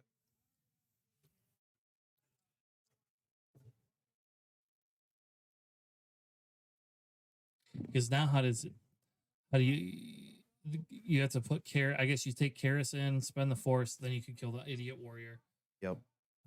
I mean, I guess that's fine. You still haven't played a unit this round, right?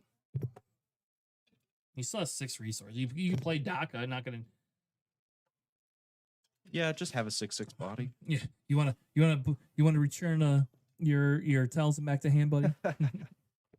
I've done that before, or I've seen somebody do that on Carabas before, and it just kills their Talzin. It kills their Talzin, and so then I message them. I was like, "Are you sure you wanted to do that? I don't think you want to do that." And they're like, "No, I didn't mean to do that. Will you let me undo it?" Yes, 100%. Like we know you didn't. Nobody would ever in real life. I guess if I was in a tournament and you did that, then that's on you. You know.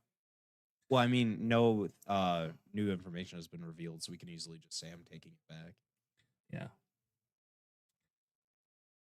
But I think you put the Gunji down here, right? Yeah, you don't need a Gungi this late in the game for anything.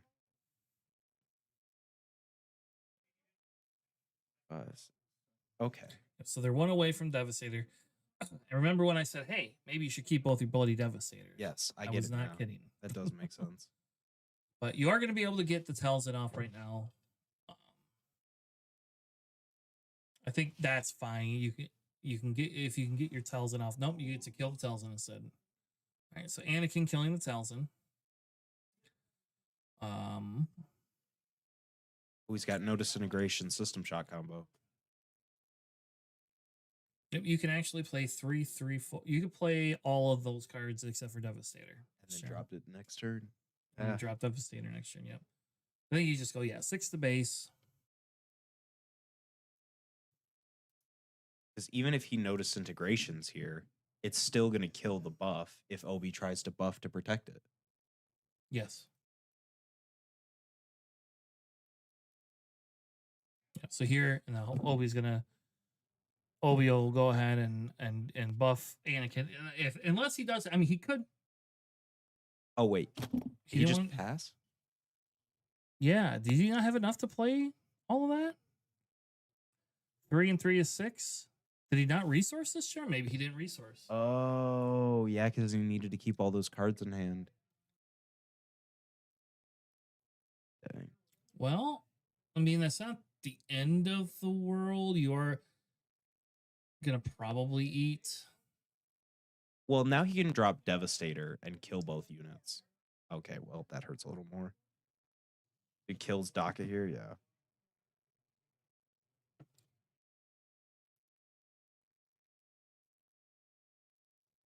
Yeah, so now we're. Oh, so he did have 8 resources.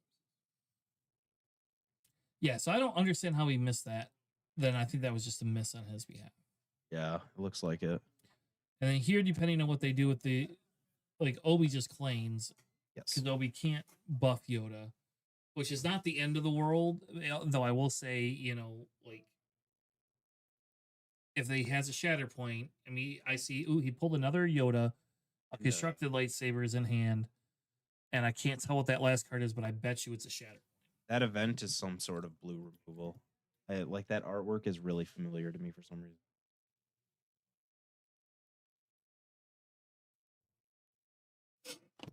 protect the pod here would be disgusting. Well, yep, it could be a protect the pod. Those Yodas are pretty dope looking too. Oh yeah, I like those judge ones. Okay, he has the force now, so if Talzin drops anything low cost or low health, he can still kill it. Oh, Talzin's in the lead on damage now. How did he do damage to base? Devastator attack. Devastator. Okay. I think it's a lost and forgotten in the Obi's hand.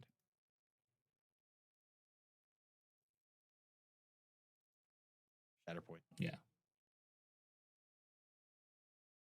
This is where you could use your other Devastator, baby. Is that the third Grand Inquisitor we've seen this round? Probably. Hell, there's a constructed lightsaber on Yoda. You do have the system shock.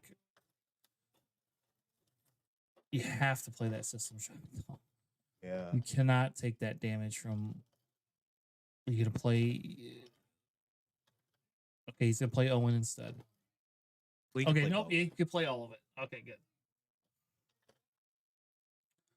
All right, you should take one more damage too. Yes, Yoda should have another damage on him with system shock, but I don't think he thought that.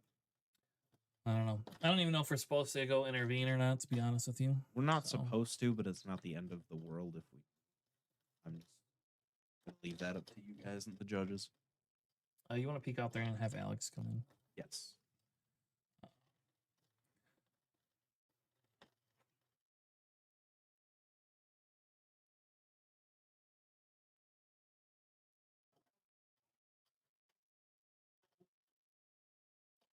I think he should have one more damage on his Yoda. Which one? Corey. Corey needs one more damage. Yeah, on because he Yoda. played System Shock and he didn't take a damage for it. So There I don't was know no if it's a three. I don't know if it's a must or a may. So yes.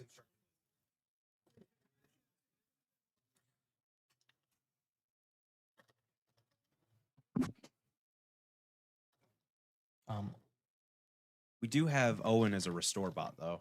Oh, here's Alex. Okay.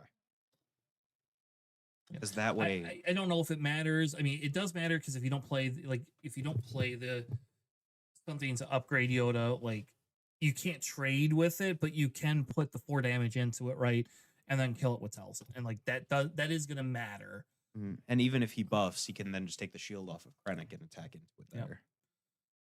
If you want to let the judge know too that You know how much later the stream table started after round 5? good. That's what I was actually just gonna go tell him. All right, so he did put Grand Inquisitor into him, Sorry.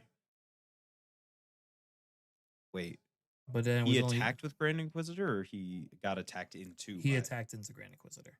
Oh, okay. Yep. And then Krennic finishes Yoda off, but we know he has another Yoda, so Right here, like he has another Yoda and an God. Obi. and he just kills the Krennic. But Owen is going to heal back down to making them have the exact same damage. Do we know if Talzin spent any resources this turn? No. Okay, so he's just going to empty his hand, playing the third Grand Inquisitor, and then the other, I believe it's Krennic that's in his hand. Yeah. Sage.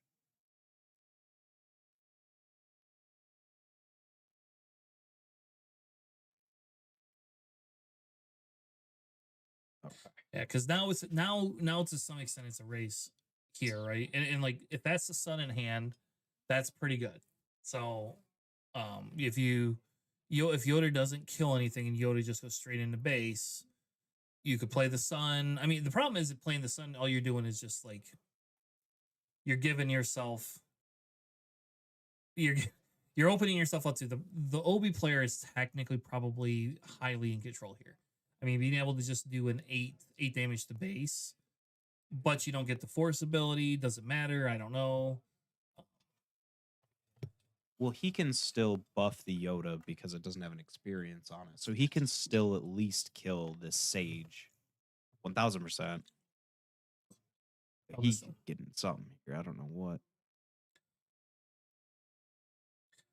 I think he's debating on if he's just going to go to base or not. So he should gain the force, but it doesn't look like he's doing that either. Yeah, he should get the force. I don't know if that's a may or a must either. I'm going to stay out of that one, I guess. That one I think they'll figure out pretty quickly. So it wasn't the sun he pulled. He pulled Darth Tyrannus. Okay. So you remember the force. Okay. Now really the question becomes is what do you have to play? Oh, You have Lord. Kelleran. I think that's going to seal the game. I don't think Yeah. that there's a if you don't have removal, there's not a way to come back. I'll say there's that second loss of Forgotten though in that hand. Yeah, It's that's sad getting to right see to the that bottom. thing go. He's playing the turret. Yeah, Yep. that's nail in the coffin. Because all he has to do is experience that Yoda and tell him to like do something about it or not, and then he wins. Well, you can experience the Yoda and kill something. True, but I mean, if he experiences the Yoda, that's fatal damage because that's 9. Oh, I guess the Owen is still in play, but he would have to take the Owen into the turret just to kill it, just to get the 2. But that is the right play.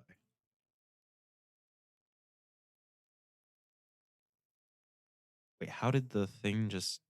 He triggered you trigger Yoda with the Force when he used Chirrut, Oh, and then it killed something. Okay. And now he's playing something else. I don't know what he's playing because it's off the table, but because now the real question is do you restore, sacrifice your Owen to try to get a Force unit of some sort, like a Talzin's assassin? You have your some resources, right? So Yeah. I mean, I think the Talzin player can definitely make a comeback from it. It's just like dependent on draws, I guess. A Notice Integrations and a Talzin's Assassin is the only way he gets out of it. Is he needs to pull both of them off top deck.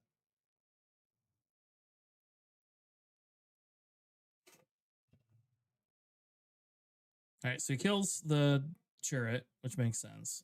Okay. I'm guessing he claims here. They are getting very low on time is the other issue here. Yes. Do we think they're going to go to a draw? Because he can still restore out of one action fatal, and if he finds a way to either sentinel or exhaust or delay or do anything to whichever unit doesn't immediately attack, he might be able to find a way out of that. He might. I mean, it is still 17, so now he needs 11 damage. Oh. Ugh. He could play that other Tyrannus into. But he doesn't have the Force yet. Oh, true. So can't ambush. He does have Sage, though. So he just takes Sage into Yoda, and then Tyrannus is the Yoda. Oh, I guess he didn't have enough resources to be able to. He must have played something down there. I don't know what's on the other side of. The Tyrannus in his hand anymore? Oh, he did have a Talzin's Assassin. Yeah, the Tyrannus is in his hand. Oh, is that what killed the? Oh, and he played an Obi. Yeah.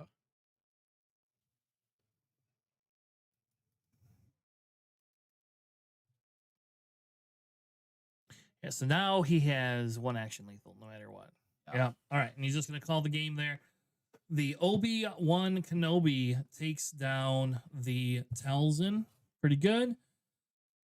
Very entertaining game, Sam. I was Very. actually very entertained this game. This is a lot better than a lot of the Obi games I see. I won't lie and say I love some Yoda play, so there is always that feature. What we're going to do is we're going to take a quick break here, and I'm going to refill my water, I guess, and we'll be back here in about 10 to 15 minutes.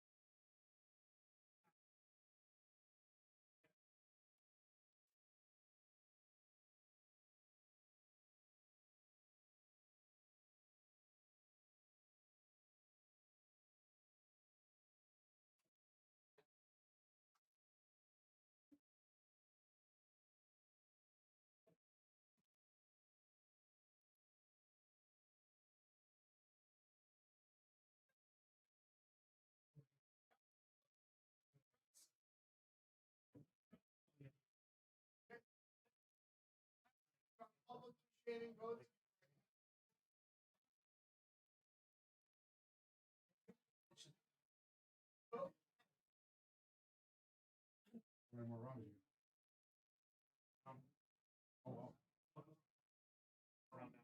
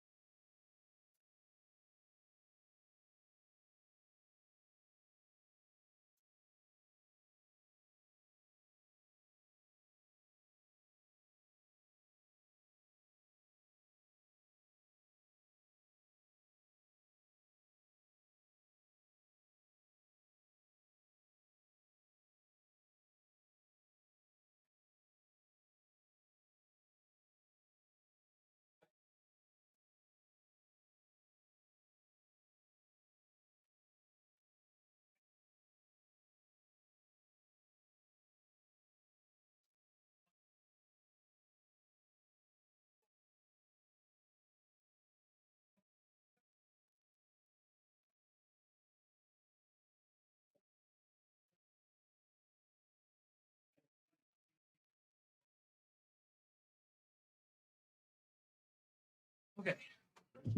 Almost ready. You could do the top. I'll leave the door open and I'll pop over there whenever you need.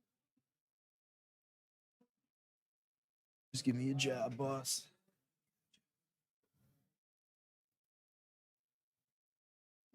Actually, if you could tell him to switch to the stream table. Just to move over there. Yeah, just he can switch the scene. He knows how to do it. Wait. Okay, so the guy, judge guy? there's a guy sitting in the corner here. Okay. His name is Alex. Just tell him to switch it to the stream table.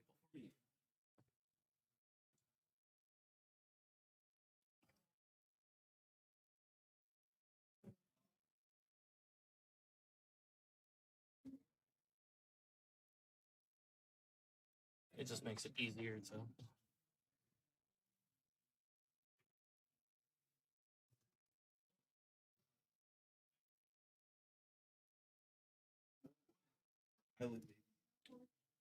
Yeah. I see why you.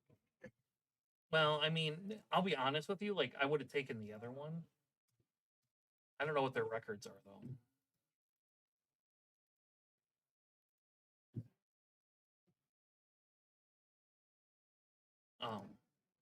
I do want Vader. I do like the Vader deck.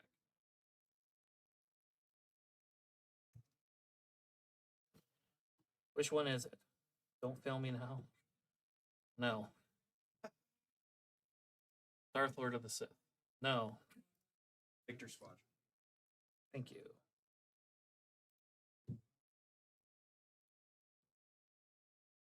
Yeah, Mount Tannis.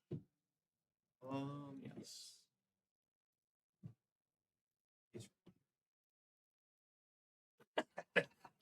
Thanks, Sam. So we have Cole and Brennan. Oh, there it is.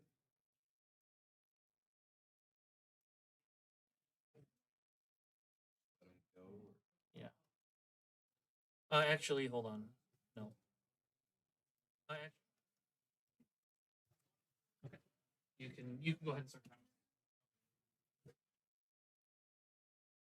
Right. What do we got here? We got a Vader 4 Pilot Yellow, which is Tanner's like that deck. That's what he's known for. We love him. Against a Lando Lake Country. Lando Lake Country is a really fun deck. It does have some struggles into space and some other things like that. I know Luke isn't the greatest matchup for it. A winnable one, obviously, but still not the greatest. And I mean, there are other problems that Lando can have, but I'm just trying to think of what the ones that we have in front of us are. Heavy token generation and heavy swarm is definitely not good. But I don't think it's the end of the world for this deck. I don't know. I'm really interested to see how this will play out. I don't know of a lot of credit hate that Vader's running, so this Lando's basically going to be able to do whatever he wants in terms of credit and just running wild with playing these big things. But I think the tide really turns when Lando's able to drop a Liberty. If Lando can drop a Liberty any sort of early, it's kind of wraps for that Vader. I don't know. I guess we shall see. That is true. I thought if I just got close enough to the mic, it would work. Kind of does, buddy. All right, so, buddy.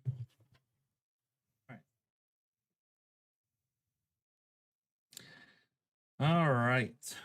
Well, here we go. All right. Here we go. Codebreaker start. I don't hate that. I think we're digging for a faith in our friends. We're going to try to outswarm the Vader deck for a faith. So it's Tony versus Alex. Okay. So I got the names wrong. Okay.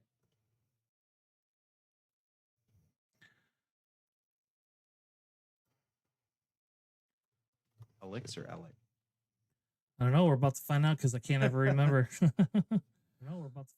Alec. A-L-E-C. Sweet.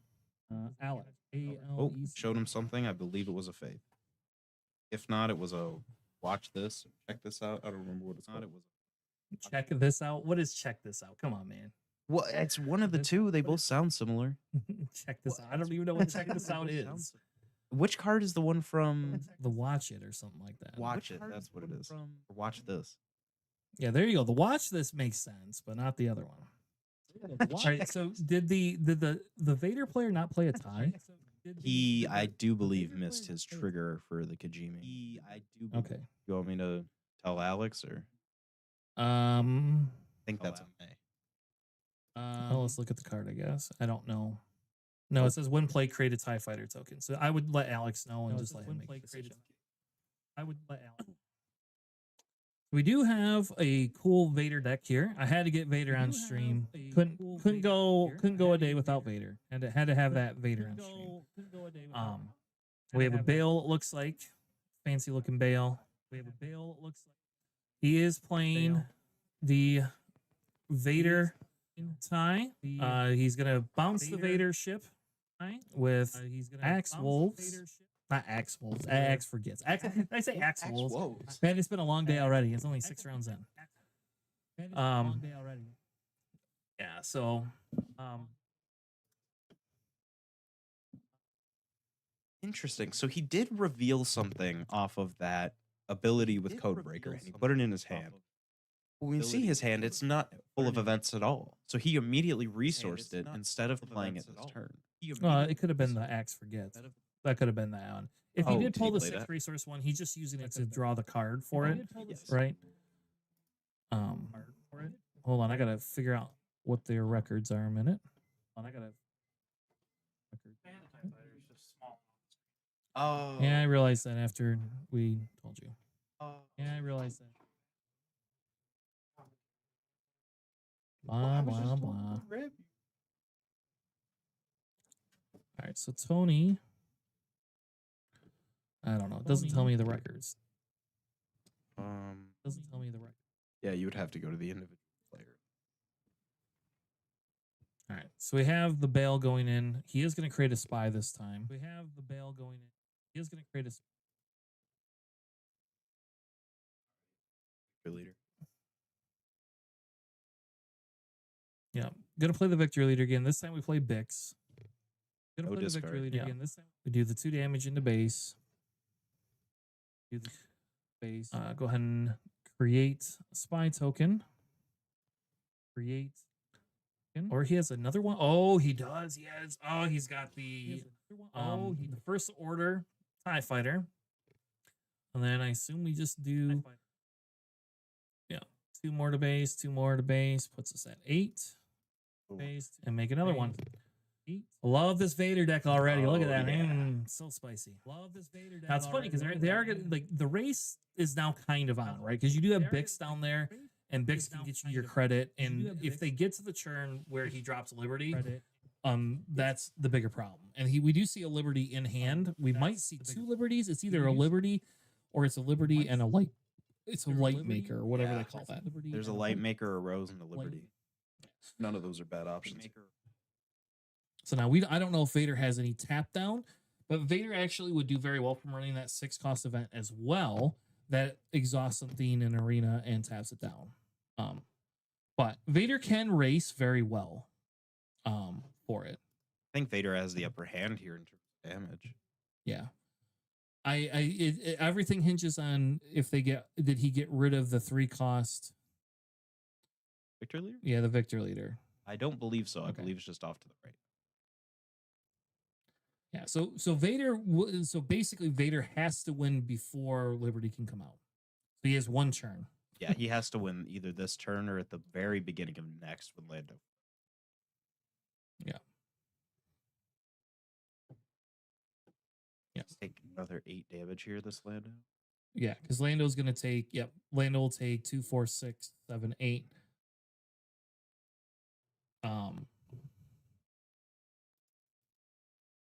And in fairness, I guess I just keep putting damage everywhere. So the funny thing is, so we've seen that it looks like he resourced a Liberty already. So well, that's crazy to me. Against a Vader deck, I don't think you resource it. And the difference is like, even if you do play this, so you're gonna play Rose ready. Rose is gonna be able to give him that extra 5 damage. But Vader also has not played anything. And what is that card? What is that card? That's from this set. The one that artwork was revealed and everybody immediately didn't care about, with the villainy aspects. Defeat 1 that are equal to the villainy aspects that are less than. It's absolutely great tech. I love that. Wow. Like it does. It means you're not pushing any more damage, but I don't know if it matters, right? Because now we're at 20, Yeah. and we still were able to play another ship on top of that, create a tie. So now it's going to take Lando 2 turns to get Liberty down. There's 2 turns it's going to take Lando to get Liberty down. Can you win in 2 turns? Can you flip Vader? Or do you? Okay, here you go, Sam. Here's a bigger question. Can you just go to base, right? So he claimed you create your thing. You don't flip Vader into space. You actually flip Vader on the ground and then put the Sentinels down with Palpatine. Yes. So now you have Palpatine, Vader on the ground. If you could swing in here twice. I'm going to be completely honest with you. I don't think the Liberty matters anymore. I think even no matter what he does, he can take a tie token plus Vader on any ship, trade that into the Liberty, and still have multiple units that all have 2 damage on them. So he's playing a Crucible. I mean, you're right. You could literally just kill that Liberty. Yeah, now he just flips Vader onto anything and immediately kills it. And you don't bother bringing Vader out until he taps. Now the question is you have 2, 4, 6, 10. So he would have to be able to play Liberty and a pump to win. And I don't think Lando carries pumps. So Or does he have the resources? Yeah, so you flip Lando and you convert and you immediately swing in with your 4 damage ship. You swing in with that 4 damage ship is what I would do. I think that. Oh, Victor Leader is still in play. It's just very off camera now. Dropping the Liberty. Yep. So now he drops the Liberty and he can exhaust something. In this case, it doesn't matter what you exhaust, but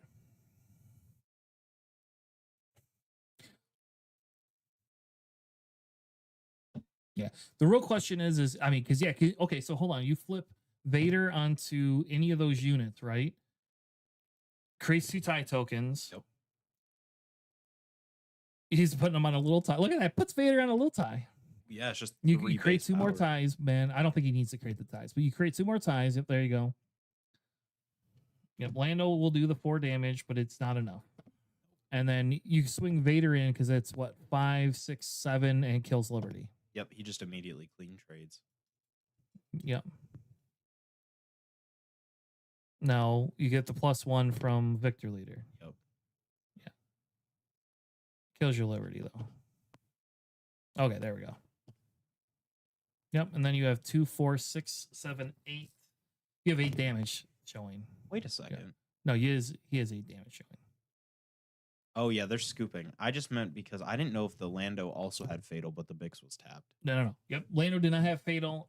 I did the math beforehand. Okay, so Vader handily takes that. Congratulations to Tony for the game 1. Now let's look at some sideboards, man.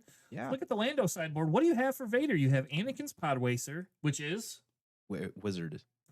I totally fumbled that. You have Commandeer. So you bring Commandeers in.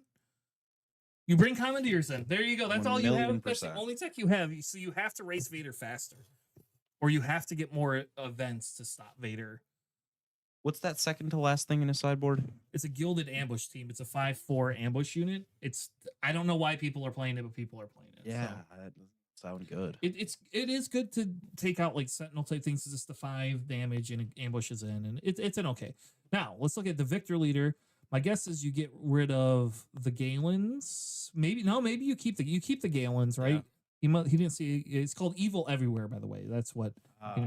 So you bring in Bog Down the Procedure. You bring in your Craving Powers, and okay, you bring in Jamming Transmission. Oh, for sure. Punch It and Craving Power, and maybe Bog Down. Problem is, you got to take stuff out. So I think you take Corporate Warmongering out, right? Like, what does that even care do? about Bog Down though? Because let's be real, there's nothing on the ground that he put out that was so bad except True. Bix. You're right. True. He didn't race wise. There was 0 reason to do it. So maybe you don't bring Bog Down in. I think you bring the Craving Powers in. Well, does he have Death Space Skirmisher main board? Well, you go help him with the life box. Yeah. I think they got No. Okay, there you go. Okay. Yeah, so you could play Tear the Ship Apart. Like, that's probably an okay play, but I wouldn't bring it in. I would bring in my Jammings, I would bring in my Cravings, or my Punchets, one of the two. Yeah, it's Punchets too are really good in this against the Sue if he's not controlling you, but the Cravings will help get rid of if he does control you better. But so this Lando is not teched. The Lando is not teched for the Vader matchup because I think people just sleep Nope. on Vader, Yep. right? Which is what I've probably said 100 million times, that people just sleep on Vader. And they should not sleep on Vader. Does Tony have sleeves? Yeah, why not? Why wouldn't he have sleeves? It just looks like like there's no sleeves on his cards at all. Oh my lord.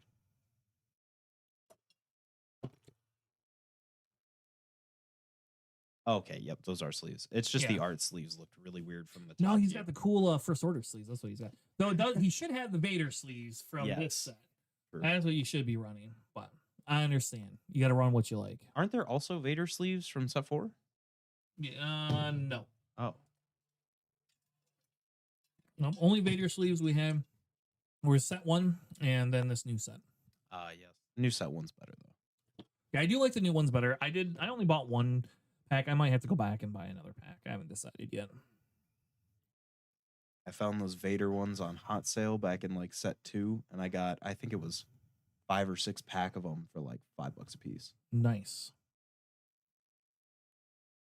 Okay, so we see a Liberty, Mando. We're seeing a lot of top end in the hand of Lando right now, and that's not good to see very early on. Like the Liberty, yeah, I like it, but the Mando and all that other stuff, like he had to resource immediately. Yeah. So they both are 4-1. So this is a in and win game for both of them, I think. Yes. All right. So his first turn play is the Exegol.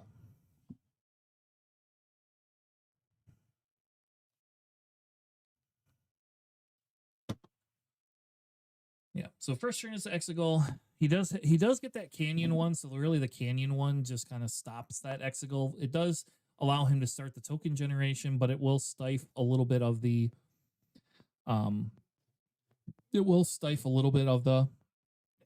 damage. We do see a hauler in his hand as well. Yeah. Yep. And now with the hauler being able to go in, and maybe he just didn't play the hauler the first game. But see, now he's going to claim. He created a token.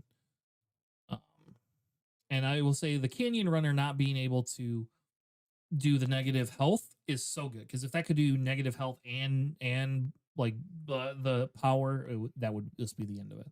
Broken. Yeah, so in his hand we see Agnig. Yeah, we see an A-Wing and we see a Black Sun, and I can't tell what the other one is. He's debating resourcing. He just did resource the Light Maker. I don't know Yeah. if that was necessarily the right call. I don't know either. Again, if he thinks he can race it to base, he's going to resource some of those bigger units. True. Yeah, takes the Victor Leader pretty quick, learns from the last game. You don't let the Victor Leader live that long. Personally, I'm taking the 3-1 Overwhelm straight into that hauler so that it enables the token generation and Yeah. you get the hauler back later.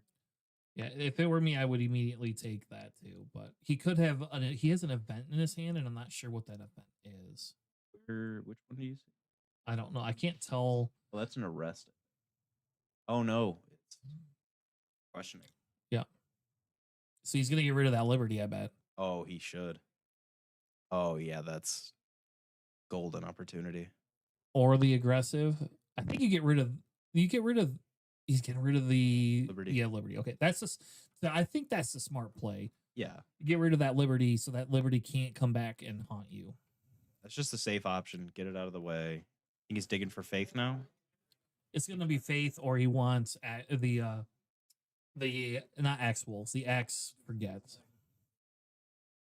I do agree with you though. I think the problem is if you take that into you could take that into the hauler and then play it, and then if he takes it back, he at least had to spend his resources taking it back. Yeah. Oh, we do see the watch this.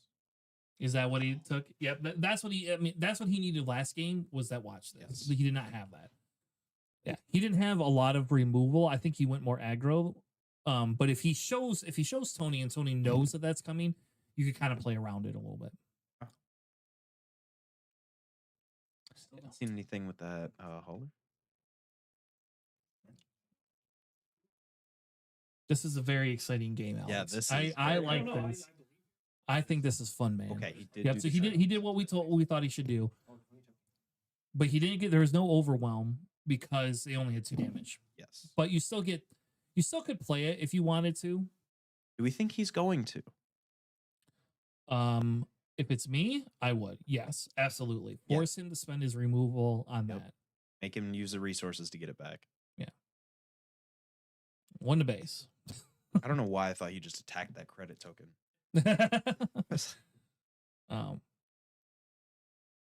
Yeah. Now, in fairness, he does know he has the Axe Forgotten, so you could just actually let that thing sit Yeah. and just be done with it. You just say, fine, nobody gets the hauler anymore.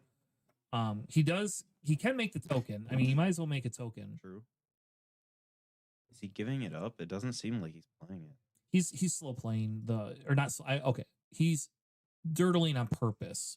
Yeah. So now the question is whether he's going to pick it up or not. Because what's happening is the Lando player is passing because the Lando player still has 2 resources up. So the Lando player can then just take it back Oh, with code breaker. today, right now. Yes. So yeah. So he's gonna let it die. That was probably a smart move, knowing that he had that. And seeing he has a commandeer in his hand. Why isn't he resourcing the aggressive negotiations? Like that's you don't not ever gonna help him. no. You don't resource that. That's Really? that's your end game. That's part of your end game as Lando.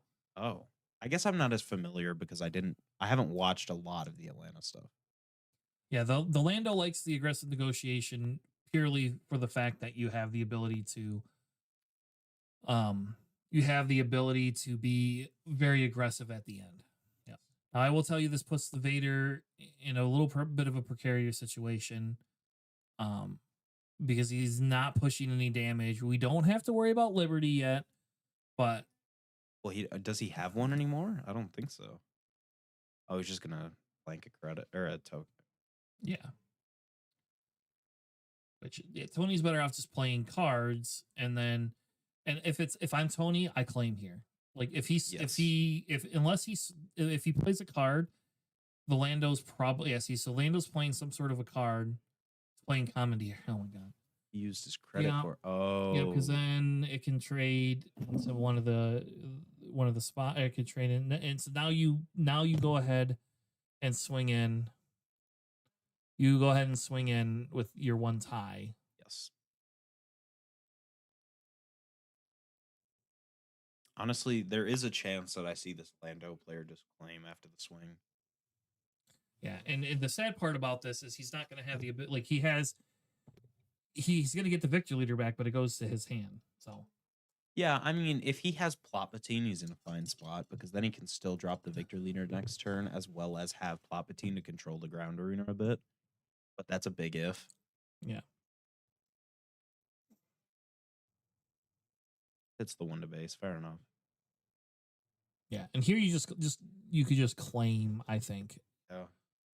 The other thing doesn't hit for anything. Can't generate a token this turn. Like there's nothing productive you're going to be able to get done.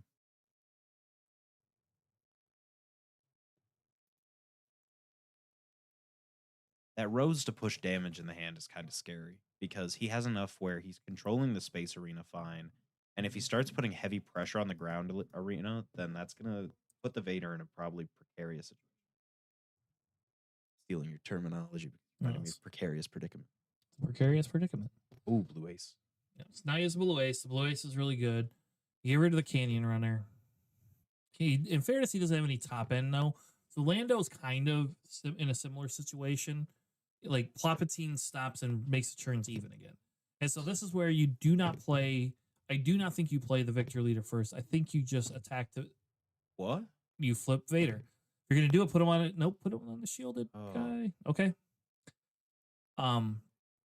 Which is still fine to some extent, right? And there's your Palpatine. He what he wanted to get the Palpatine out. That's what he really wanted. Tell me what you want. And he has an exhaust unit. Okay, so not a horrible play because now he can exhaust the Canyon Runner. And he's building a board at the same time. And he built a board, so even if he spends his 6 resources and exhausts everything, you don't care that much. You have 2 Sentinels, nothing's getting in. Lando just wasted his whole turn 2, and now you have a bigger board than Lando. Well, this is also good because of Blue Ace. If he tries to do any of that, Palpatine gets ready, he can attack with that, or How does Palpatine get ready? because Blue Ace readies an exhausted enemy yep. unit, and the only space unit would be that 2/3 that there's no point in him ambushing into. So he's gonna do the credit token. He's gonna bluff. We know he's bluffing. Oh, for Tony sure. doesn't know he's bluffing. Like so, yeah, Tony swinging. He should have swung in with your Vader. But okay, so we'll take the 2 damage. He's scared of that Liberty. I feel like he's holding that to be able to go into the Liberty, and I don't think Yes. that's the right move. Only because he would have to take so much of his board and fully trade it. Well, I mean, you have to kill the Liberty if you kill the Liberty. But I think the thing is so we know. So in the here you claim. You claim. You let him play whatever he wants. I don't think you do the Yes. 1 damage. Okay, he's gonna do. Well, 1 it damage. is 2 damage. Oh wait, no, No, it's he only never 1 played because he didn't Victor play later. that. And I guess like we know he's gonna play something, and you're not gonna be able to avoid it. And he does still how have is that spy ready? set. How does that come in ready? If you control a non-unique unit, candy front runner. Oh, Canyon front runner. Okay. Yep. You're right. I forgot he had Canyon front runner. So now he can play that unique or that stupid card. So now the question is do we have a jamming communication in our hand? We have a Beguile, That's all right. but that doesn't get the card out of his hand that you need. The Correct. problem is he has the tap down card. This Lando doesn't. Have He has much. 2 Agnogs. Yep. That's when you probably resource one of those because Yes. like what are you doing with it? And he's gonna play Ooh. corporate warmongering. That's a good play right now. And he's probably not putting any tokens out. But again, unless I don't know. He just gave it to a random tie. Yeah, because he doesn't know he has Blue Ace, but he probably assumes there's a Blue Ace or something that can stop him, that can come in and like stop him. The biggest thing is what happens if you just tap the board down? Like, Yeah, watch this. I mean, I don't know if watch this is just like, I mean, maybe he's resourced it by now, but I swear he had that in his hand earlier. We'll have to go back and rewatch because I'm not sure. Turn it on. Yeah, that would be huge for him right now. Yeah.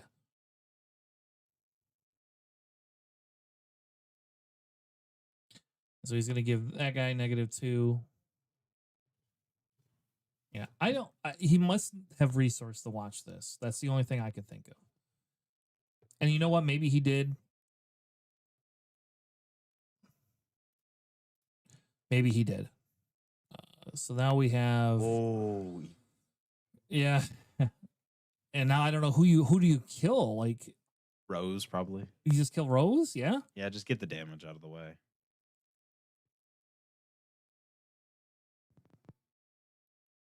Or do you kill? You're gonna kill Candy? Don't kill Candy in front of him. Kill Lando then if you're not gonna kill Rose. Well, you can't kill Lando; it's non-leader. No, okay, kill Rose then. Or kill the stupid 1/4 guy. Yeah, just kill something. He is gonna kill. We know he'll kill something. But yeah, I think yeah, okay, so why did you say it's non-leader? Is it really? Isn't it non-leader? I'm like 90% sure. Just called you. No, defeat a unit that costs equal to or less than number of friendly opponents. Yeah, so no. So in a swarm deck, it works out very well. Yeah, that's really good. Now, if he has to watch this in his hand, I bet he regrets playing it. Not playing it. Oh, yeah, he's just giving up at this point. No, he's not. He's not giving up. He still does 8 damage to base, right? Oh, I didn't see he was at. It's gonna be at 21 now. Okay, that does change that. Yeah, because now next turn you have the ability to swing in and do more damage. So he's not out of like. I don't think this is a loss yet. Well, we're gonna go up to 23 damage for 526. And that's without the buffs from Corporate Warmonger. Oh, and he's got Palpatine down here. Yeah. Yeah, so I think because you're doing because it's 3, 4 minus 6, so you're doing 2, 4, 5, 6, 7, 8, 9, 10, 11, 12. You're doing 12 more damage. Plus whatever that card is in the corner. So that's 3, 6, 7, 8, 9, 10, 11, 12, 13, 14 at least. Yeah. Which leaves him one short. Oh, but then he has Palpatine for 16 damage, and that does it. Well, did he resource the other aggressive Oh. negotiations? No, he didn't. He has it in his hand. I think he does all that damage. They're probably going to call it judge, like, because there's a lot of weird math going on. Yeah, because that one was also reduced by Canyon Frontrunner. Yes, by 2, but buffed by 3. So, Yes. but although with the way the fear mongering works, right? Like, again, we can bring it up on screen, I guess, right? It's called fear mongering or warmongering. Corporate something. Corporate? Yeah, it's corporate, and then whichever word we're thinking of. All right, I'm just going to go. Oh, yeah, it's that fourth one. Corporate warmongering, yeah. So and it gives every other unit +1 for the phase. Yep. So Palpatine so that's 3, 4, 5, and then he had 3 other units. So he was that exact lethal. Okay. So if he didn't resource the watch this, he could have dumped that churn at least.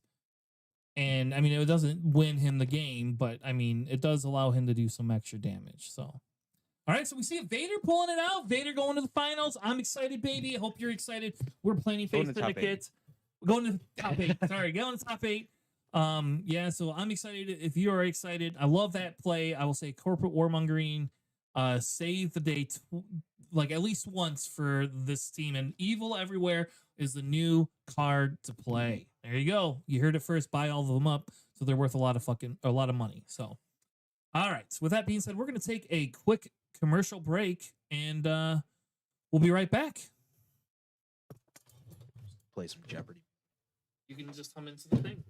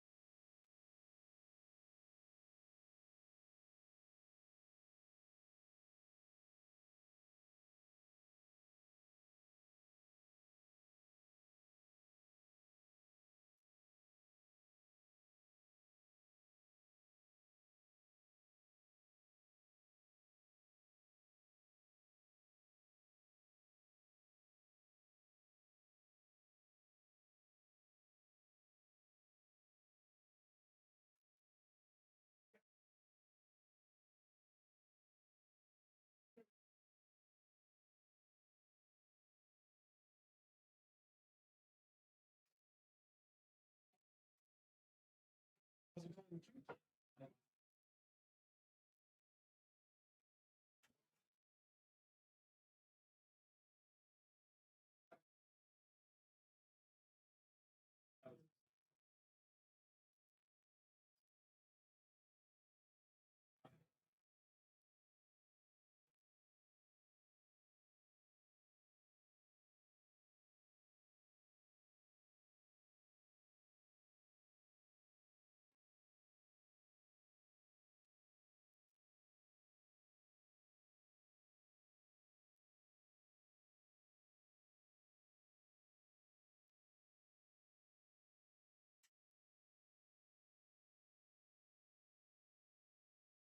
said he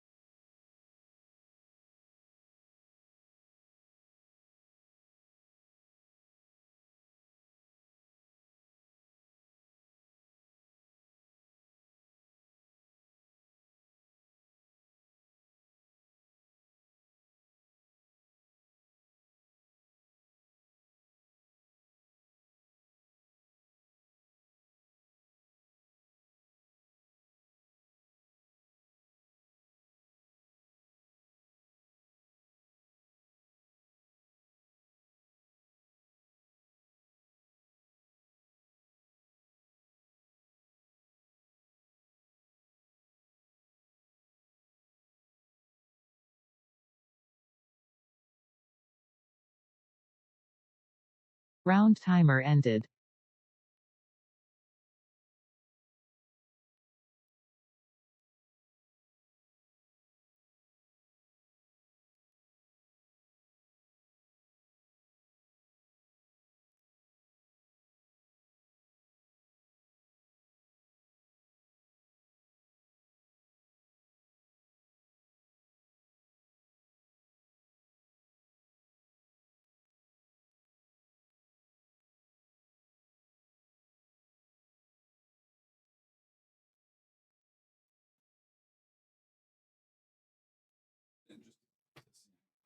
Go recorded itself and letting it fly.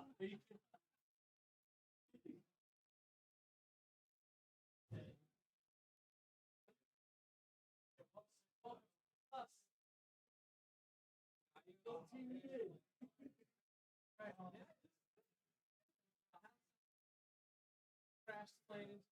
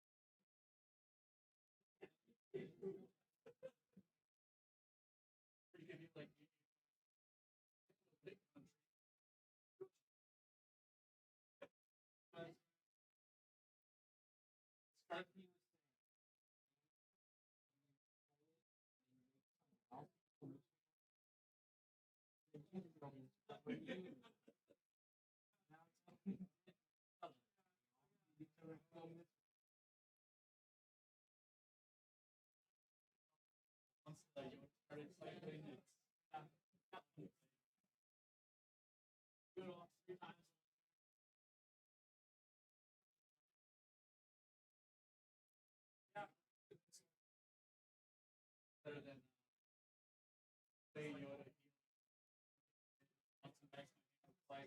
oh yeah, damage.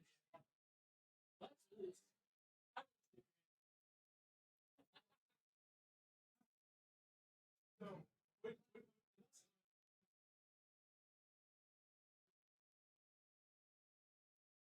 no, it's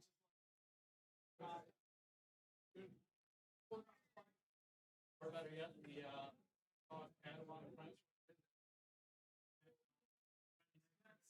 Yes, yes, that one.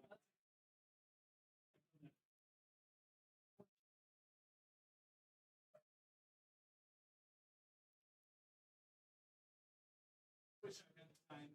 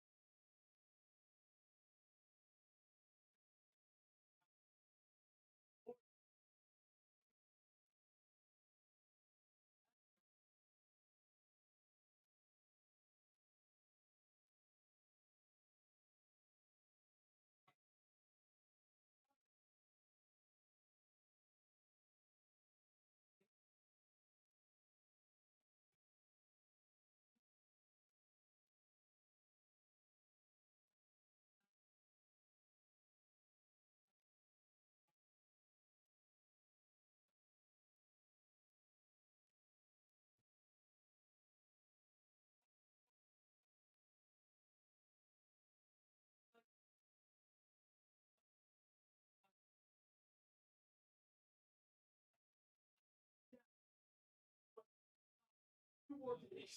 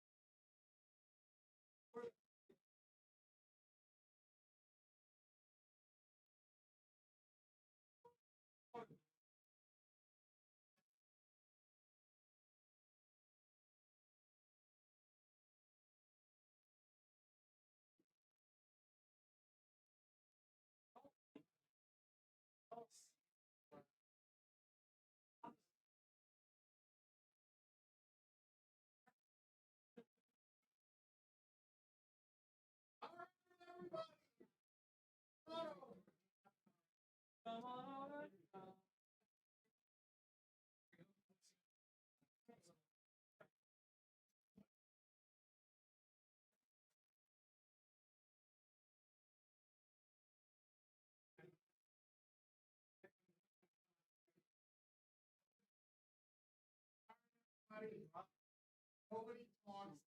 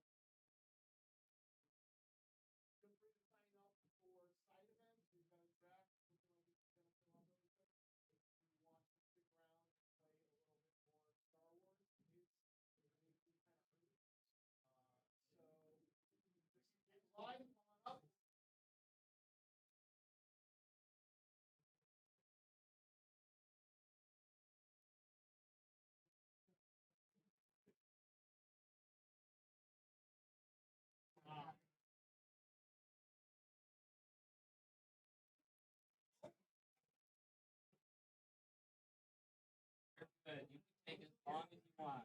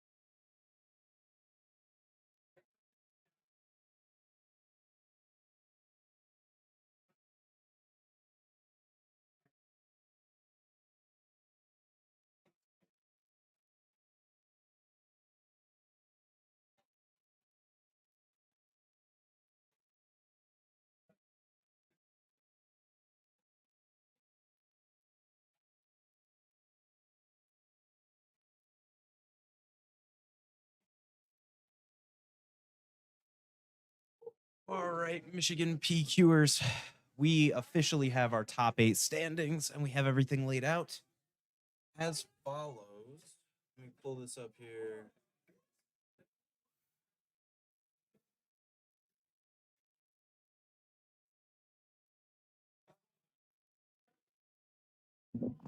All right, the standings about as of round 6, we have an Aura Singh Data Vault, a Colonel Yularin Red, a Vader Yellow, a Lake Country Lando, another Vader Yellow. Okay.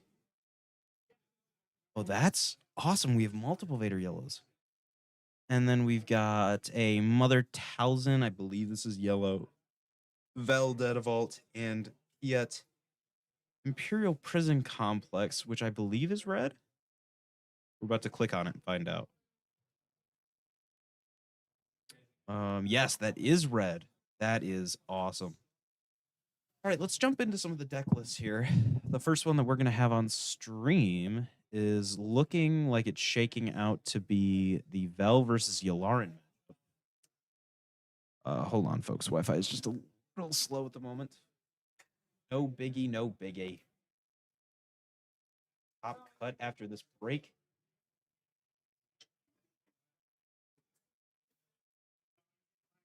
This has been an awesome, awesome PQ. Could not have been happier, even though I myself did not do well. I'm very happy for a lot of my friends that did do well.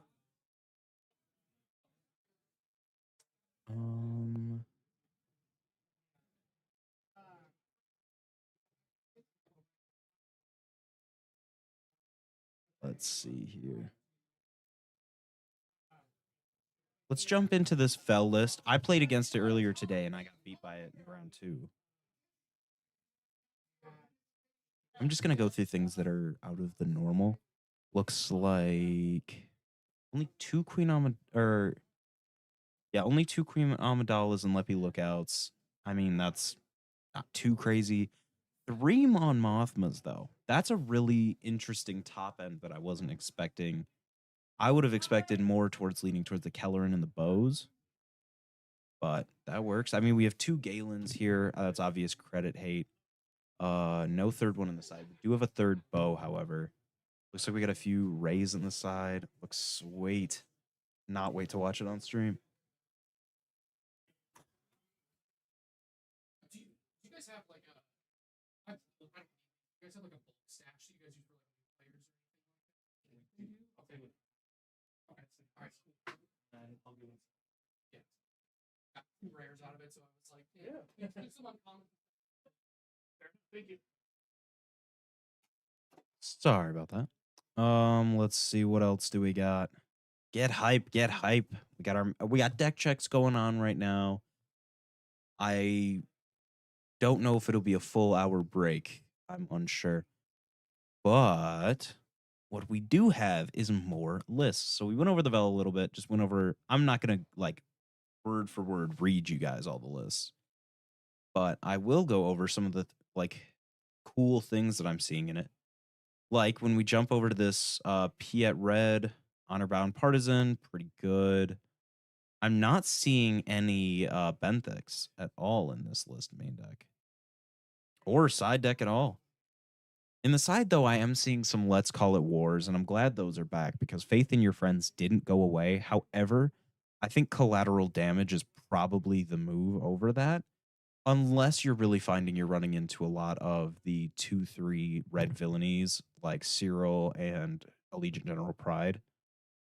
2 Maul legendaries from this set in the side as well. That's something that hasn't seen an absurd amount of play, but it's still like there, and it's very noticeable, and it's a standout card. It's just not standout enough for people to be incredibly hyped about it. A bunch of big ships. That is true. It's not a splash base, though, which is what I was expecting at first.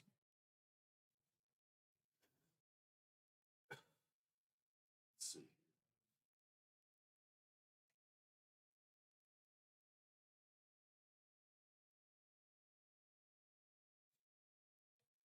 Oh, top 8 gathering for a photo. Oh, sweet. Look at Tanner and Alex over there taking pictures like proud parents. I love that. Oh, the dude. Oh, wait. Oh, we have one straggler. All right. Congrats to our boy Ryan Stanizeus. Congrats to all the top 8. Like, all these people did great, and there's a few people that I played against that did a great job, and it was just a super fun day for everybody, it seems, whether you win or lost. That's what I like to hear. Oh, let's see.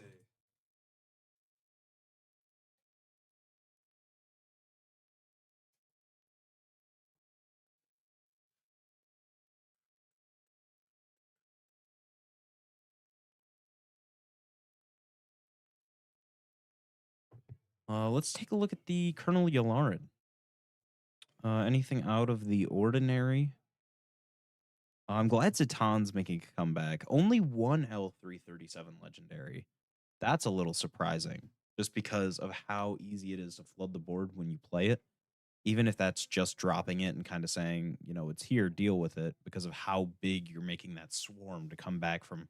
Like, for example, if a Boba topples your board and then you just drop an L3 in response, you could get, I don't even know, let's look at this card. Search the top 10 cards of your deck for any number of droid units with combined cost or 5 or less and play each of them for free. That's a minimum of 2 droids with the way Piet mainly goes. Because if you get a triple O and like a BT combo off of that or an HK or something, like that's just gnarly. In the sideboard, I'm liking a lot of these one-offs. I'm just not liking the fact that they are one-offs, if you know what I mean. Like we got a one-off Corellian Hounds, a one-off Devastator, one-off Eager Escort. Obviously, something is working really well to bring them to the high status of top 8 that they've gotten to. But just not the things that I would have expected.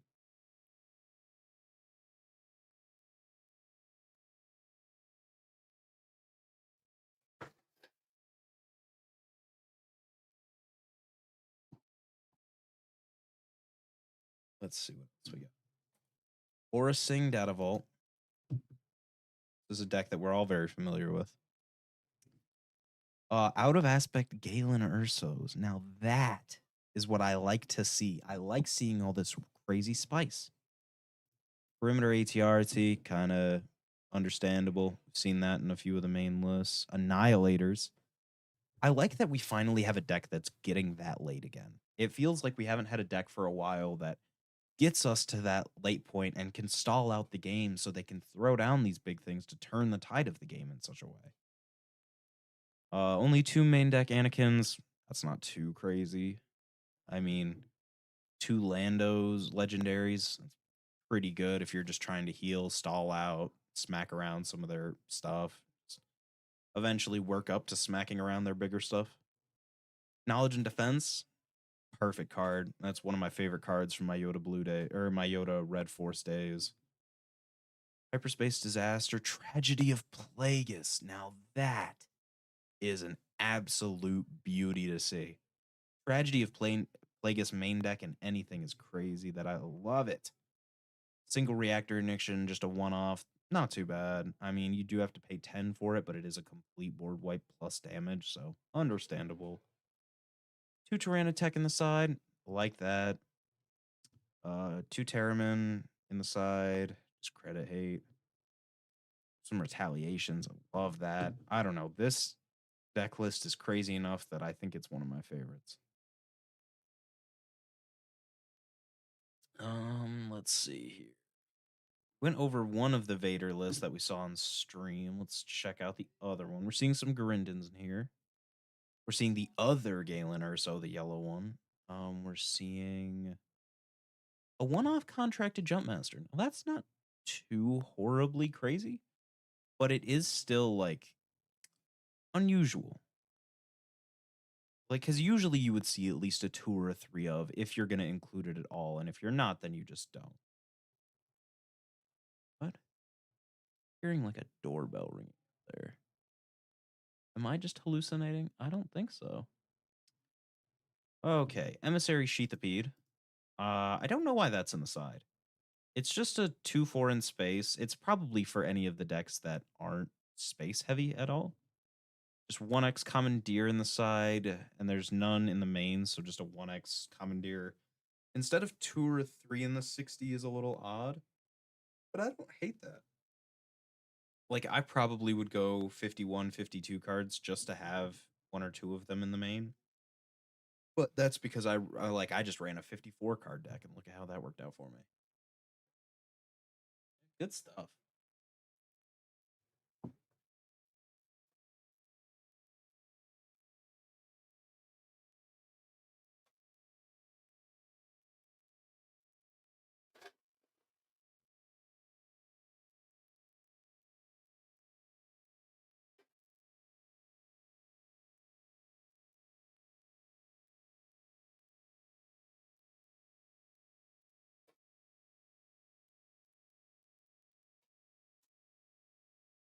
All right, lock in.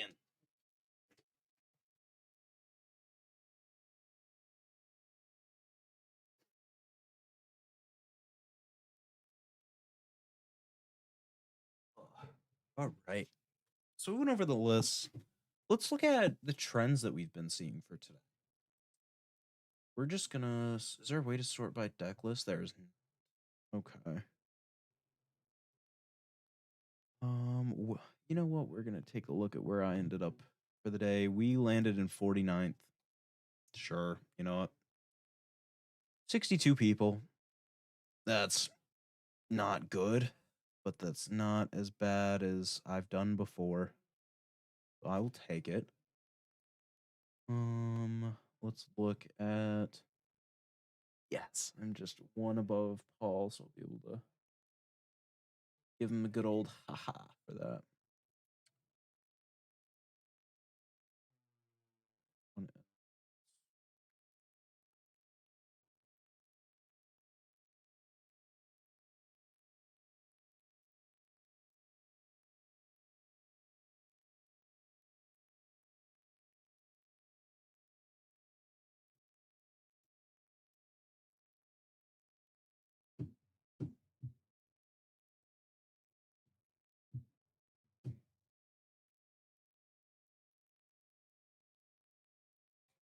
All right, I'm also gonna take a break and just walk around for a hot sec.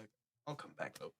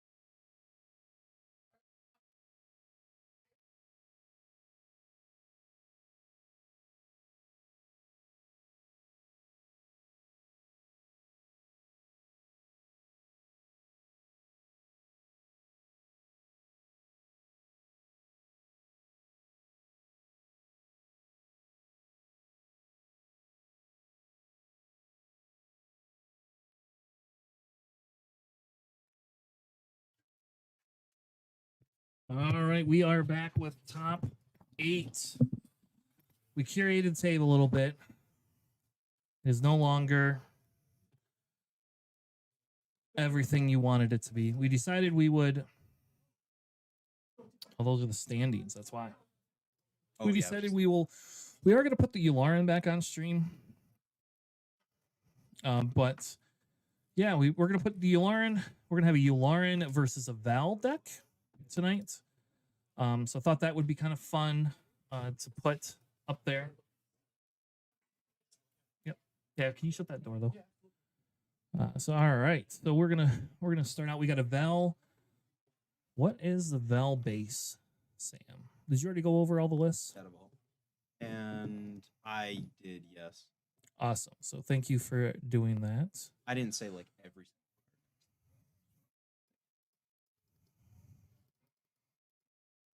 Okay. And so we have the Val. What is the person's name? That's the Vader deck. Val is Izzy. Izzy is the Val deck. Okay. Awesome. And then the other one is Yularen. And I think we had the Yularen on stream before. Question is what is the Yularen? It's the Imperial one, right?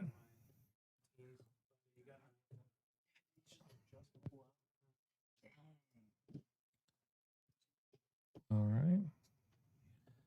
And then we have Ryan. So it's Ryan D again, who was on stream a little bit earlier, but I told him he didn't get a choice. So. For it. So if you would like, Sam, you can go let them know. They can start whenever they would like to start. Okay. So, but yeah, so it should be it is no longer Swiss. We are now into top 8. The timer is actually 75 minutes, so they have a little bit longer for each of the games. That was something new FFG started recently. And yeah, so it should be fun.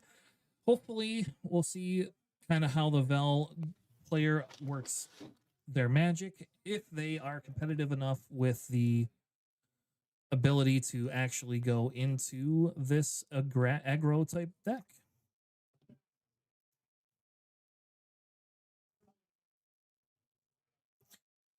Yep. I will go over. So Sam already kind of went over a little bit of the top 8. But we have one Aura Data Vault. We have a Piat Blue, a Lando Lake County, the 2 Darth Vader yellows, a Yularen red, a Val Data Vault, and a Mother Talzin yellow. So pretty well rounded out. We had, like I said, we had a couple of the people on the stream already. But I am excited to kind of go through and see what some of these decks pose. We did not get to go through the Val deck yet, so that'll kind of be the first deck. Like what are they going to play? Are they going to have a bunch of cool stuff? Is there anything different in there? I did see that they are added queens as an addition, which is hilarious because I was running queen in there because I think you should just always win queens. So. Looks like they have some Lost and Forgotten, some Protect the Pods, Direct Hits, and Hyperspace Disaster in there. So they are technically for space already when it comes down to it. I do not remember what his record is. Does not show me on this.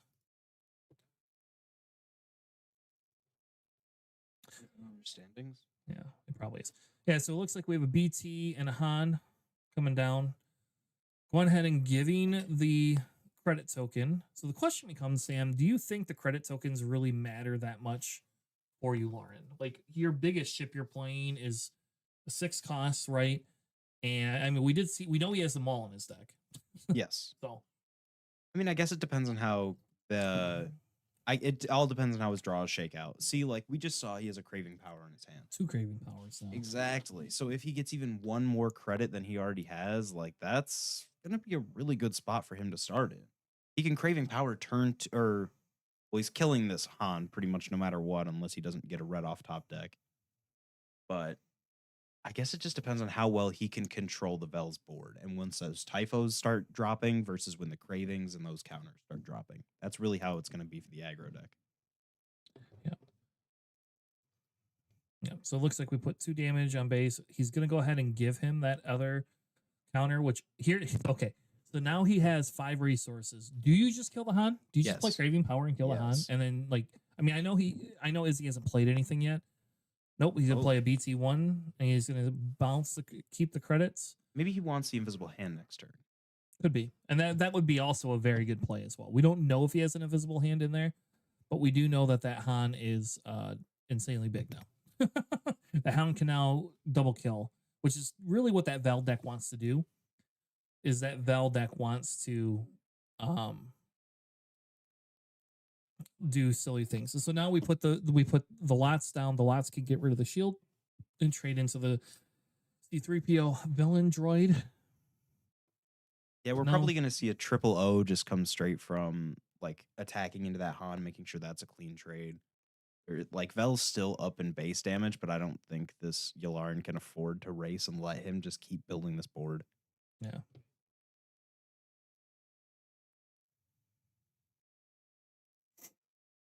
All right, so now we're at 6 credits, and again, like, do you? 6 credits? No, 6 well, they have 6 resources total, Sam. So they have 4 resources and 2 I credits. was like, what happened with this? No, Vel no. deck? Yeah, Vel played. I don't know what Vel would play to give them the credit.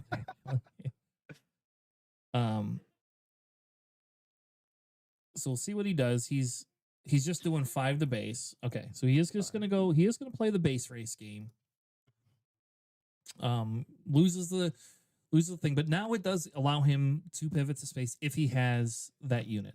I think you could have Craving Powered right there too, and killed that Han, and then had the other ability. But this is a good play too, like because this burns the resources, so he can't use his credit hate against him, and it's going to allow him to get a second unit out. So there is hopefully a droid in there. There's at least an HK in there. There you go. There's an HK. I don't think the HK is long for this world personally, but the HK is there. I mean, after this Han's able to attack this HA. Oh, Yep, no. there's direct hit. That's not good. Because now this Han is big enough where it can eat a Yularen on attack. So all he has to do is just trade with Yularen. Yep.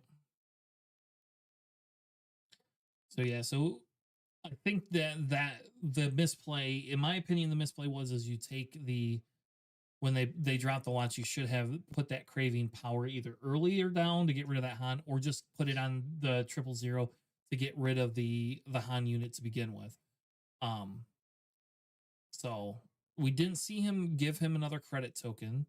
So we are only at 5 resources. But yeah, you can't flip your Yularen here without just getting it eaten. And I think if you're the Val player, you don't give 2 poops about you sacrifice Han all day long to eat, Oh, yeah. to eat that Yularen. You're playing the control game until you can just basically win. Ooh, Typho, Lando, and I almost said Village Protectors, but that's a Chandrillan sponsor. And a Lats. That's a pretty good hand for him to have on 5 resources. He has 3 different things that he can do. Yeah, so okay, so he plays a BT1.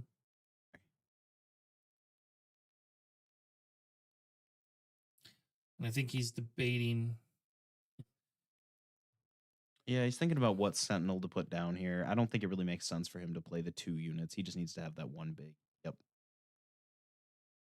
Yeah, he just plays the Lando, right? Yep. Or the Typho. No, he played Lando. Yep. Yeah, I think he just played the Lando because then, like, now if you flip Yularen, you can still eat Yularen, and you have your thing up.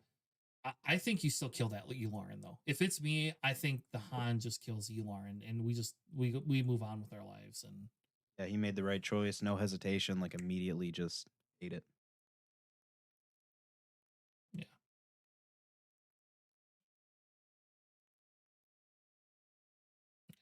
Yeah, I think without we know what he has in his side. We know he has a Commences, I believe, in the side, and like that's a great card, right?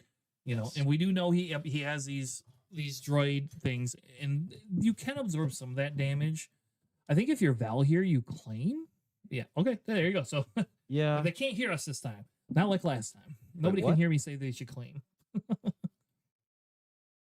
But yeah, I think you just claim because you don't care as much about the 2 damage. Your goal is really to is to stifle the board and then be able to bring Val out, and then you're just kind of teetering Val, and Val's your win condition. Yes, in the same regard, though, wouldn't it have been just as productive to just give him a credit buff this lats so it doesn't immediately die if BT decides to swing in and just sacrifice to get rid of that damage? No, I think you're fine because you don't care as much Oof. about that. The craving power is nice because it will just defeat that Lando, and now you have a unit in space. He's going to play a Lost and Forgotten. Yep, there you go, and get rid of it. There's And another one in hand too. basically, he does 3 damage to base and he heals 3 damage, so we're still even. And so yes, so Yularen should just swing into base and play and do the ping damage, with it. Yep, and he got it. Yeah. But it is a little bit riskier, right, to do something like that. Like it is risky. It's just, I don't know. I still think it's the right move, though. Yeah, I think this Vel has already won. He's let it get too late, and he has nothing on board. I mean, there wasn't a whole lot he could do with how it was being controlled and all the sentinels that was being thrown in his way, but like Vel just kind of thrives from here on out.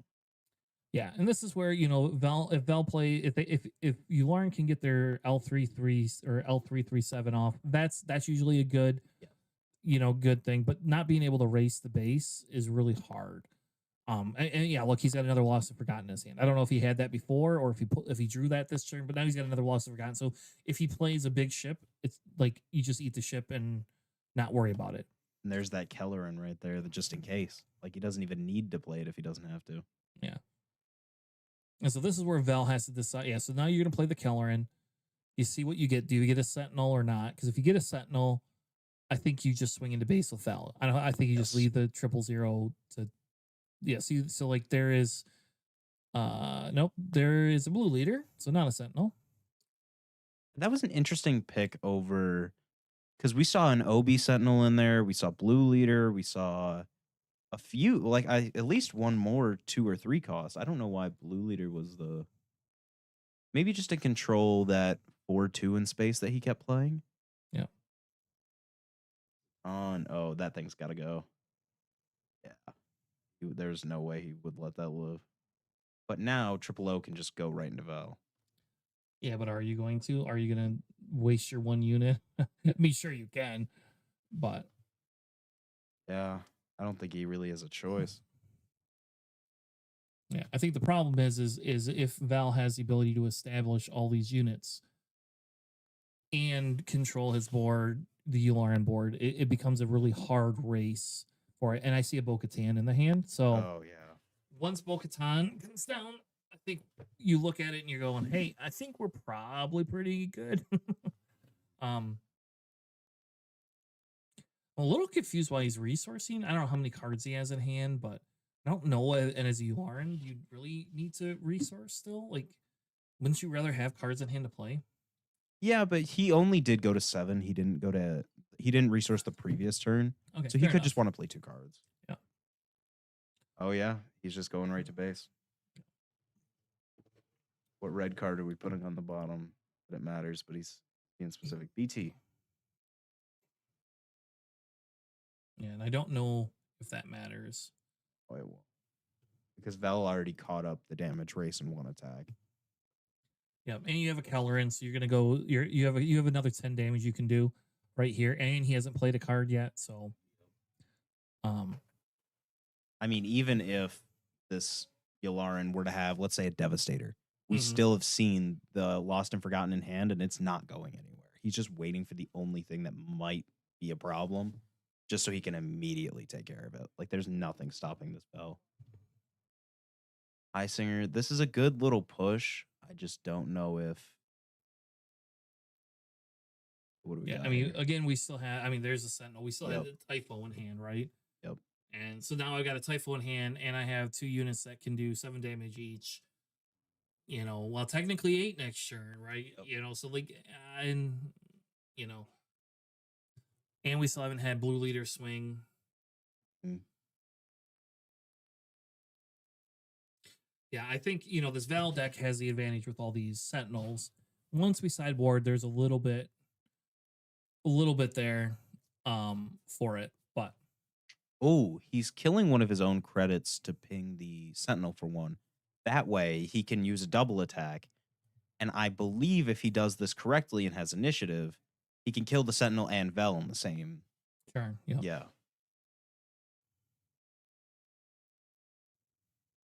Yeah, which will not save him completely, but it will stall the game enough for him to be able to get some attacks in for it. Oh, yeah. Vel attacked. That's.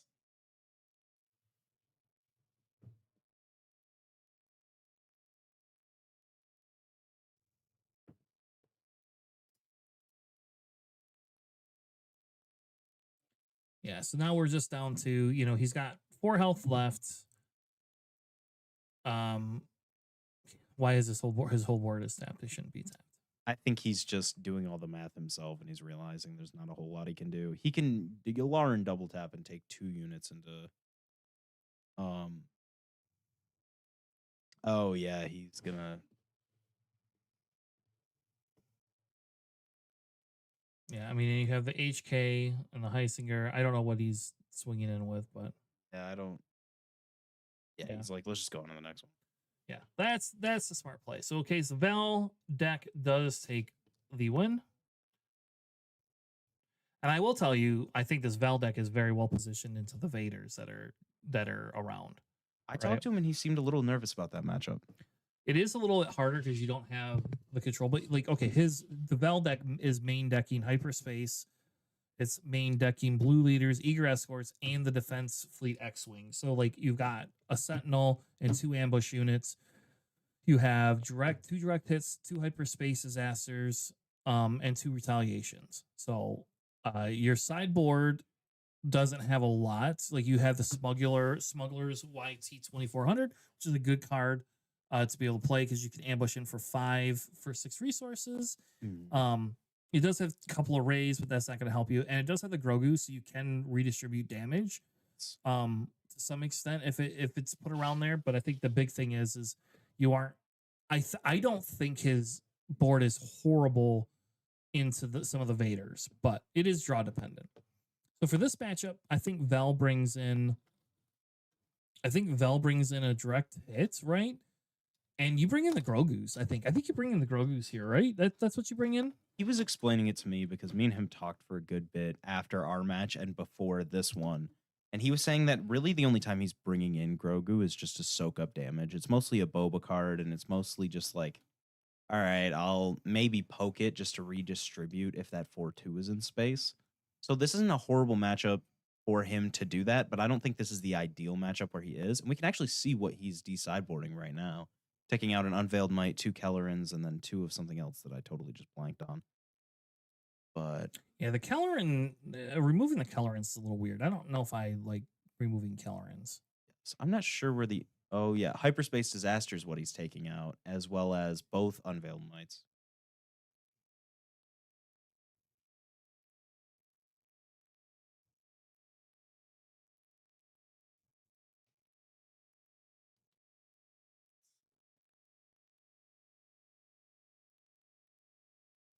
All right, so yep, we'll go on. So that's what. Let's look at the Yularen deck again, I guess, because I do think we could talk a little bit about maybe what the Yularen deck should sideboard in. You're talking about that Commence. Yeah, I think commence. Oh, this is the one that doesn't have commence. Oh. Is it? This is the Yularen that doesn't have commence, right? That's crazy. Oh, no. That's something that you need in this matchup. Did I pick the right one? This one has. This is the Battle Fairy one. Okay, so his sideboard stuff to bring in, probably the L337.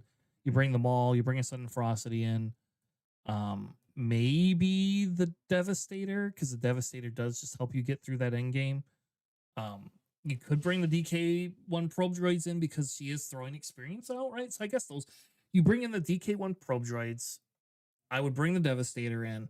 I would bring L337 in personally myself, and I would probably bring in the Maul. Because the Maul has an 8 health butt, so the Maul does not always lose to stuff. Yeah, I think if it's me, I think that's what I would bring in. I will lie and say I do like this Val Data Vault deck. I played a little bit of this. Yeah. Before.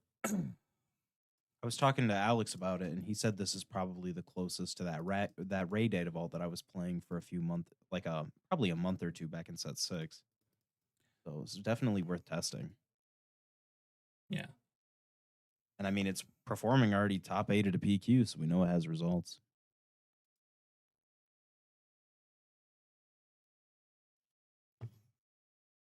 All right. So it looks like they're going to begin the next round. Oh, man. I'm tired.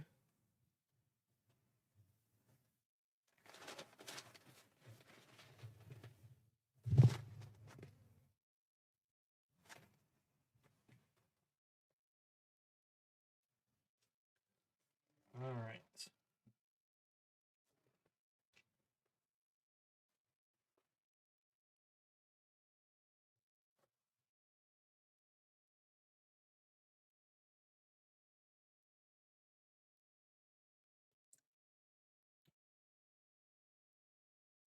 If you are just tuning in for the top 8, this is the Michigan PQ and Garden City at Excel, RC, and Hobby. If you have not checked them out, they have tons of RC products. If you ever, and if you want to come race, they have tons of races that you can actually come around. You can actually race. So the area that you see when we kind of go to commercial or whatever you want to call it, like when we go to the other screen while you're waiting for us to come back, that screen essentially has what the RC track is. So where they're playing is actually where the RC track is, which is actually a really cool setup. And I really enjoy that piece of it, being able to come in and play the RCs on other days off. So yeah, so if you've never been there, it's definitely worth coming to. We got a Leppy Lookout and a Dark Trooper.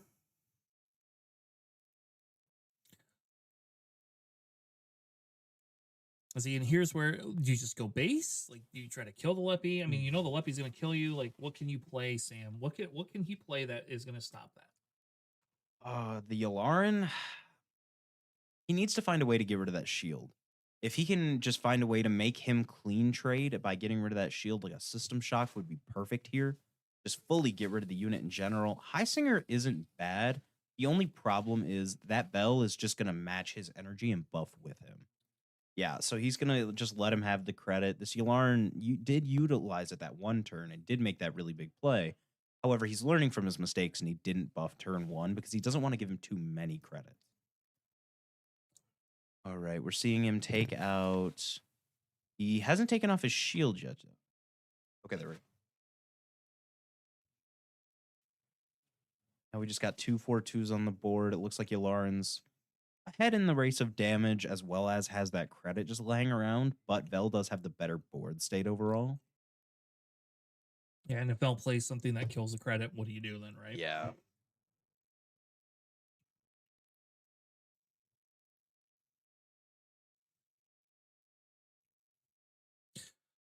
The conditional Sentinel, I think, is okay. I mean, because the question is if you play something that allows you to utilize Highsinger death ability, then you lose Highsinger, so you lose the 4 damage. And I will say the Vel deck doesn't have healing outside of the Lost and Forgottens, right? So once the damage is there, it's there. It's not like that Obi deck where it can just heal everything. So yeah, so we do see it just go to base, which probably is the better play. And here's where you just need if you had Aura, you could just kill that. Oh, that's right, he doesn't have Aura. He does have an Ezra in his hand, which I'm not sure why he didn't just activate the conditional Sentinel himself. Although I guess the Yularen did have initiative, so even if he did, it wouldn't have mattered a whole lot. Yeah. And there's that Leppy Lookout. That thing has just done so much work. Yep. It's taken both Imperial Dark Troopers now. Yeah. It does the 1 overwhelm. It's a base. Oh, he used the credit, so now he's back to just a normal 4 resources. Yep. Now he gets to heal the Obi. Yep. The Obi Sentinel, not that it matters. Gives him another credit, and we're going to buff the Ezra. He's making really strategic moves as to when to credit, when not to. It would be kind of bad for him if if we see an invisible hand right now, but that's just because we are looking at his hand and we're seeing no direct hit. He could be trying to bluff that at the table. And that kind of does appear like what he's doing. Yeah, because that's what he did last game, and that I think that swung the momentum almost instantaneously last game. And I bet that stuck with his opponent, and that's why he isn't jamming it as fast. Because if he had it, he would be throwing that on the table if he wanted to do it. Yep, and now we have an Ezra that's too big for the well, I guess is it 5 health? Yeah. It's a 5/6 right now Yeah. that also has raid 1. So it can again eat the Yularin if he like dares to flip out. Yep. And it looks like we're playing another Sentinel, I'm guessing. That was Mina Bonteri. We're playing Mina. Okay, so we played Mina. Well, That's that's fine. because he has a 2 and a 3 cost. He's just trying to utilize. He also has an eager escort. Not the best thing he could play right now, but it doesn't seem like he has a whole lot of options because his both of his other cards in his hand are very top hand. Oh, okay. So he is doing the invisible hand. He just waited to make sure that he used more than 2 resources or 2 or more resources, so there wasn't a direct hit. Mm-hmm. HK off the pole. This is looking like a pretty good board state for the Yularin. The only problem is if he flips now, he won't have that plot team protection. So I bet we will see some pass action of just him like trying to go the Ezra to finally swing. Yep, we're buffing the OB because OB's either going to eat the HK, which is probably what I would do here, just to make him have less units, or at least fully trade into the triple O. OB isn't a card you entirely care about going into the 6R turn. If you like, he does have Kelleran on 7, and that does look like a good play, but that's not anything that's particularly amazing right now, is it? No, because I think you have to deal with the thing in space is what you have to actually deal with. Yes, that is the big problem. So I don't know what he's looking at his resources for, unless he's trying to determine if next he's going to have a plot. Mm-hmm. So you're right. He does eat the HK, which again does make sense because he's still holding that. He's still holding that Yularin hostage. Yes. Okay, that's why. So he did that because he knew the Yularin was going to wait. Yeah. And now if the Yularin does decide to attack into either of the units, whether it be Obi or Mina. Oh, wait. Yeah, he only has the raid 1 on his attack, so Ezra is now dead, but Mina can also go into that. Because Vela has already claimed. Oh, we do see the direct hit the hand. That thing's probably going to be slammed as soon as... Yep. What do we got? Yeah, so if he wants, it depends if he wants to control now or if he just wants to be the beatdown. Because you could just swing Mina into Yularin and call it a day, and let him get the 6 damage to base, flip your Val, and then because you have a lot of things that you could mess around with. No, he's just gonna. You're right. He's gonna slam the direct hit. Yeah, he needs to just minimize all the damage that's going on to his base right now. Because if he does get too deep, it is a blue-green hero deck, which naturally has Restore, but it isn't one of the decks that has built-in Restore like Satine or Ray or any of those kind of things. So he's taking advantage of his strengths and trying to cover his weaknesses. Yep. And if he had an Unveiled Might, well, he has another, never mind. He has another one of those.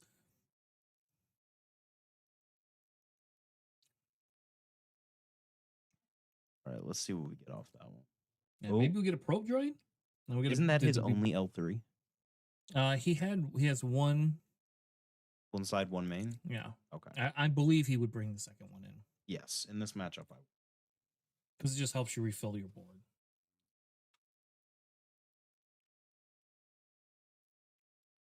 Seeing some contemplation.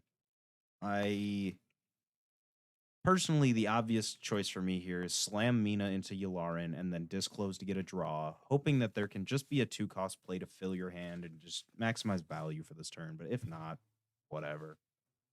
Oh, he plays that for free. That is a really good. Usually I only see that in Splash. Now he has to discard a card, and it's most likely going to be that Escort. Yep, it was. Interesting. Because now you force Mina to trade into Yularin. Yep. Disclose both. Oh, and that was a Bo-Katan. So he has top end galore from. Oh, that's what the Mina's there for. Is she can get the extra swung attack with Vel when she's exhausted, buff again, and then going into the next turn, it's +2 experience instead of +1.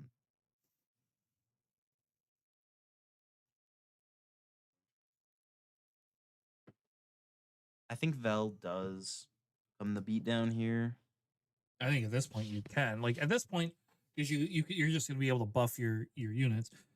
He can't play another invisible hand. Yeah. Well, one's already dead. We do see him resource up to 7. Yeah, I don't think he'll stop resourcing this game unless he hits like.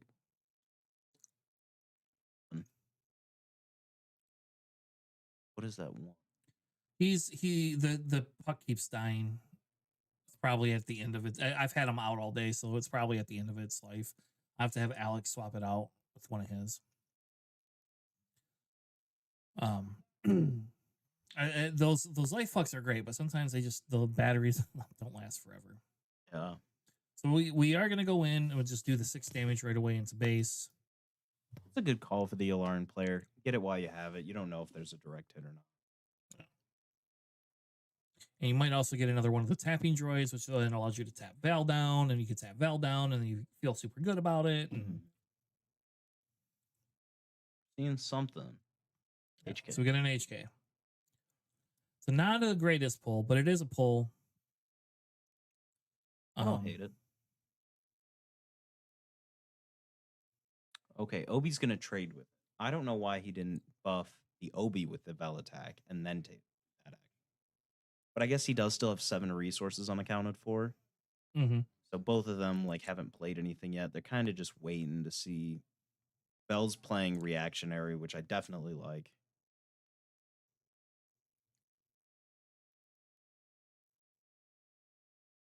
Yeah, I think you were right because I was calling the moves that he was making, but you were saying the ones he should have done. He needed to be the beatdown earlier, it looks like in this one. Yeah.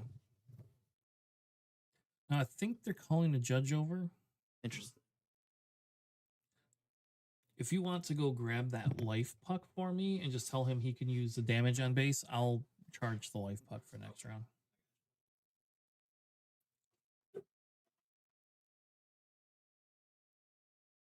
Yeah, so we don't know exactly what they're waiting on. We do know they have extra time. So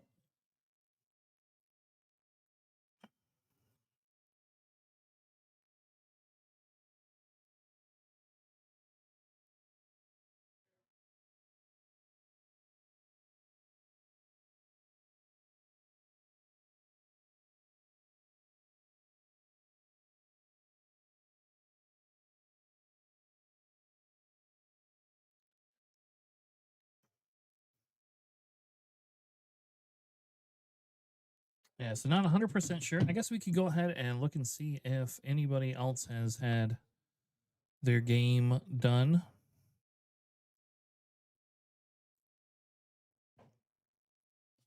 We had the Tony. It looks like Tony. Well, not a sheath of Pete.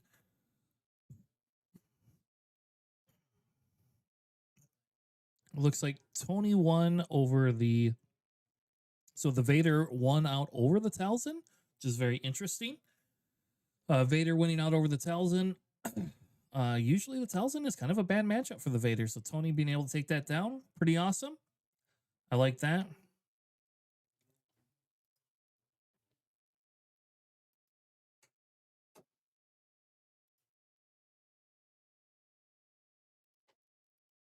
Judge was looking something up. Figure out what they were talking about. Oh, that's not.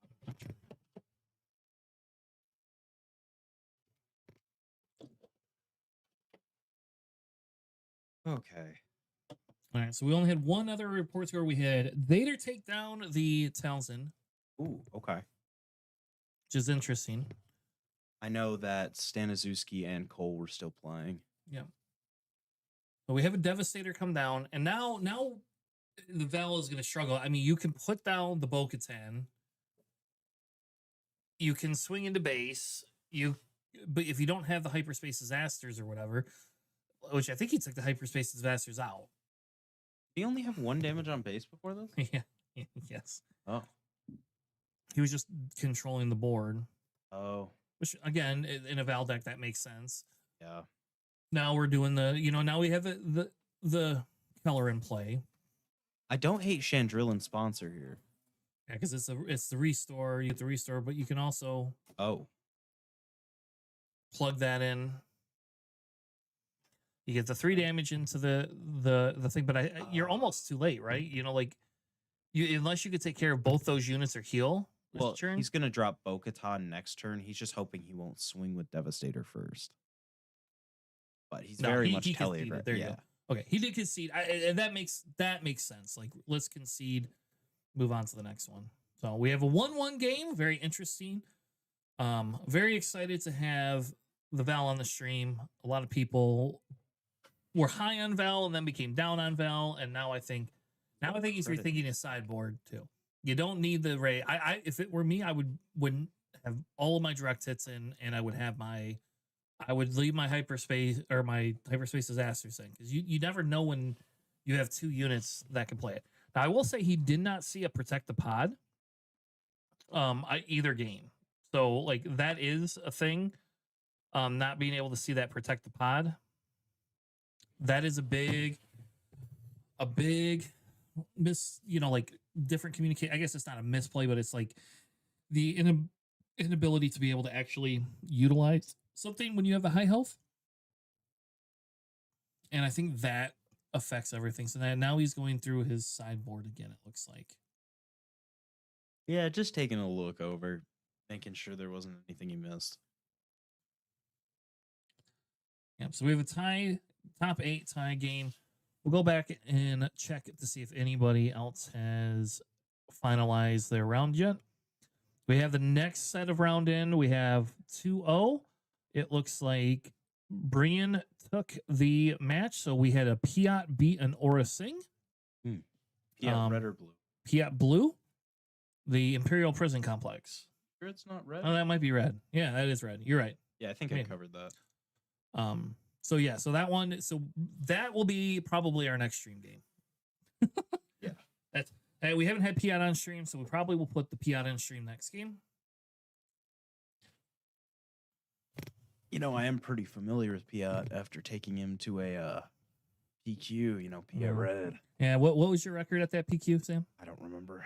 I think I do. I think you were like 2-4. It was something pretty bad. Yeah, It was either okay. 2-4 or 3-3. So how familiar are you with that deck? Are you?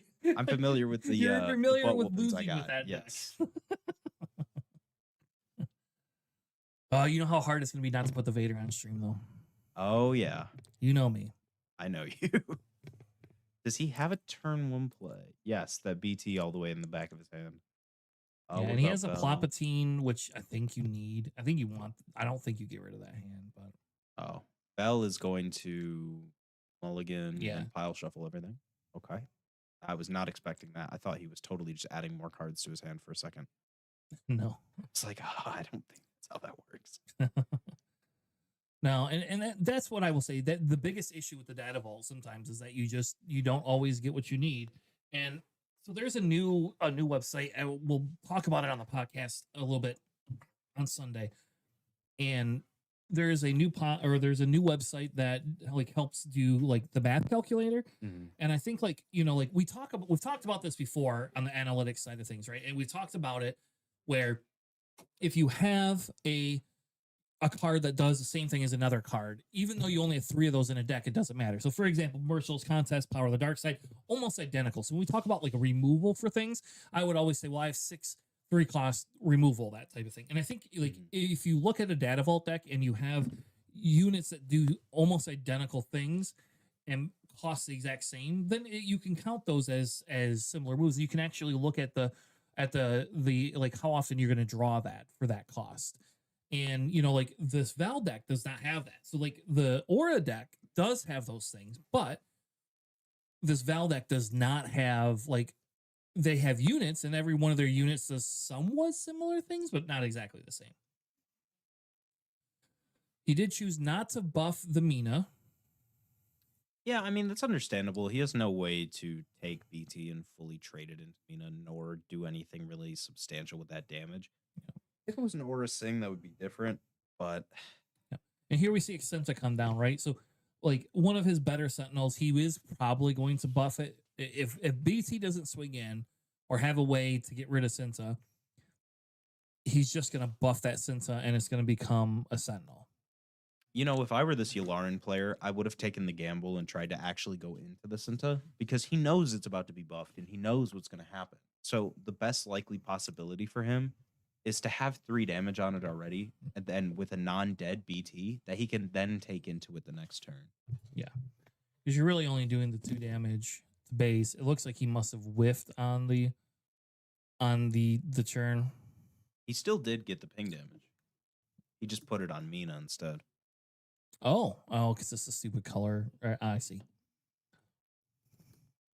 Yularen is going to have initiative, which is actually a really good position for him to be in.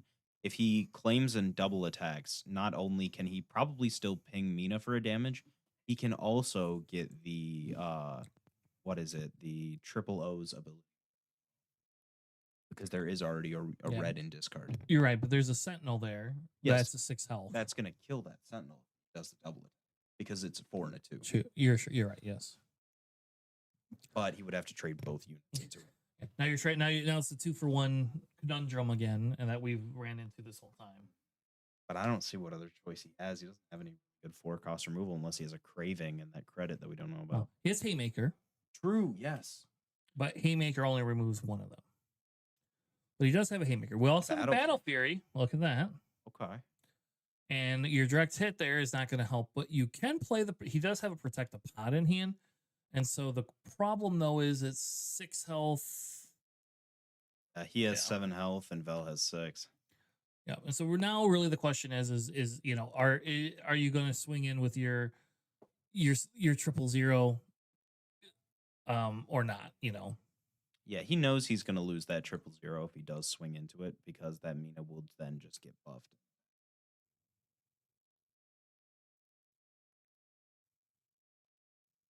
Yep. So they're going to buff the Val. It means it has enough health to survive, or the 000 has enough health to survive. Must not have any cards in hand. Is going to do the double trade. Oh, he did realize he missed discarding the card. Yes, and then I believe Mina's also looking at what to disclose here, even though there's only 2 things that he actually can disclose. But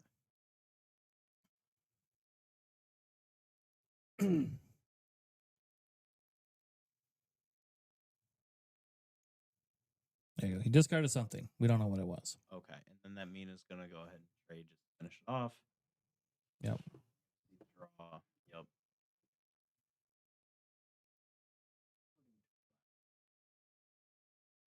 And technically, he should actually have 1 damage on base because of the HK. Yes, and I think they did catch that. Okay. Don't mind. Oh, wait. He had it down before the Cinta died, so 2. There you go. Well, there was a restore 1 for Mina. He was at 2, went down to 1. Oh, I guess the Mina trading in counters Yep. its own restore. Oh, so he just plays the Ezra naturally to become a threat. I don't hate I mean, you don't really have anything else to play anyway. True, and like 1 buff does again put that Yularen like back in the corner. Be a little hesitant, but we did see in the opening hand that he did keep a Chancellor Plotpatine. Yes. So we probably are. Oh, I forgot he had the credit. We're seeing an L3 bomb on the flip turn. Yeah, and I think that L3 is actually an underrated card in this deck. Yes. It's one of those, and I wonder if the Piat red is also running it as well. I mean, you could just play there, and there's a tap, so now you could tap the Ezra.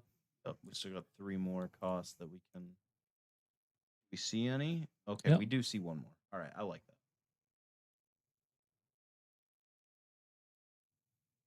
Yeah, but now Yularen has a very large board, and you can. The question becomes: is do you flip now, or do you just wait so you can play the Plotpatine next turn? I mean, the Plotpatine is more of just to insulate so he can't get eaten right away. So like now that we have all these other things on board, it doesn't matter all too much. He takes the action to buff. I would flip with Yularen. If he plays a card that I really don't like, I would claim and then start with a double attack. All right. Well, how much health does Ezra have? Ezra is a 5/6 right now with raid 1. So you know what kills Yularen? Ezra. But Ezra's exhausted. So you know what else kills Yularen? I'll protect the pod. Protect the pod. Good call. Wasn't thinking about that, Yeah. but we have seen that in his hand. Yeah. So now he's got Sentinel. So now you don't flip Yularen and you just claim. Oh, so we did see the Vel sided Oh, in he is gonna- retaliation. Yeah. He is gonna here. He is gonna flip.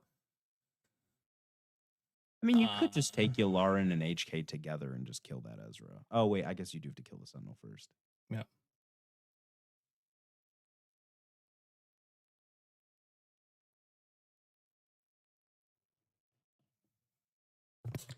So it's not the worst trade, but not also not the best. And now it doesn't. Now if his Yularen dies, right? Like, I mean, so be it. You lost Yularen because an Ezra swung into him. But you have a pretty big board right now. I see he's not resourcing. So the Ezra will just go ahead and eat the Yularen, which does protect the pod offline. And I will say, like, there is 4 units that Yularen has. So with the 4 units, I mean, you could push 5 damage to base before Val flips and can do anything about it. Yeah. But I mean, 5 damage is still a handleable amount. And there is still the protect the pod once Vel flips. Yeah.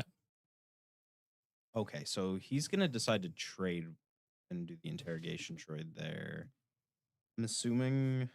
Okay, yep, Yaddle, because we can still get a protect the pod in a minute, whether it's with the Yaddle's HP or whether it's with the Vel's. He's obviously planning to kill something as soon as possible. Yeah, I think I don't think you trade into the Seattle, but I guess you could if you were worried about if you're just worried about that protect the pod. I mean, I guess you did see it. So that's the same here. Is I don't know what that what is L337? Is that 3 damage? Yeah, it's a 3/2 hidden. So it's the same thing as like you just take that into Val, right? Yeah, he Arvels here just to make sure the Yaddle's dead, get an extra ping. Like, that's not a horrible move.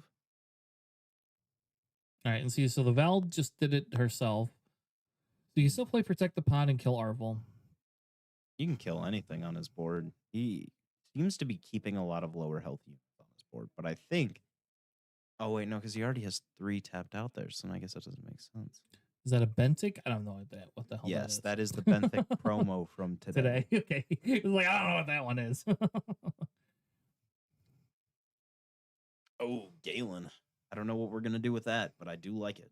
We're going to resource it. That's what we're going to do. Yes, we are. Okay. He don't want no Galen. We have 2 Mothmas in hand, 2 Protect the Pods, something else. Direct hit. One Protect the Pod and 1 direct hit. Yeah. So I think he's debating if he's going to resource. So what it tells your opponent is you don't have Devastator, right? And like now he's not going to. Now you're so far behind, you might not be able to play the Devastator for a while. Nothing on 5R you're really going to be able to drop to turn this situation around. He didn't even resource to be able to play another L3 if he had it. Yeah. So he has Haymaker is my guess. Nope, he has a interrogation droid. Okay. Okay. He's just going to use it to tap Val. That's his entire turn. Yep. Oh, Mothma.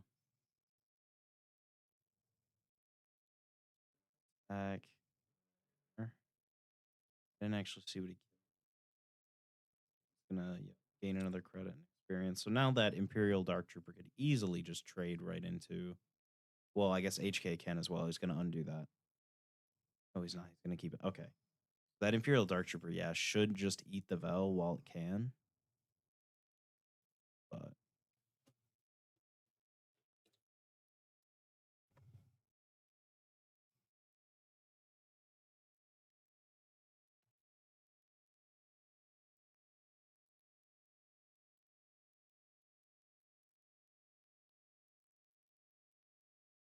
All right, we have a system shock.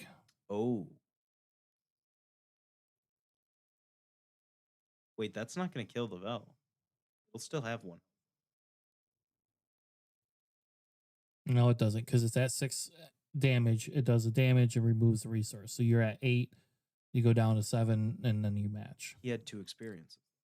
You 6 remove damage. you remove an experience token. But it has 7 base health. 6. On Vel? He Vel's a had 4/7. 6. He had 6 damage on there. Yes, plus 1. So that would bring it up to a 5/8 natural stat line. You only did 1 damage to bring it to 7 damage. And you defeated a thing. So you had 2. You you're- would go down you're- to 1. Yeah. I don't know. I'm gonna trust that they did the math right. We'd have to watch it back. I'm pretty sure that it had enough damage that it could be done that way. All right, so we did swing in with the rest of our unit. We have Mon Mothma taking out the L3, is my guess. Mon Mothma has Restore on her. Yes, restore 3. All right. So I was wrong. I did not know this. I didn't know Mon Mothma had Restore. So I guess Val does have some Restore. You should have corrected me earlier. I didn't know that it had Restore. Well, we were talking about a natural restore deck rather than a deck that just has some. Because like Chandrillan Sponsor also is a 2/3 with restore 2 that they run. See, that's very risky here, throwing that Thunder Ferocity out there. Yeah, it's about to learn why. Well, we have I mean, we got trade. Lando. I mean, it's still. I mean, the Lando stops the damage, but it still can kill the Lando. Yeah, but it would have to fully trade.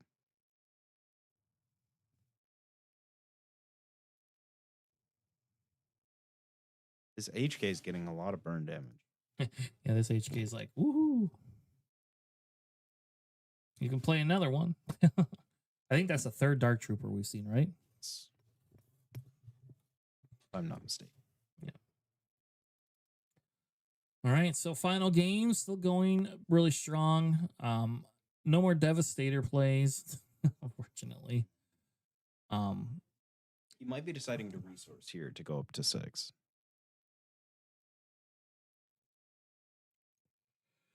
I think the problem is you need resources to play cards, but you need cards to play cards. He doesn't seem to have a whole lot, or he might be just building to Eggnog. But Agnag?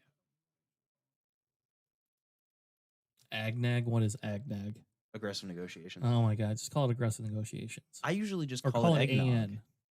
You can say AN. I call it Eggnog. It's not Eggnog. That's with an E. Yeah, but it's still. It's not. Don't make me hit the mute button on you. I have the ability. I can mute your ass on the stream. All right. Anyway, so we see the HK trade in to the Vel finally, or not the Vel, the Mon Mothma, and I bet you they're gonna play another Mon Mothma. Oh, there you go. Yeah, that's just a tank. We do see an aggressive negotiations in Ryan's hands, so that's why he hasn't been resourcing. He just wants to keep as much as possible if that ever does become available. Yeah. There we have a claim. He doesn't have anything else he can play. Oh, Nope, he does. He has an HK. oh yeah, he was debating if he wanted to use it. Because now you're down to 1 card in hand. You're gonna draw 2 more. Your aggressive negotiation doesn't do much. Sucks you got a Palpatine. I mean, like, I think you keep the Palpatine because you need units. I think the problem's gonna be is like if you trade into here. Oh yeah, he didn't play the Palpatine to begin with. I mean, it doesn't give you the spies, but True. what else are you gonna do? Like, you don't have that many other units. And if you can't, and the problem is you can't get this thing off the board. It just keeps healing all the damage you're putting on there. Yeah, he's looking through his discard. He's seeing all these duplicates. Like, I'm sure he's probably just waiting to find a invisible hand or a craving power or just a buff or a big unit or something. And he's really just not been getting that. What he needs is his maul. Yes, if he has it. Yeah, he does have 1 maul in the sideboard. Well, I mean, if he decided to side that in, Yeah. we don't know. And play the Ezra, heal the damage. Good move. Hopefully the gate doesn't go to time. Oh yeah, you work caffeine, I guess. Whew. Hey man, I'm off an all nighter. I don't. You're nuts. I went to bed actually pretty early last night. I was in bed by 12:30. Oh, that's. All right, so we do 2 to base. Oh, And now we put down another sentinel. this is like an impenetrable ground defense. And I think we also have, I'll be honest, I think he has a bow in his hand. I mean, if he does, that's just nothing you can really do against this, let alone another big thing, whether it be a Keller and a bow. Yeah, and if he doesn't resource here, which I don't think he is going to, like, I think now you're saying, okay, hey, I don't have the invisible hand. Because the only way to play the invisible hand is 6 resources, right? Like, you can't, unless they hate the ship, which seems silly. They hate that ship as heroes. You could play it off suit for 3. True. Good. So he's going to use aggressive negotiation. It does get up to 16 damage. And then we heal 3, so. For a minute there, we did.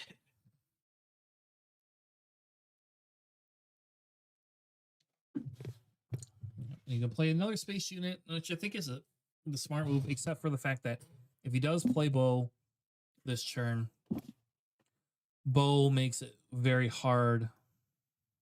You have 5 resources. How did he play 2 3-cost units? He didn't. The 1 was already on there. I know, but there was an aggressive negotiations. I don't know, maybe there's a hidden resource we don't see. Yeah, it could have been a credit too. Yeah, well, there you go. It's a credit. That's what it is. So then it does a 3 damage. He puts only 1 on base. And 3 on Ezra. We're going to play direct hit. Oh, so we soaked all the indirect on Ezra, but then took the HK ping. Yes. And now he's going to put it all on Mothma. You know that the actress from Mon Mothma played with the KTOD guys. Now she actually knows how to play this game. No, I didn't know that. That's hilarious. I don't think he's even played in Val's played anything this turn. No, okay, no, he did. He did. He must have played something. The eager escort That's right. and the something else. And the protect the pod. All right, so I do see a craving power in his hand. You could craving power. It doesn't kill the sentinel though, but it does kill the restore at least. He's not able to alleviate a lot of that pressure that he still has on board. Like he's still representing 10 damage right here. That's a big problem with that type. Oh, yep. Yeah, just every time he builds something up or is able to do something, it's immediately knocked down. Yep, hitting in for the extra damage. That's 7 days. Oh, wait, no, that's 11 days.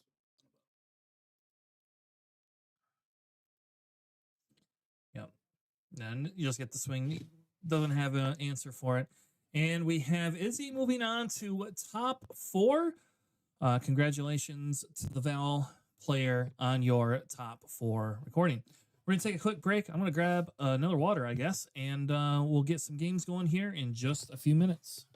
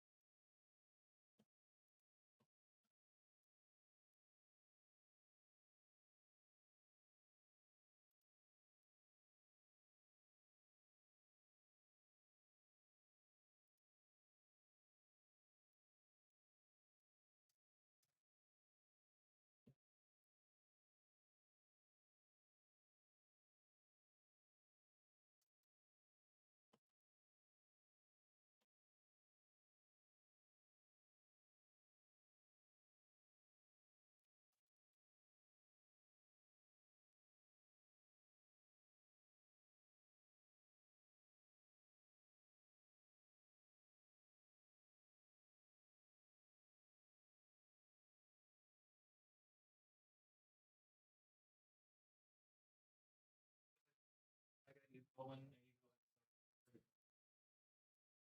You want me to leave this open for when you come back?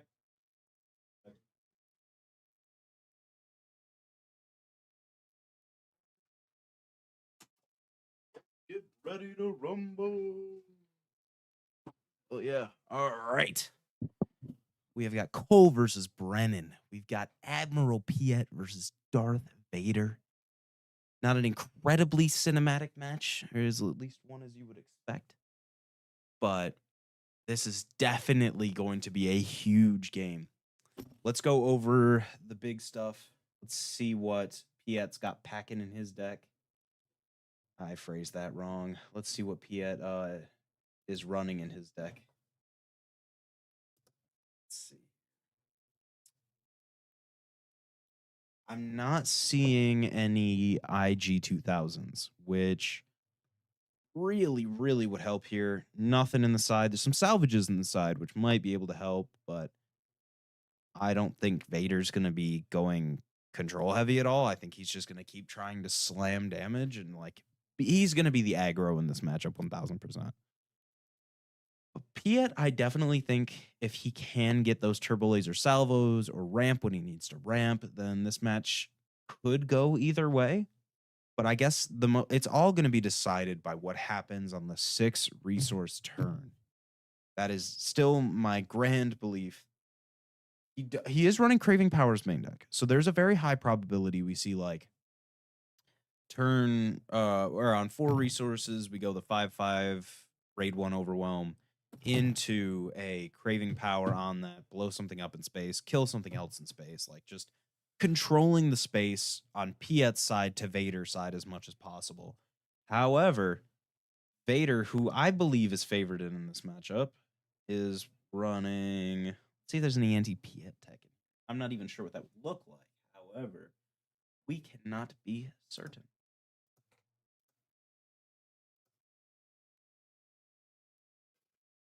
Oh man, we got a Garindin, we've got Yellow Galen, got an absurd amount of tribal space, but I mean it's Vader. What did you really expect? Already went over the contracted jump master. We are seeing a lot of the 2-drop, but we're not seeing Kajimi like we saw on the other list. I personally am on board with that. I don't like Kajimi. All right, we're getting straight down with it. We're going Gonk, Forge Stars, double 1-drop opening. That is what we like to see from the Vader standpoint, at least. I know Tanner's gonna be hyped once he sees that. Oh, and we just saw the Palpatine go into the resource row, so we know he has that for later. All right, folks, you better get excited now. Are we gonna see a turn 2 5/5 raid 1 here? That's very possible. I mean, we see a Gonk action, or we see a Gonk attack to start. Oh, all right. Giving him the Galen. That was not a beer. I'm just going to openly state that that was not a beer. It was just a diet soda. I love that you had to practice that. All right. Arvel coming down. Not really anything that he should usually care about, but see it anyway. What do we have in the... I'm seeing a lot of similarities between the droid packages with Yularen and Piet, because he's also running Invisible Hand with the interrogation droid. It seems very kind of similar. One just feels more like mid-gamey, throw big stuff out, and the other's just hard aggro. Yeah, that's the Yularen. That's what the Yularen wants to do, right? Is the Yularen wants to be the beatdown every single time. Yes. I think this Vader deck will have the advantage until they start playing big space units, and then it's going to become really hard. And here's a good ramp piece, right? Yep. I'm very sad he didn't look at the card though. Like, how do you not want to know what you just resource? But yeah, so I think, I don't think this is an unwinnable matchup for Vader, but I will say like the Piat has a little bit of an advantage. depending. The Arvel's there not for the credit thing. The Arvel's there just because I need to have a lot of bloody space things. And the big thing here, right, is so we wasted an action bringing Piet out, but it makes sense because now you can discount something by 3 next turn. But you are going to eat Vader's. I do not think Vader swings in for. Oh, maybe he will. Okay, so he is going to swing in for the 2 versus claiming. Well, there's a Galen on board, so all of this has Raid 1 and Saboteur. Oh, okay. I didn't see the Galen. Okay, well, Yeah, it's off below the Gonko. That was All on turn 2. well, that makes sense. And so the Vader is going to have a very I don't know unless if you have Red Sentinels. Did we look at the list? I didn't look at the list. I went over it a little bit, not a whole lot. This is that Vader list right there. Yeah, I'm more interested in what he's doing in that Piat deck. But All right, we just see a Devastator coming down and almost wiping the entire board there. yes, and that's why. So that's why I didn't know if you claim right, you have the ability to do. There you go. See, like you have the ability to do some other crazy things, with it. You do see the trade. The question is now: are you going to forego your 4, 5, 6, 7 damage on the ground to take initiative to kill that clone trooper? Well, he can just as easily take his unit right into the Devastator and clean trade, but there's no reason for him to do that. Yeah, so I definitely think the Devastator eats the clone combat. Yeah, and I do think like if you put Vader on the ground, you can. There's a couple things you can do, right? You could flip Vader out onto the ground. Oh, What? Turbo Laser Salvo in the hand of the Piet player who's about to wipe the board of the.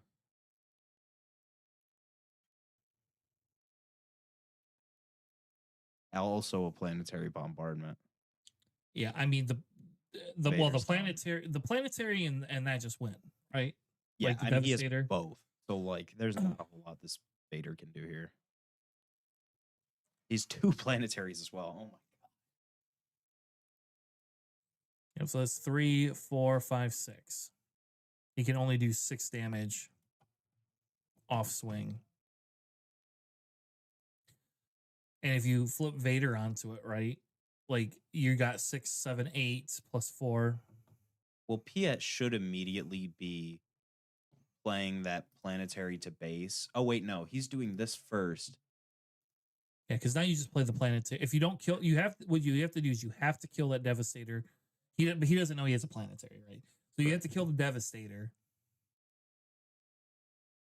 Because if you flip Vader onto there, you play planetary and win. Because it's 12 damage. A Cinta would go really hard right now. And you don't run Cinta and then.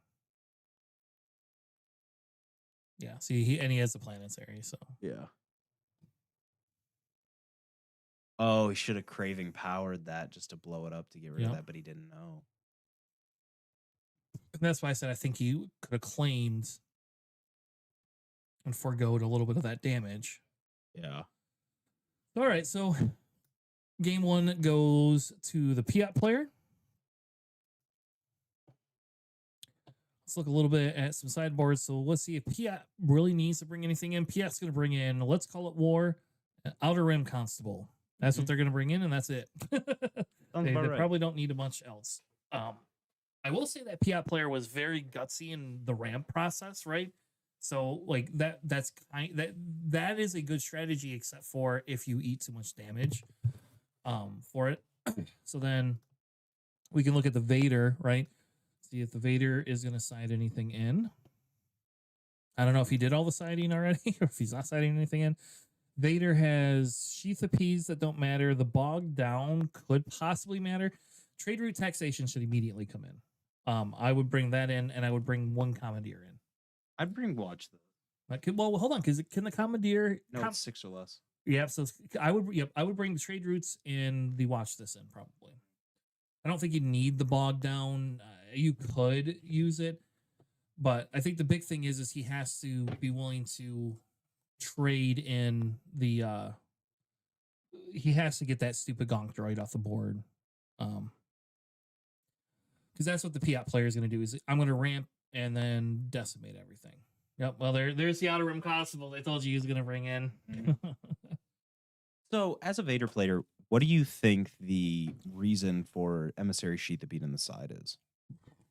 So if you're playing against like the Luke Data Vault deck, it's that extra health against a Chewie and against a Boba. So against a Boba, it allows you to throw the indirect damage on there, and you don't really care about giving them the extra thing. So really, it's genuinely more for absorbing damage than anything else. Like we run Sheath of Pete in Chewie specifically because of the damage that you can absorb on it, right? Yeah. Because you can't blue leader it, you can't. The only thing that kills it is the Eager Escort right off bat. But other than that, it's not that great of a card. A lot of Vaders were actually running at main deck before, so Fair enough. this is our top 4 game at the Michigan PQ. Thank you all so much for joining us. This is top 8. Yeah. Because I don't know how to change the overlay. And Sam obviously didn't either. It's the top 8. There you go. Your top 4. Both these players played in the top 8. But yeah.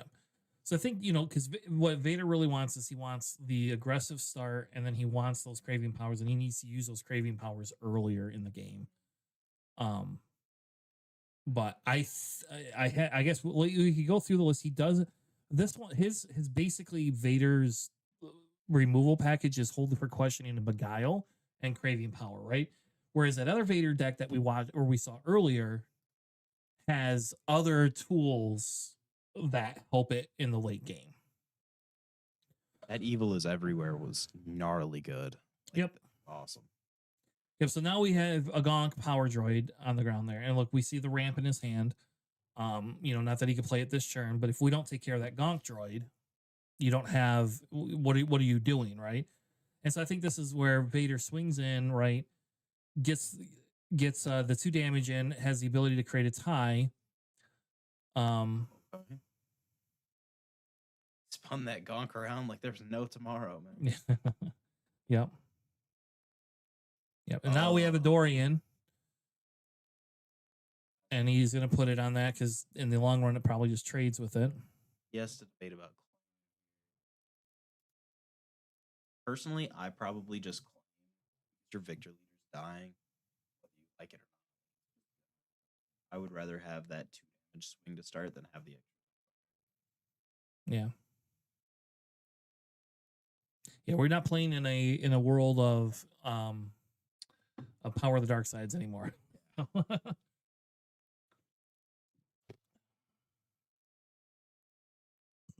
But yes, Piat can be a pretty bad matchup for Vader.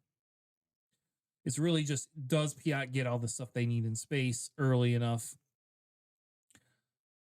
And can Vader push enough damage? Yeah.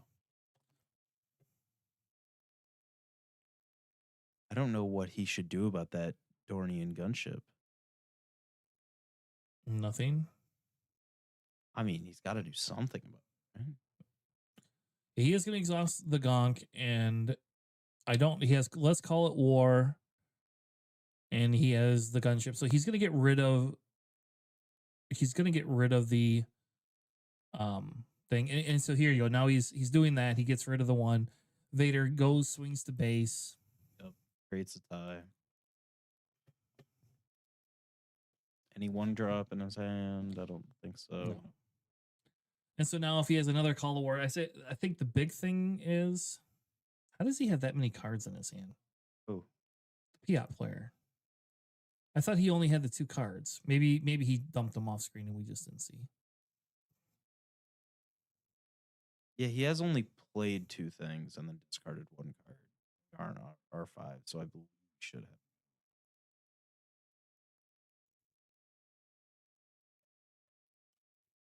He didn't take the 1 to base. There you go.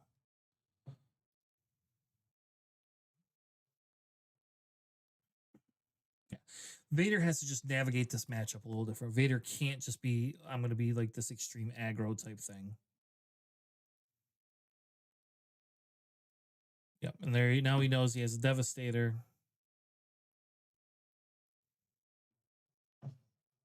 And that Devastator is Did it just- just so nasty. Oh, the Gonk gave it the extra reduction.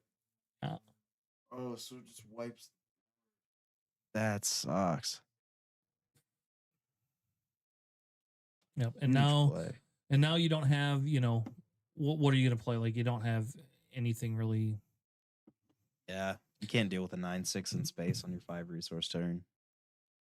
Because now even if you craving power, you don't have the ability to kill it. You could, but you'd only get half the damage on it. He is going to go ahead and go wide again, but I think the Piat player just pivots here, and I think the Piat player now just becomes the beatdown. Well, if he turbo laser salvos like just as soon as he rebuilds his board or planetaries here again, like he did before, that's I think it's the planetary you have to worry about. The turbo salvo will hit his own Devastator, won't it? nope. It's only your enemy's arena. Mm.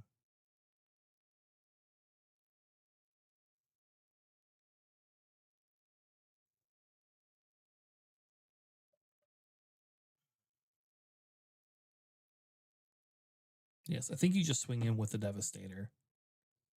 Yeah, probably. I mean, we don't know what is in Brennan's hand. Now we know there's a laser turbo in there. We is do know there? that, yeah. And he does flip Vader on the ground, so now it's going to force him. Which arena do you want to wipe? So they're only on 6 resources. You can't afford it yet. That's true. You can't afford it. I'm dumb. You can't afford it. And if he had that planetary, he would have jammed it by now. Yeah. Because that has it precisely enough to just wipe his entire board for 12. Yeah. And this is what a smart player will do with their Vader. They won't throw him on a ship just specifically for it all the time, right? Yep. Now we have a craving power, and that just takes care of the Devastator, which is really the big thing here. You still can do the super laser, but it doesn't kill Vader now. So he's probably going to do it in space just to clean up anything that Cole does put down there. Because if he does do it in the ground arena, he still has to throw like Fiat into it to fully clean trade and to fully kill him. yeah. So I don't think he's going to sacrifice his entire board for it. Unless he has. Yep. And who knows, maybe he draws into another Devastator. True. He has 3 resources left, and I think he's debating on what I think he has a Let's Call It War in his hand still. That's a good play. That wipes both space units. Yeah. Yeah. And that's what I think you just do, is because you just have to you have to clean up. I mean, Cole has taken back the lead on damage.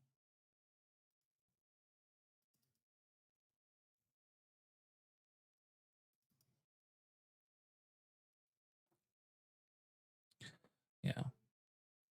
Invisible hand. Good. Yep. So now we have the invisible hand coming down. And this will what he's looking for is a tap droid. That's what he's looking for. If he gets a tap droid and immediately just taps it down, and that's good. He got an HK though, which is not horrible, except for there's no units.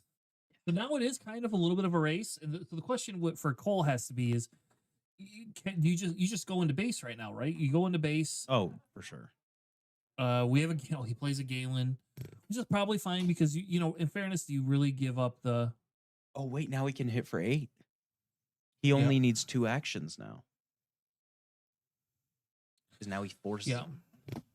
Now he forces the claim, yes. And now he drops. He empties his hand. Oh my God, Cole might be able to turn this around. So yeah.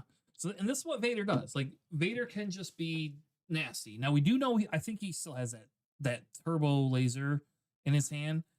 It won't finish it. I do think that finishes the Vader, right? Nope. Yes, it does. It only had 1 damage on it. It only took 6 damage. It should have 1 health left. That's you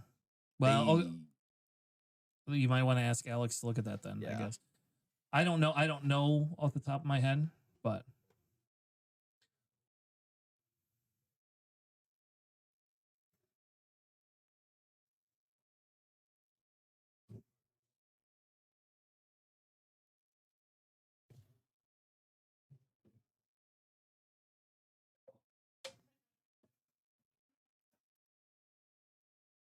So we are going to play a Palpatine anyway.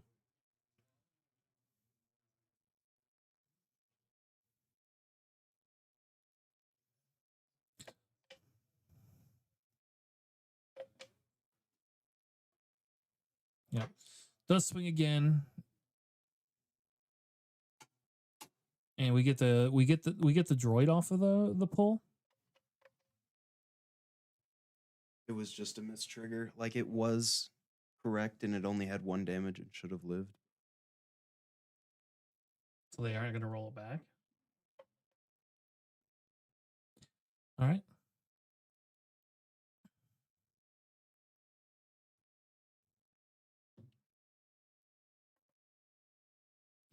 So now Cole has a naked board, and this does present a little bit of a problem for him. He is going to use that. He could tap down a ship. Maybe he has another card he can play. This does get him out of lethal range for now, though. Never mind. That puts him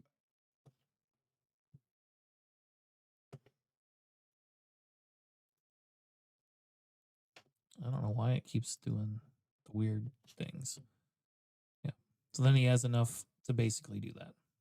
So it looks like the Brennan, the Piat player, is moving on.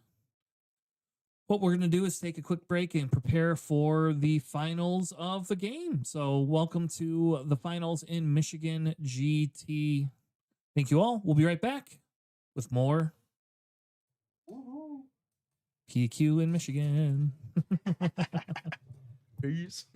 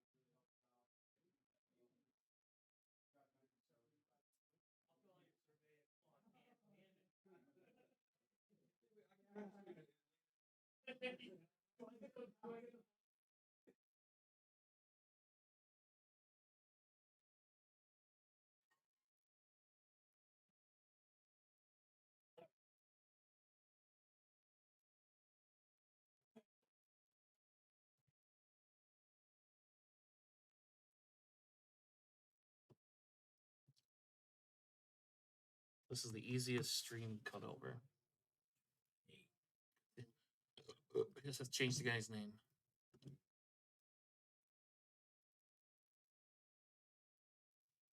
All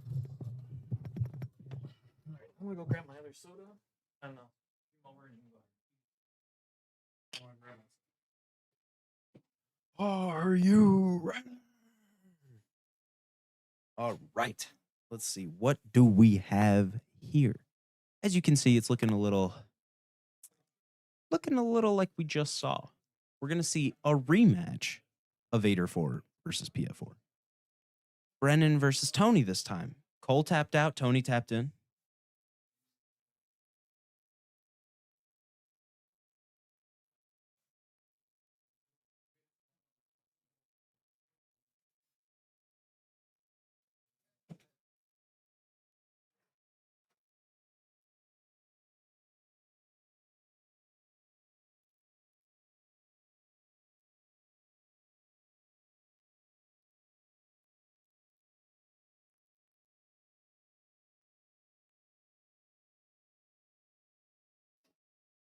Oh, wow. We are already gone and going for it. So we have Vader starting with a space unit, Piet matching with a ground unit, Piet taking initiative.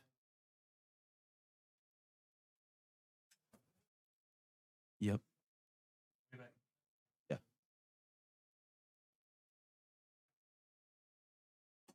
All right. What else are we going to have? We got some draws. We got Piet's got a gunk and an HK. That'll be good for the 4 resource turn. He can just swarm. Assuming that he doesn't get the 5/5.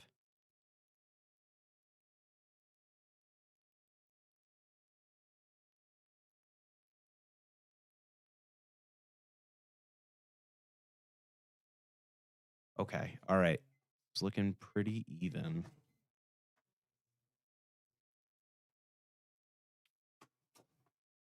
I can't exactly. Oh, it's the lurking snub fighter. All right. Man, they are going fast. Yes, they are. Like, they must really want to go home. They're going faster than I can commentate. All right. So we have not 20 health on Vader's face. I don't know why. Why it's doing that.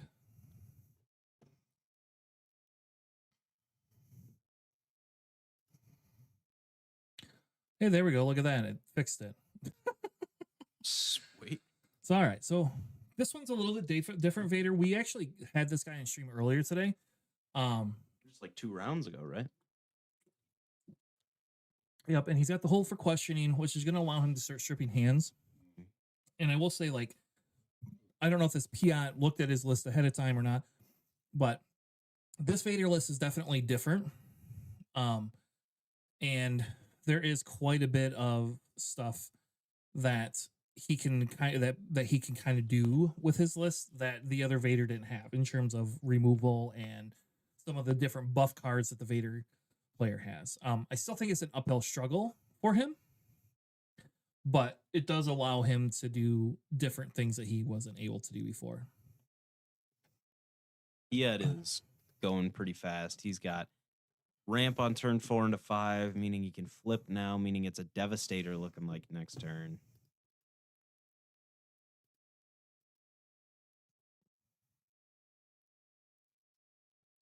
Yeah. And which means he can wipe the board, you know, if he does do that, like, but he has to play. So that's the thing, is he has to be able to swing with the gonk first to be able to do that, though. Because he still is only at 6 resources. So plus Piet is out. Oh, PS out? Okay, well then he can 'cause just play resupplied Devastator. carrier on 4. Yeah. Yep, so then technically you can play your Devastator if you want.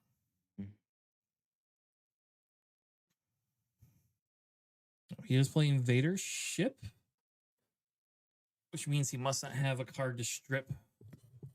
Ooh, yeah. He needs to take that out before the indirect so that he can kill more things. I don't know, Tater. What do you think is more of a problem? If he devastators and he's doing the indirect, he's obviously putting it on the units. Are you putting it under the 2/2 and then taking out the tie and putting one on the snub, or where are you doing the indirect as the PF player? I'm doing it. I would do it to the shielded unit just because you can't let that shielded unit live. Yep. So it kills that. Yeah, and then I'd probably kill the 1/1 tie just because I can, and then I would put one on base. Okay. Good call. Um, Yep. See, all Yeah. the same lines. yeah, and that's only just because of the fact that with that indirect damage, you have you have the ability really to kind of race and see the Piat player here is going to forego, which means he has a planetary in hand. That's what that means typically. Yes. I'm also opening another soda and not a whiskey or beer. I don't think anyone was assuming that. I I think think you you just were. really want it. I do want a whiskey. I left my whiskey at my buddy's house. I don't have my whiskey on me. And should have brought it. Now that would have made this a fun commentary. All right, so he has another Dorian. He does not have what do we call it? The planetary. Yep. But he's able to clear it all the yeah. same. And then that does leave, even if you flip Vader onto this ship, right? So now it has 8 health, right? Is that what it is? Oh. 3 and 6 is 9 health. So you're forcing the Devastator to trade with it, is what you're kind of doing. Well, he's exhausting the entire space arena. 2 snubs.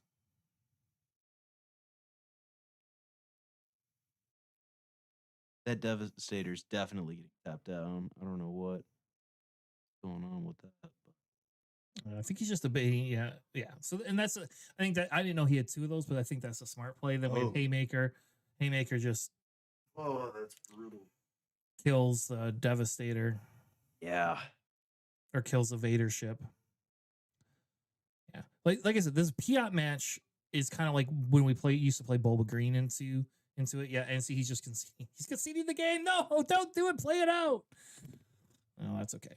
It has been a long day. It has been a long day. This is the top 8 of a PQ. So the Piat player takes the first one.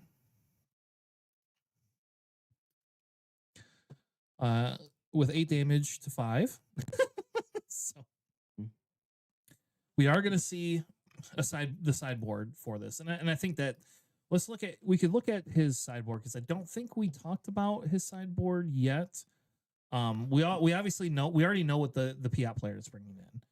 He's bringing in those constables, right? Because the constables are the easiest thing that you can bring in.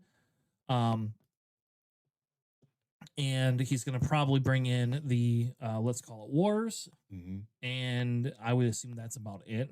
The Vader player, on the other hand, has some bog downs, some craving powers, tear this ship apart, and jamming communication. And so I think the Vader player brings in the craving powers, right? Is going to bring in the jamming transmission. Probably tear the ship apart. That's probably what you bring in, but I don't know for sure. I don't think you're lasting that long. True.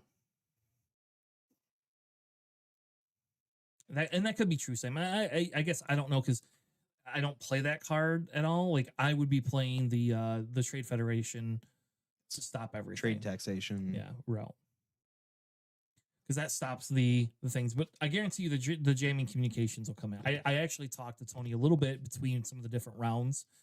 Not before this round, but earlier before it went in Swiss and was talking to him about his sideboard choices. And one of the things he brought up was a jamming transmission jamming card is a really good card for him in this format.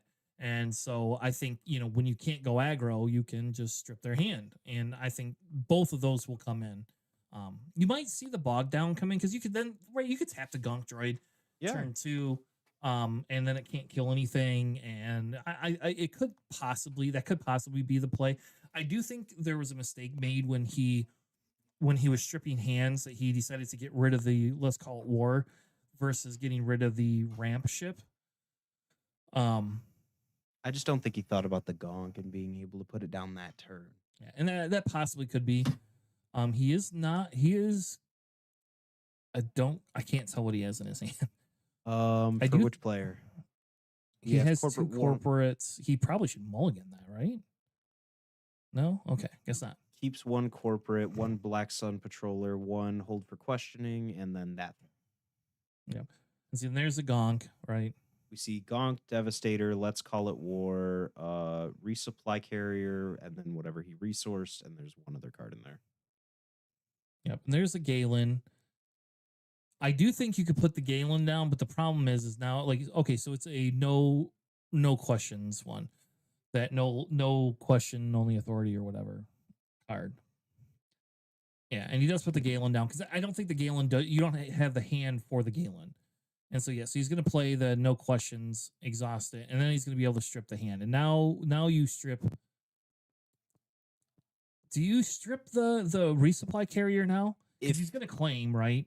If he has a turn, or if he has a play this turn that he can snipe, he would take that. If not, it's that resupply carrier every day. Yeah, because he could play that Let's Call It War, right? So if he still has Let's Call It War in his hand, I know he has Devastator. Wait, He did get. I think he got rid of the Let's Call It War. Yeah, can't because it's a red card. And it only has a green aspect on the gonk. Oh, then maybe he didn't get rid of it then. I don't know what he got rid of. I couldn't see what he got rid of. So he's going to get rid of... He's going to play the... Here, he's going to swing in with the gonk, and then he can play the ship cheaper.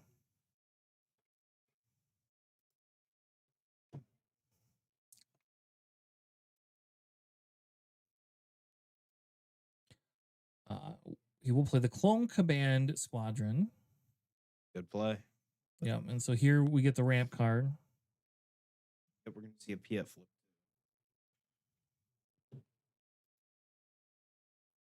Flame.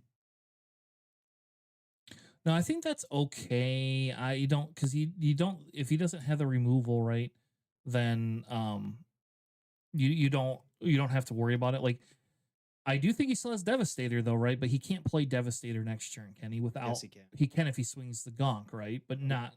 He has the -2 cost on capital flips. Okay, all right. So he can just play that Devastator and wipe the board then. Except for the clone combat, but it'll just be up to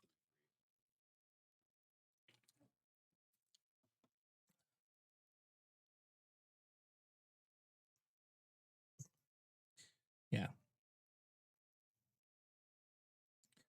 And I think now the problem becomes is, you know, like now what do you do, right? Like you could go swing in for the 10 damage and have 10 damage on base, but you're going to lose your ship. You could play the corporate warmongering on just the one unit.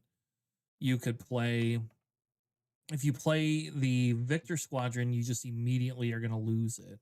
So you are going to play the corporate warmongering, and it gives it a little extra health. So now it's a 5/5 with 1 damage on it. So at least it takes out the ship.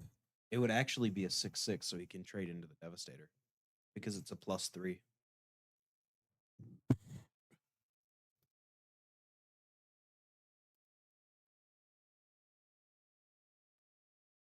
Still drops the 1 cost. It makes I definitely. Okay, Screeching.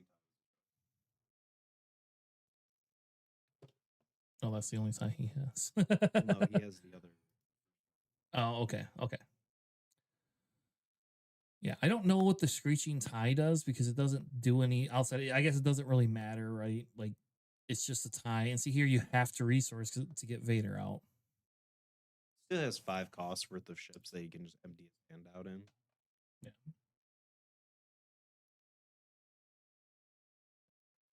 And see, so the Piat is it is gonna kill that because then it doesn't get the other thing. And the question is whether you refill your board.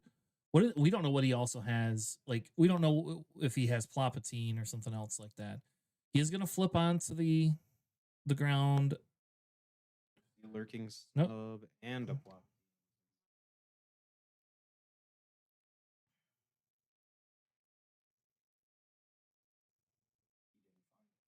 So maybe he didn't have the Palpatine in there. He's going to exhaust Piat, which, whatever. I mean, it saves you the damage. He is going to look at this turbo laser salvo, I think. Or does he have another Devastator in hand that we just can't see? I don't think so. think it's an invisible hand. Yep. Okay, so he does have the invisible hand, which I think that's a good play because that's going to get you it's going to possibly get you the tap ship or the tap droid, right? And if you get the tap droid, Vader doesn't do anything this round. Does not look like he got the tap droid. He does get HK, which we saw HK do so much work in the other couple of rounds for it. We do have a Vader's ship being played. He is just going to claim because what is the Gonk droid going to do? And then I think with the Vader, you swing in. Well, he also has Victor Leader he can still play. He did play his Victor Leader. Yeah. Oh, he did. So it looks like he's playing a little bit more control-y, using the Vader to do the damage to take care of that invisible hand. And it's going to be kind of the same thing. Like the Piat, like you have the Dorian, right? And not one ship can take the Dorian off. But if the Dorian swings into, let's say, the Victor Leader, now you can just kill, you can kill it. So I don't know. I think if you're PI, I think you take your okay, never mind. I forgot you had that. You just play the Super Laser Salvo and cry. Yeah, I think that's it for this. That wipes everything. Takes 5 damage to base on top.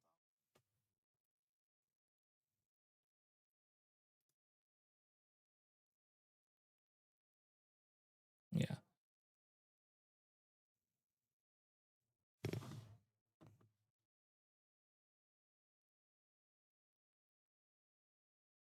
Play a naked Crucible.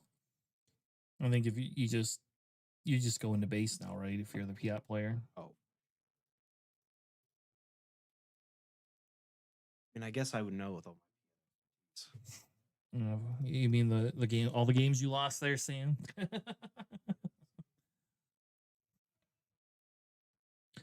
but now he's pretty much in lethal.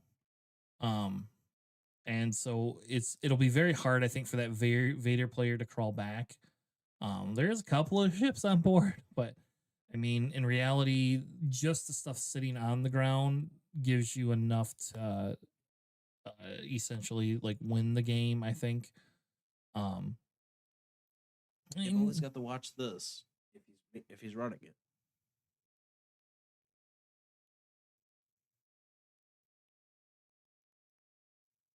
Oh yeah.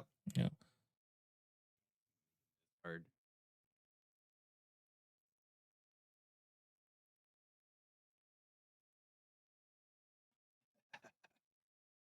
Yep. Unique rule, baby.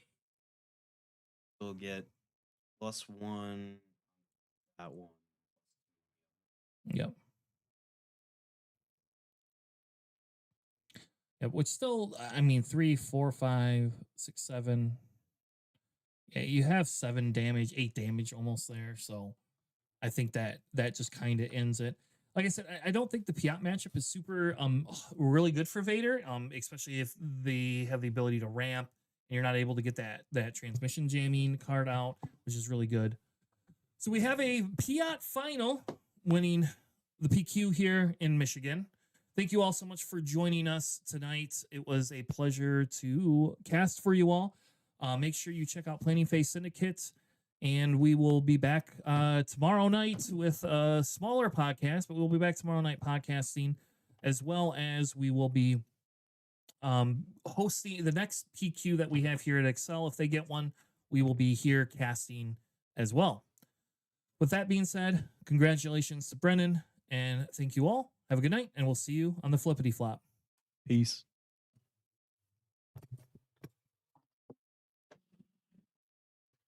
I let you do it. I let you do it this time. If you can edit it out.